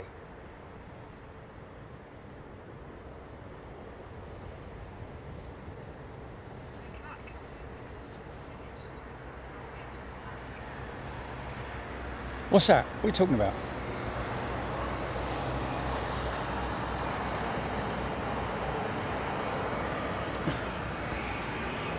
Oh, here's Red Nose. I could have sworn I saw this before we went live. I could have sworn we filmed. I saw this. It hasn't been out doing training or something, has it? Or has that just done a very short flight? Yeah, I didn't see because it was coming in. No. It was a no. But there was definitely before we went live. There was that Red Nose jet. What's its movements today?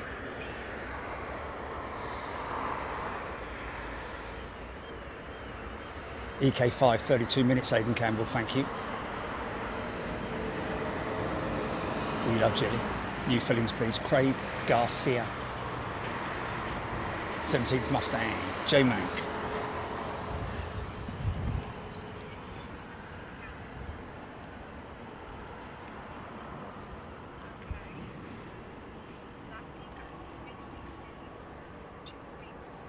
Yes, that's when I was setting up, yeah, 316, yeah. Went to Belfast and has come back. Wow. So I wasn't going mad then when I said I've already seen this today. Yeah.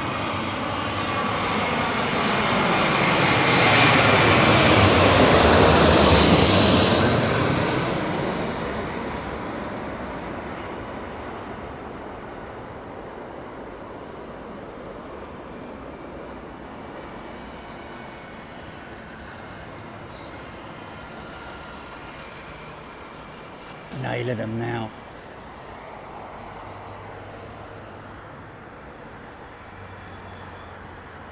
Size of the windows on that thing.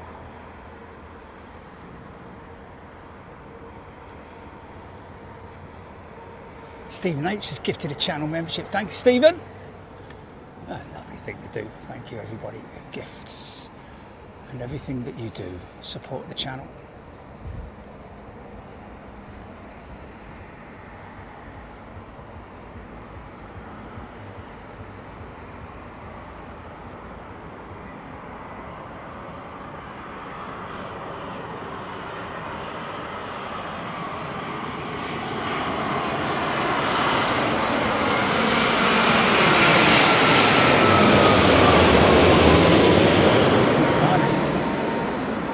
Patchwork quilt, that one. New radome, engine cowl.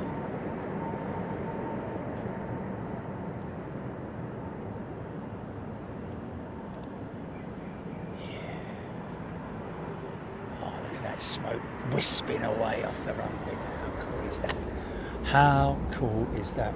Oh, what's this?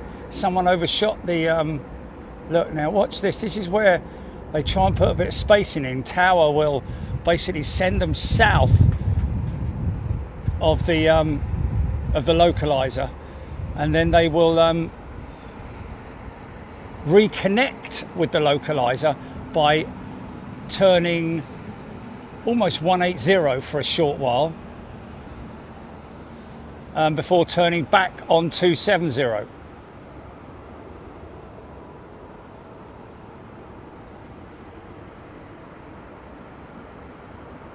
Oliver loving the landings into the sun. Oh, look at that bit of funk there. Oh.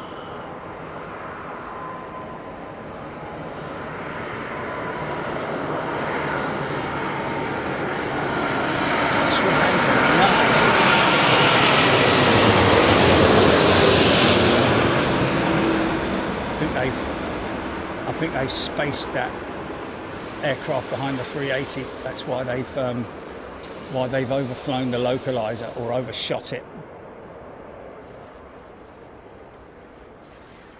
Nice. Now it's just pulling in behind the 380.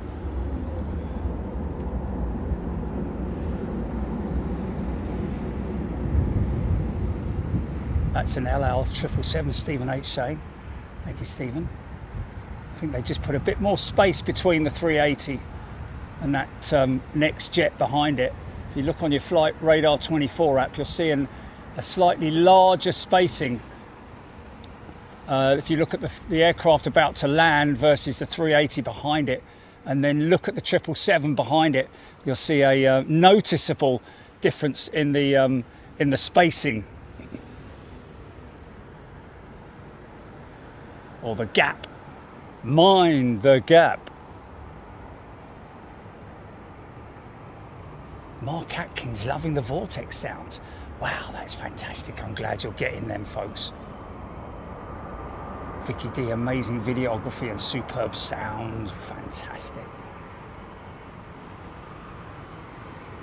Mr. Galway, some tyre burn on that previous 330.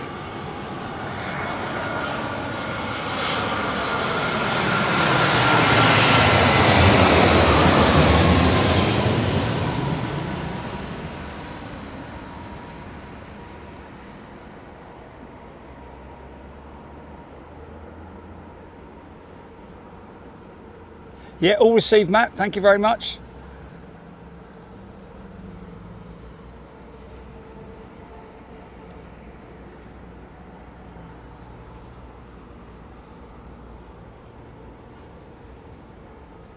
HGC QR15. This A380 is number 2 on Flight Radar. Hit your Flight Radar app now, folks, and let's get it to number 1. See if we can do it within the space of 1,000 feet.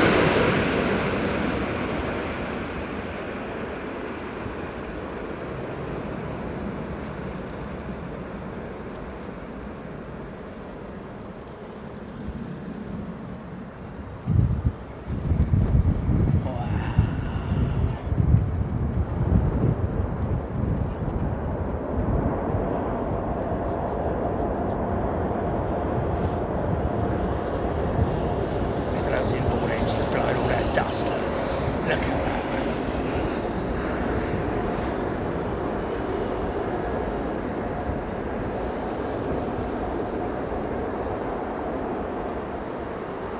Yeah.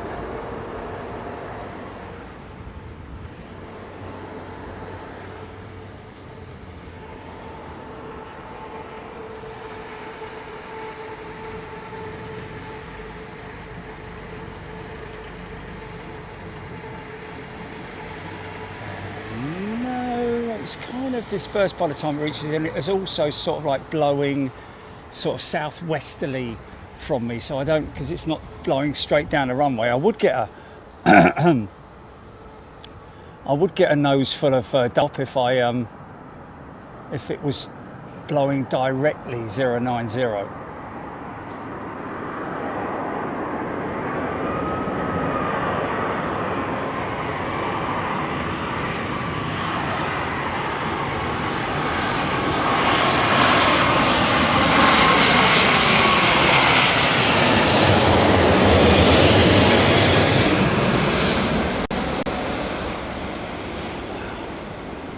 Bit of a fire up there, wasn't it? Get him a little bit faster over the... What's that, GP?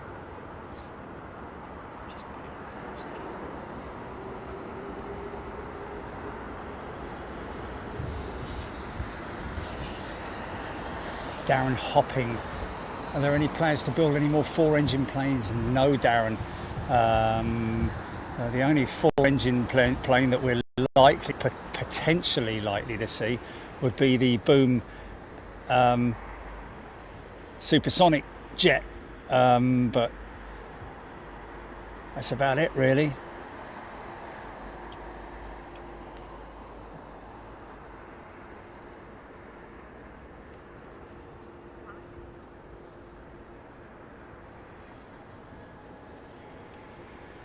Only 17 years old, Aaron Thomas.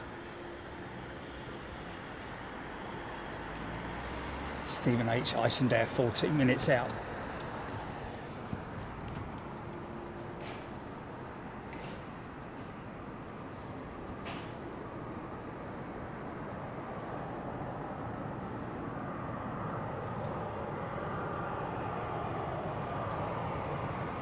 Over Aylesbury now, Aaron Thomas, thank you.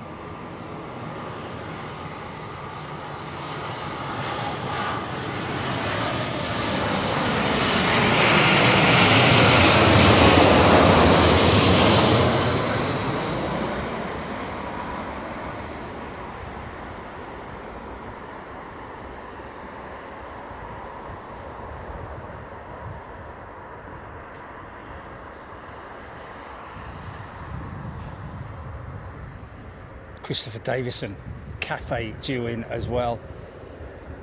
It'd be lovely if there's a jumbo in today. Oh, Mr. Funk. I missed a funk. I definitely missed a funk there.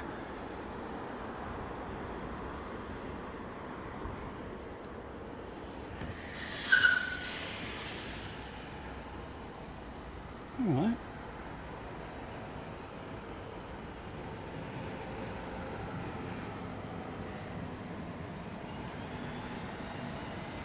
Kev Miller, sunset at 9:18 tonight.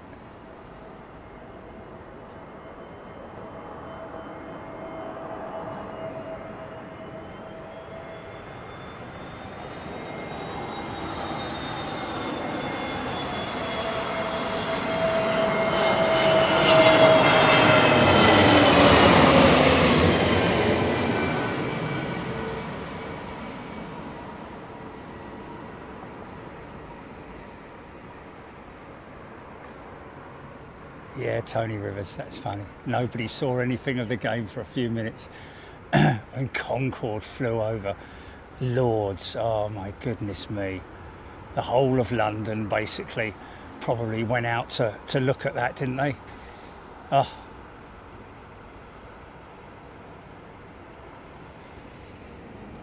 Guessing she was, I'm guessing at Lords she was geared down, wasn't she, by then, even?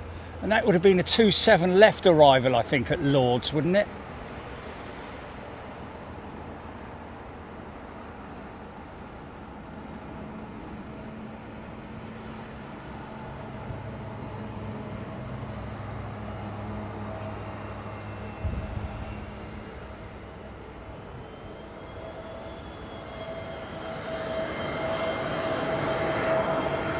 best if you learn by yourself, Rohit. Sorry.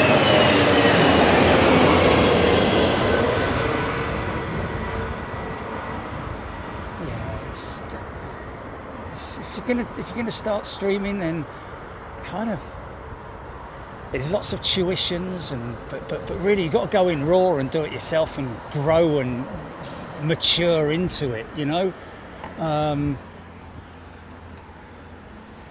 Really. Peter Upshaw 340s operating regularly from Bournemouth. Yeah, the ex-Virgin 340s. But if you go to Frankfurt, you're going to get 747s with it as well. 747-8s and 747-400s. Wait, is that people's cars they're driving around like idiots?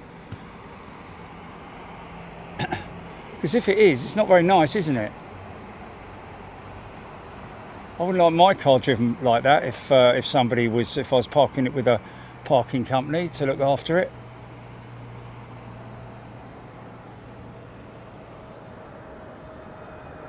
You all right, mate?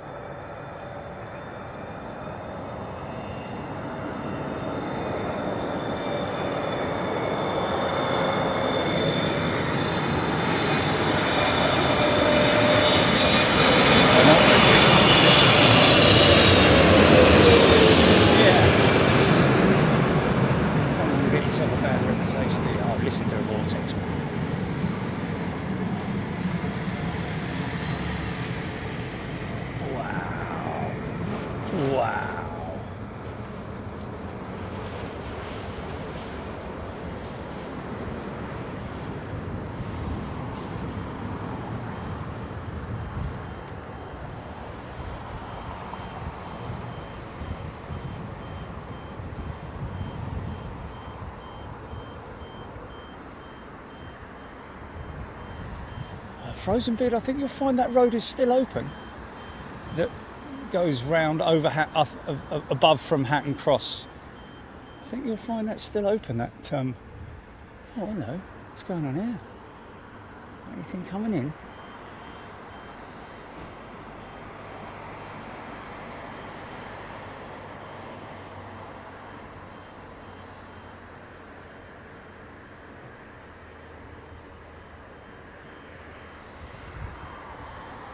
We Love Gilly, yes, a private company is building a scaled down blended wing aircraft for testing. They are. I've read up on that, and I keep me nose close to the ground in terms of what's happening in the industry in terms of new engine designs and opportunities for the future, and materials and airliner news and all that kind of stuff through Simple Flying and all those guys. Look through my Google thread every morning, get an update on what's going on. Andy Collins tuning in from a sunny Cornwall.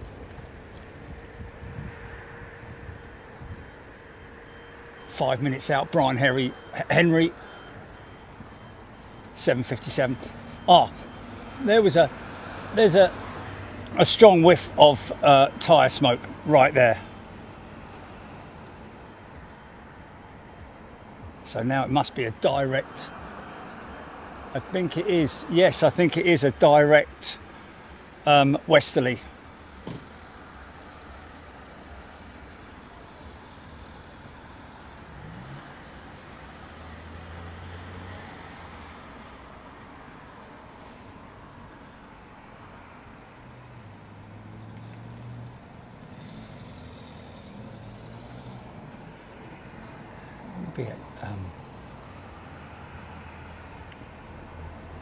Okay, let's try and get the Iceland Air jet to number one, shall we? We've got a 380 pulling into the back of the stack from the Lamborn any moment now. In fact, there it is. Oh wow, look at this shot, man.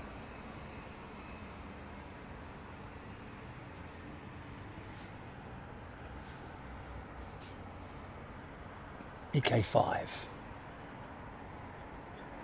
Iceland Air jet right behind this one. And it's the classic old livery as well. So you're going to see the Icelandair pulling in to the back of the stack. They may overshoot the localizer on the 757 based on, depending on spacing. They may overshoot again. So you might see that 757 literally pass directly below this 380 in a southerly, on a southerly track. Because from what I'm seeing at the moment on flight radar, she's pretty tight.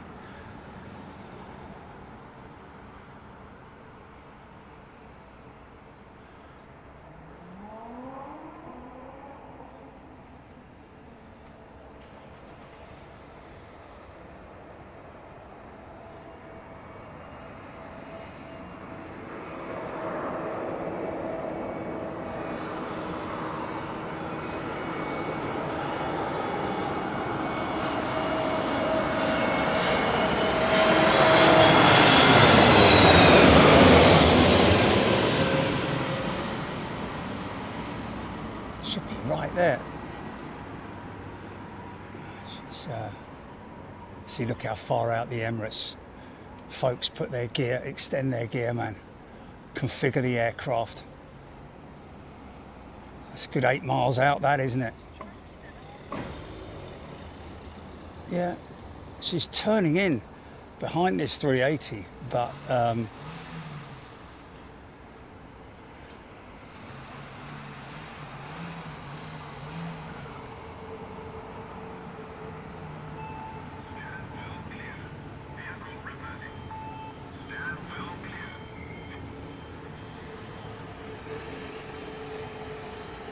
where is it?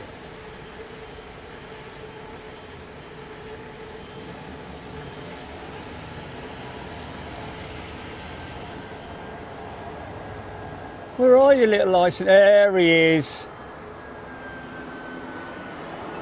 He's just bleeding a load of speed off, isn't he?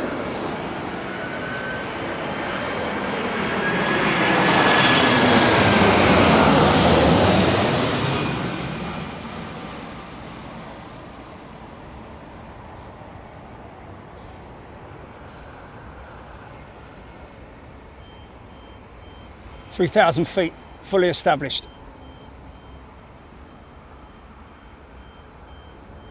J-Mank's got the 3D view going on Flight Radar 24. How cool is that, man? And it is really cool, I've got to be honest with you. If you don't know what I'm talking about, folks, download Flight Radar 24. I think you only get it on the paid platform though, don't you? The 3D. The 3D on it's not called 3D, is it? Is it called 3D or is it called augmentation? Or no? Okay, all right, yeah. Oh yeah. It is 3D, right? Okay, and it is bloody cool because you can go above it and below it and behind it and in front of it and all that. It's brilliant, man. Terry watching on the big screen, so these aircraft look amazing in the sunshine. Wow, that's really cool, mate.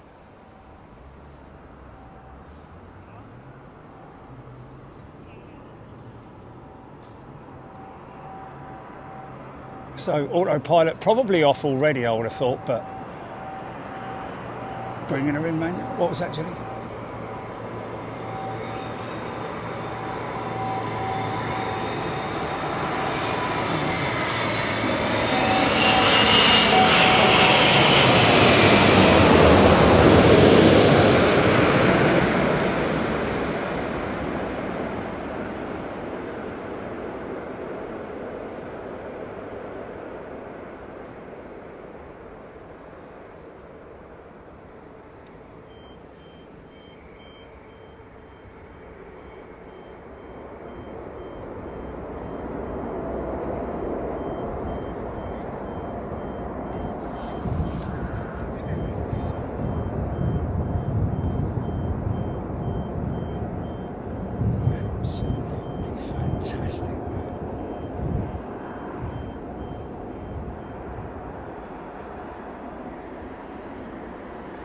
Absolutely fantastic.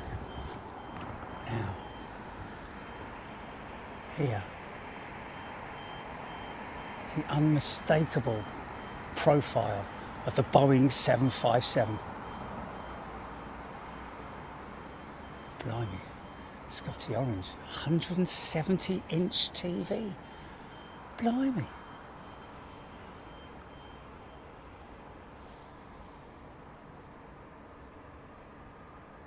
Michael Lasher loving it.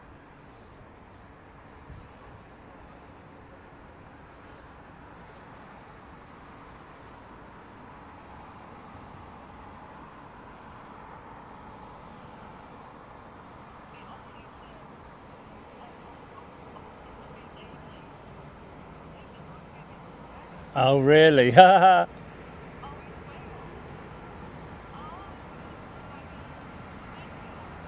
Matt Friend, what a treat indeed it is.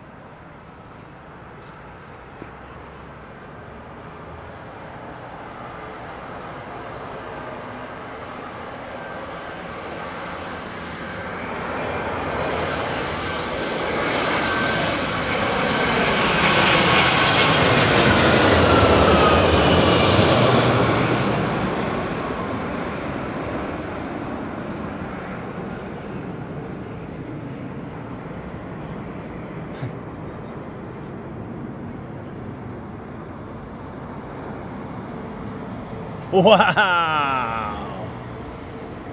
Liquid, man, liquid.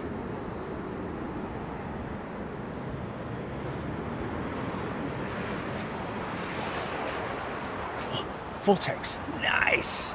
John Palmer, I'm watching on retinal implants that give me a virtual screen of 27 miles. Do I win? It's only joking, it's only joking.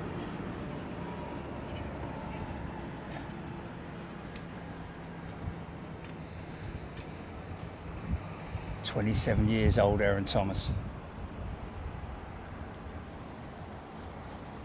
Xiong Hyung Lee, I understand, is in the chat.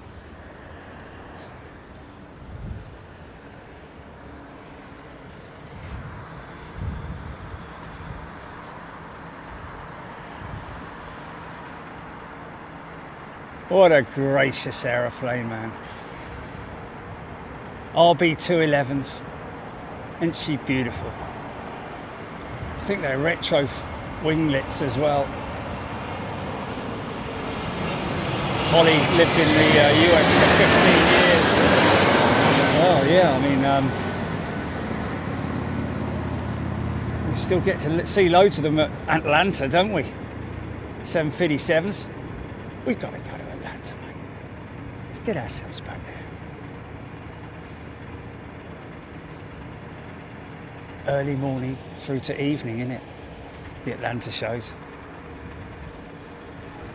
Brilliant. Well, do evening and morning is what I'm saying. I don't know if I go the whole day, but I certainly have streamed in the evening and I certainly have streamed in the morning. Early in the morning.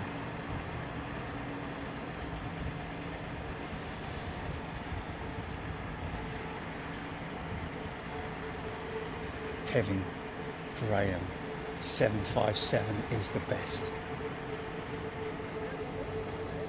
HGC RB211, greatest sound in aviation. Yeah, well, if that's your personal opinion, then fair enough. I've got to be honest with you. Excuse me. There are other engine noises that are, in my eyes, will beat that. Excuse me.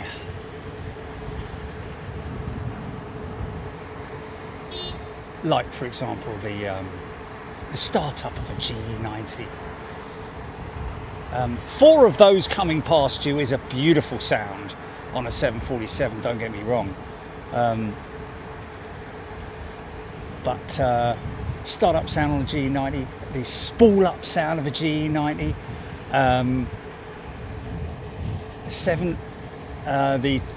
the Trent 700, Trent 700, long, noisy, lazy spool up as well. But yeah, I mean, probably actually on takeoff, on spool up, I think maybe the RB211 could beat a GE90.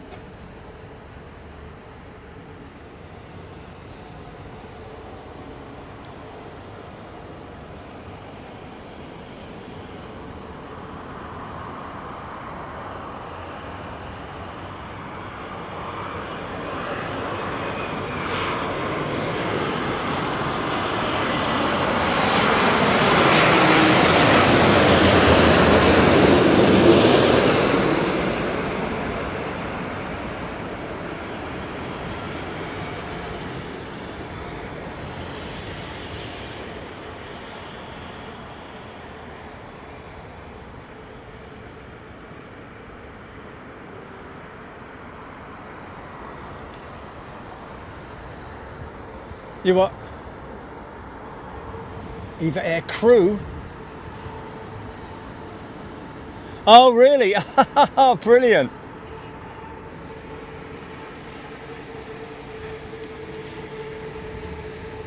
Okay. Okay. Yeah, the 777, yeah.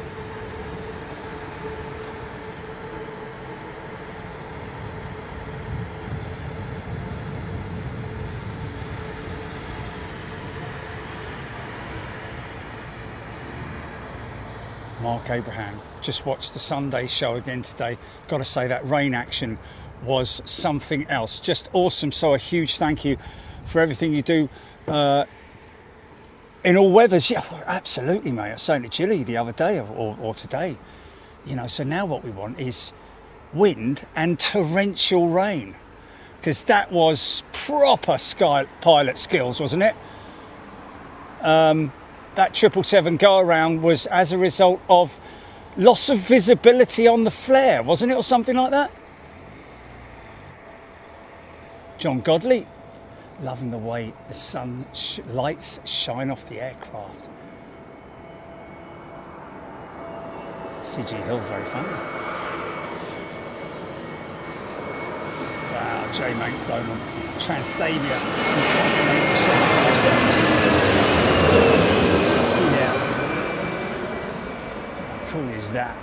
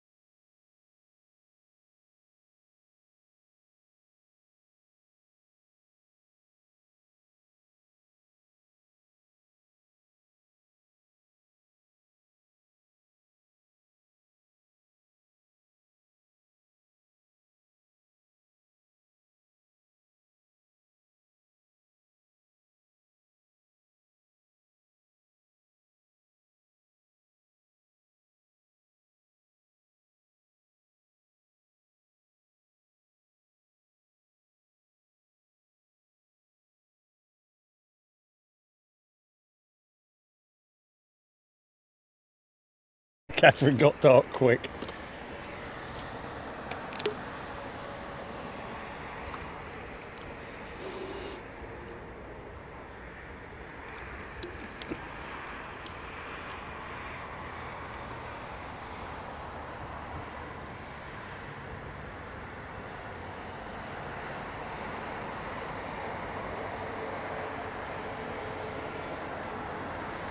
M-Trains, hope the heads up was appreciated.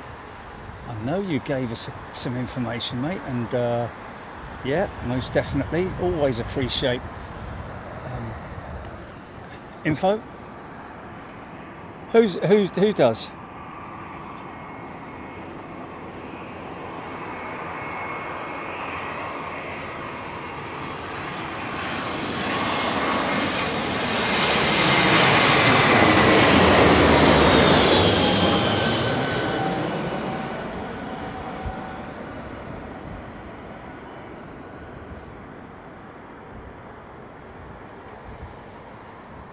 Straight out Finnair.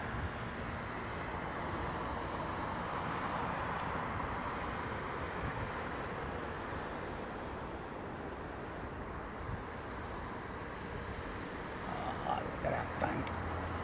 Gotta love the 777 wing flex, man. Look at that. Look at the flex on that thing, man. Isn't that insane?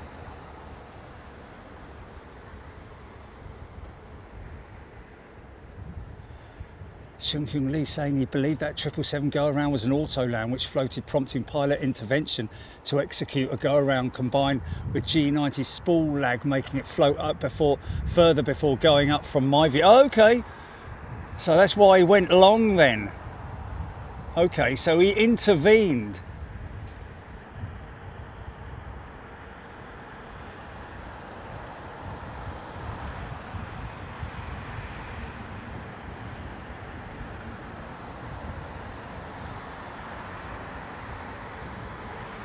Okay, so what he's talking about there is that the pilot intervened when he applied throttles. There is a lag generally before the aircraft, the engines respond. It's not like immediate, like a battery-powered car or anything like that. There's always a certain amount of lag before it powers up, and that's hence the reason for that long extended float.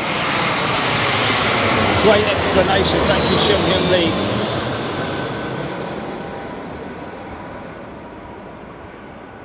Korean Airlines pilot there. Of course, we've got the Korean 777 in the new livery earlier on in the show. Well, folks, that's about it, really. I think that's about it. Yeah.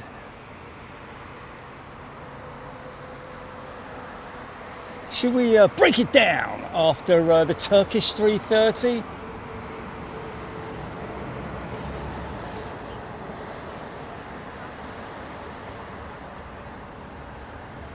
What?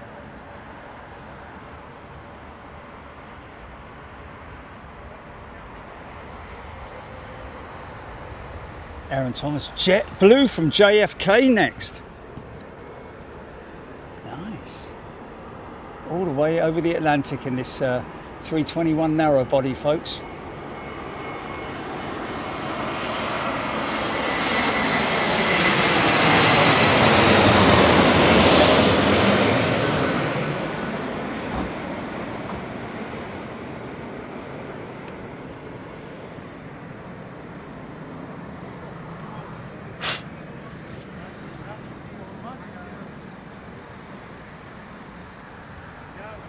Oh yeah, look at that liquid vortex being generated by the... Oh, hello. What's going on?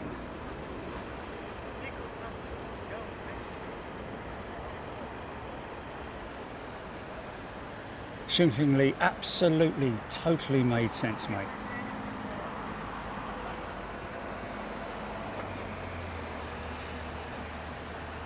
He did say, he radioed back and said that he lost visual on the flare.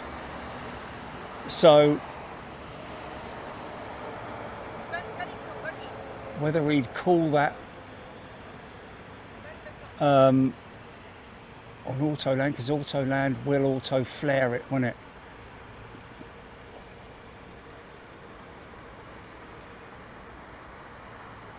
But he did run it long, man. Went way past, nearly made the, well, actually didn't really. Nowhere nearly made the touchdown zone.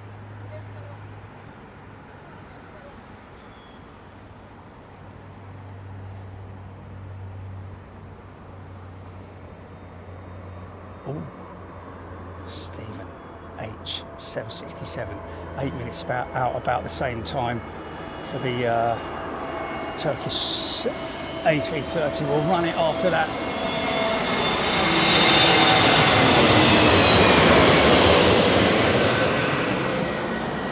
Oh. Oh, okay. So he's on a southerly track then.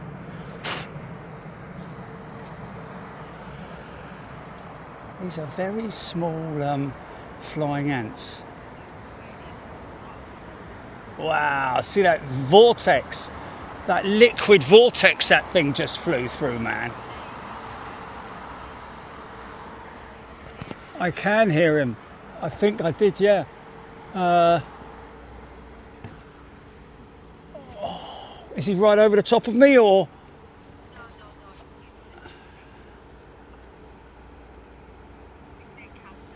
Oh, okay.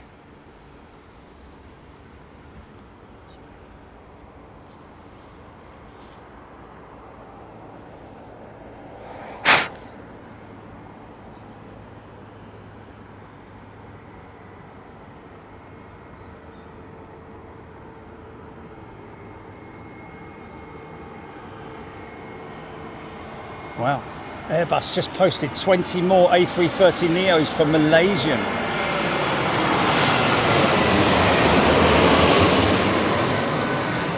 It's all good having orders, but you need bleeding deliveries, don't you?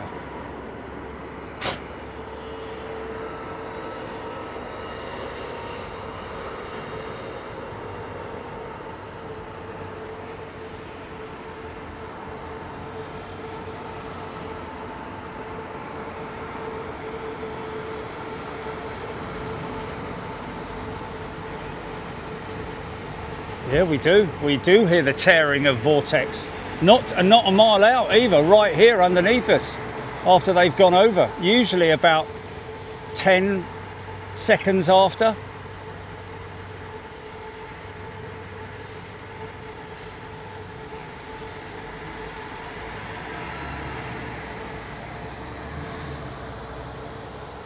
Folks, again, I must stress the importance that you tune in on Friday night for the Sim Challenge, full of lots of new goodies that I want to show you. Please tune in. I just want to show you it. Get involved, man. Fern, Turkish is our favourite airline. We'll be flying them again in 2 weeks. Richard Rody, yes, indeed, it is. Today is the day of the flying ants. And I am getting steadily, well, I've got airy arms, so it doesn't help because they get stuck in my arms and all that. I've got them in my beard and not really, but you know, definitely on my arms and crawling up my legs and that kind of malarkey. What was I going to point at then? Don't need this on anymore, do we? Drop that.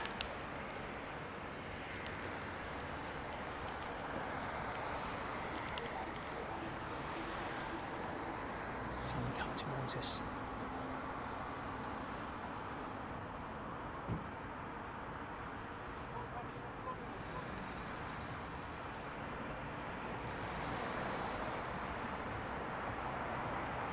Lufthansa, KLM or Air France?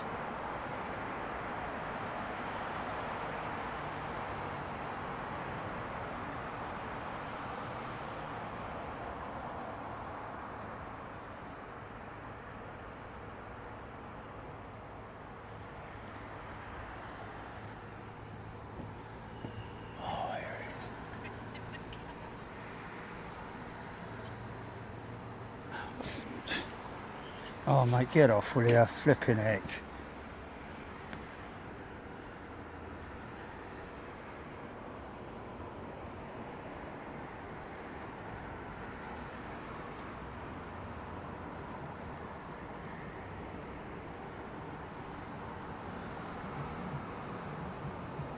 no, I'll take ants all day over cockchafers. They're called bumble flies as well or something, I'm led to believe. Bumble beetles or something like that. Oh, it's Singapore 350.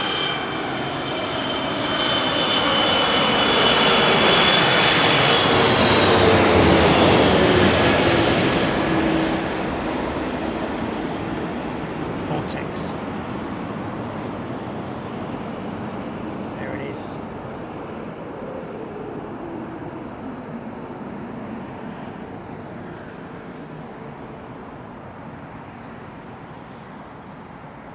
Wow, did you hear that vortex, folks? It's kind of eerie and scary. Ooh.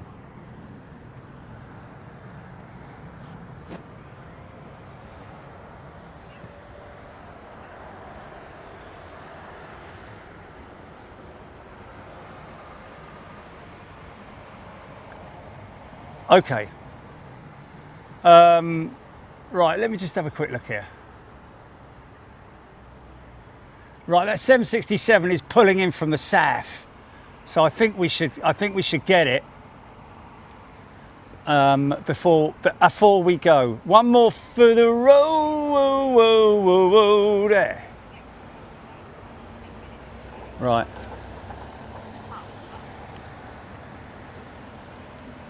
Okay, somewhere out there is a 767, folks. 4,400 feet. She's still quite some way south of the airport. Heading of 0 degrees. Maybe a little bit more, maybe a little bit less. No, now she's turning 270, so she is, she's gonna cut across, I think.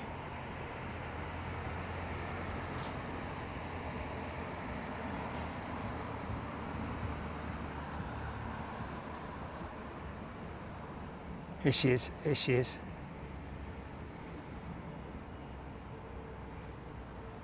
Good old Smoky Joe. Wow!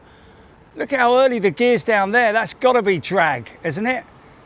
That's got to be drag, that's got to be induced gear down for drag to slow the jet down, I'd imagine. 162 knots currently. It's just a pilot that likes to get the gear down, get the aircraft configured nice and early maybe.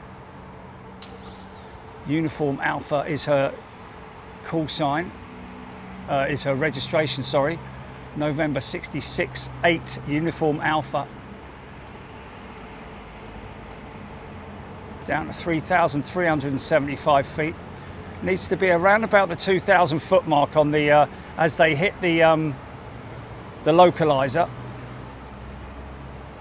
3,200. Don't forget there is a little bit of lag on flight radar, so you can take off probably 200 or 300 feet from that. –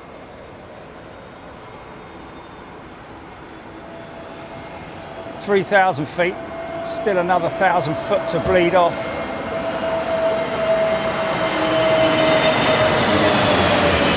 Wow! Straight through the vortex, man. 2,800 feet. That's an optical illusion there, folks. That is another aircraft that's on approach. Joining the localizer now. Look at the flex on that wing, man.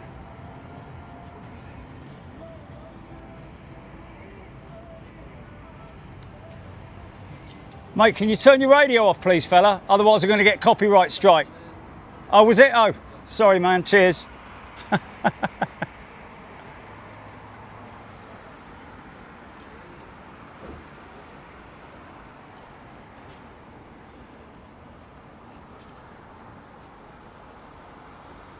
Is that UPS? Is that, what's that there?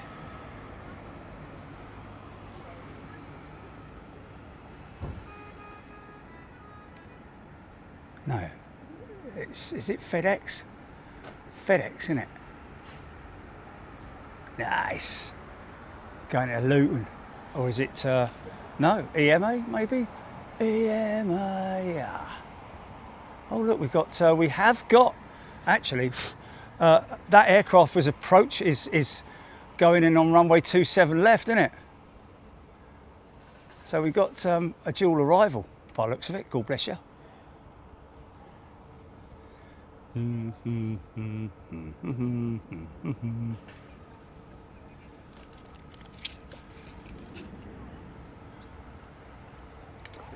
Tony Rivers. Let's finish on an old classic, shall we, folks? Off to Stansted Air and Thomas, that FedEx triple.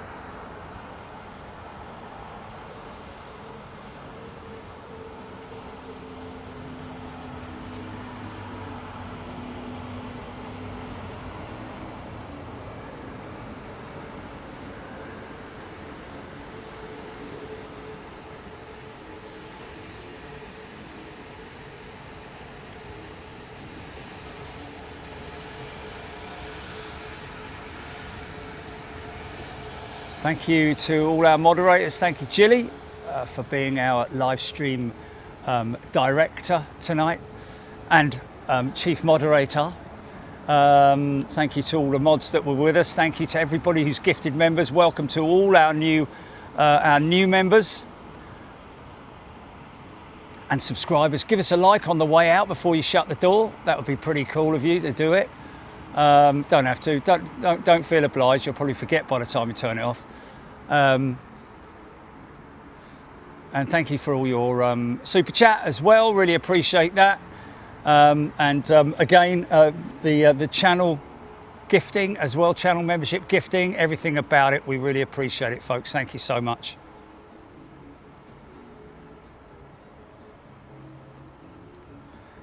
Back on Friday night. Don't forget, for the Sim Challenge. It's going to be good, folks. Got some new goodies to show you.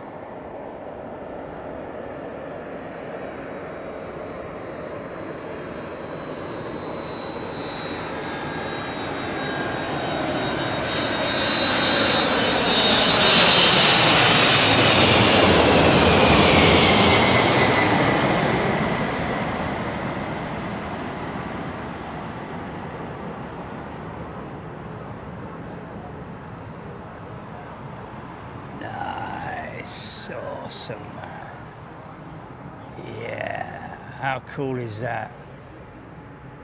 Right, folks, you look after yourselves and we will see you on... Wait a minute, hold on.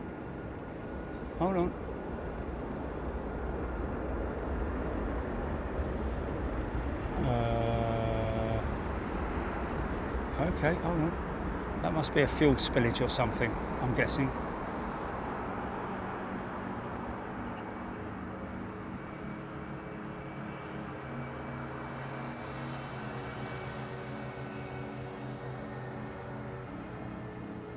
Okay, folks, look after yourselves. See you Friday.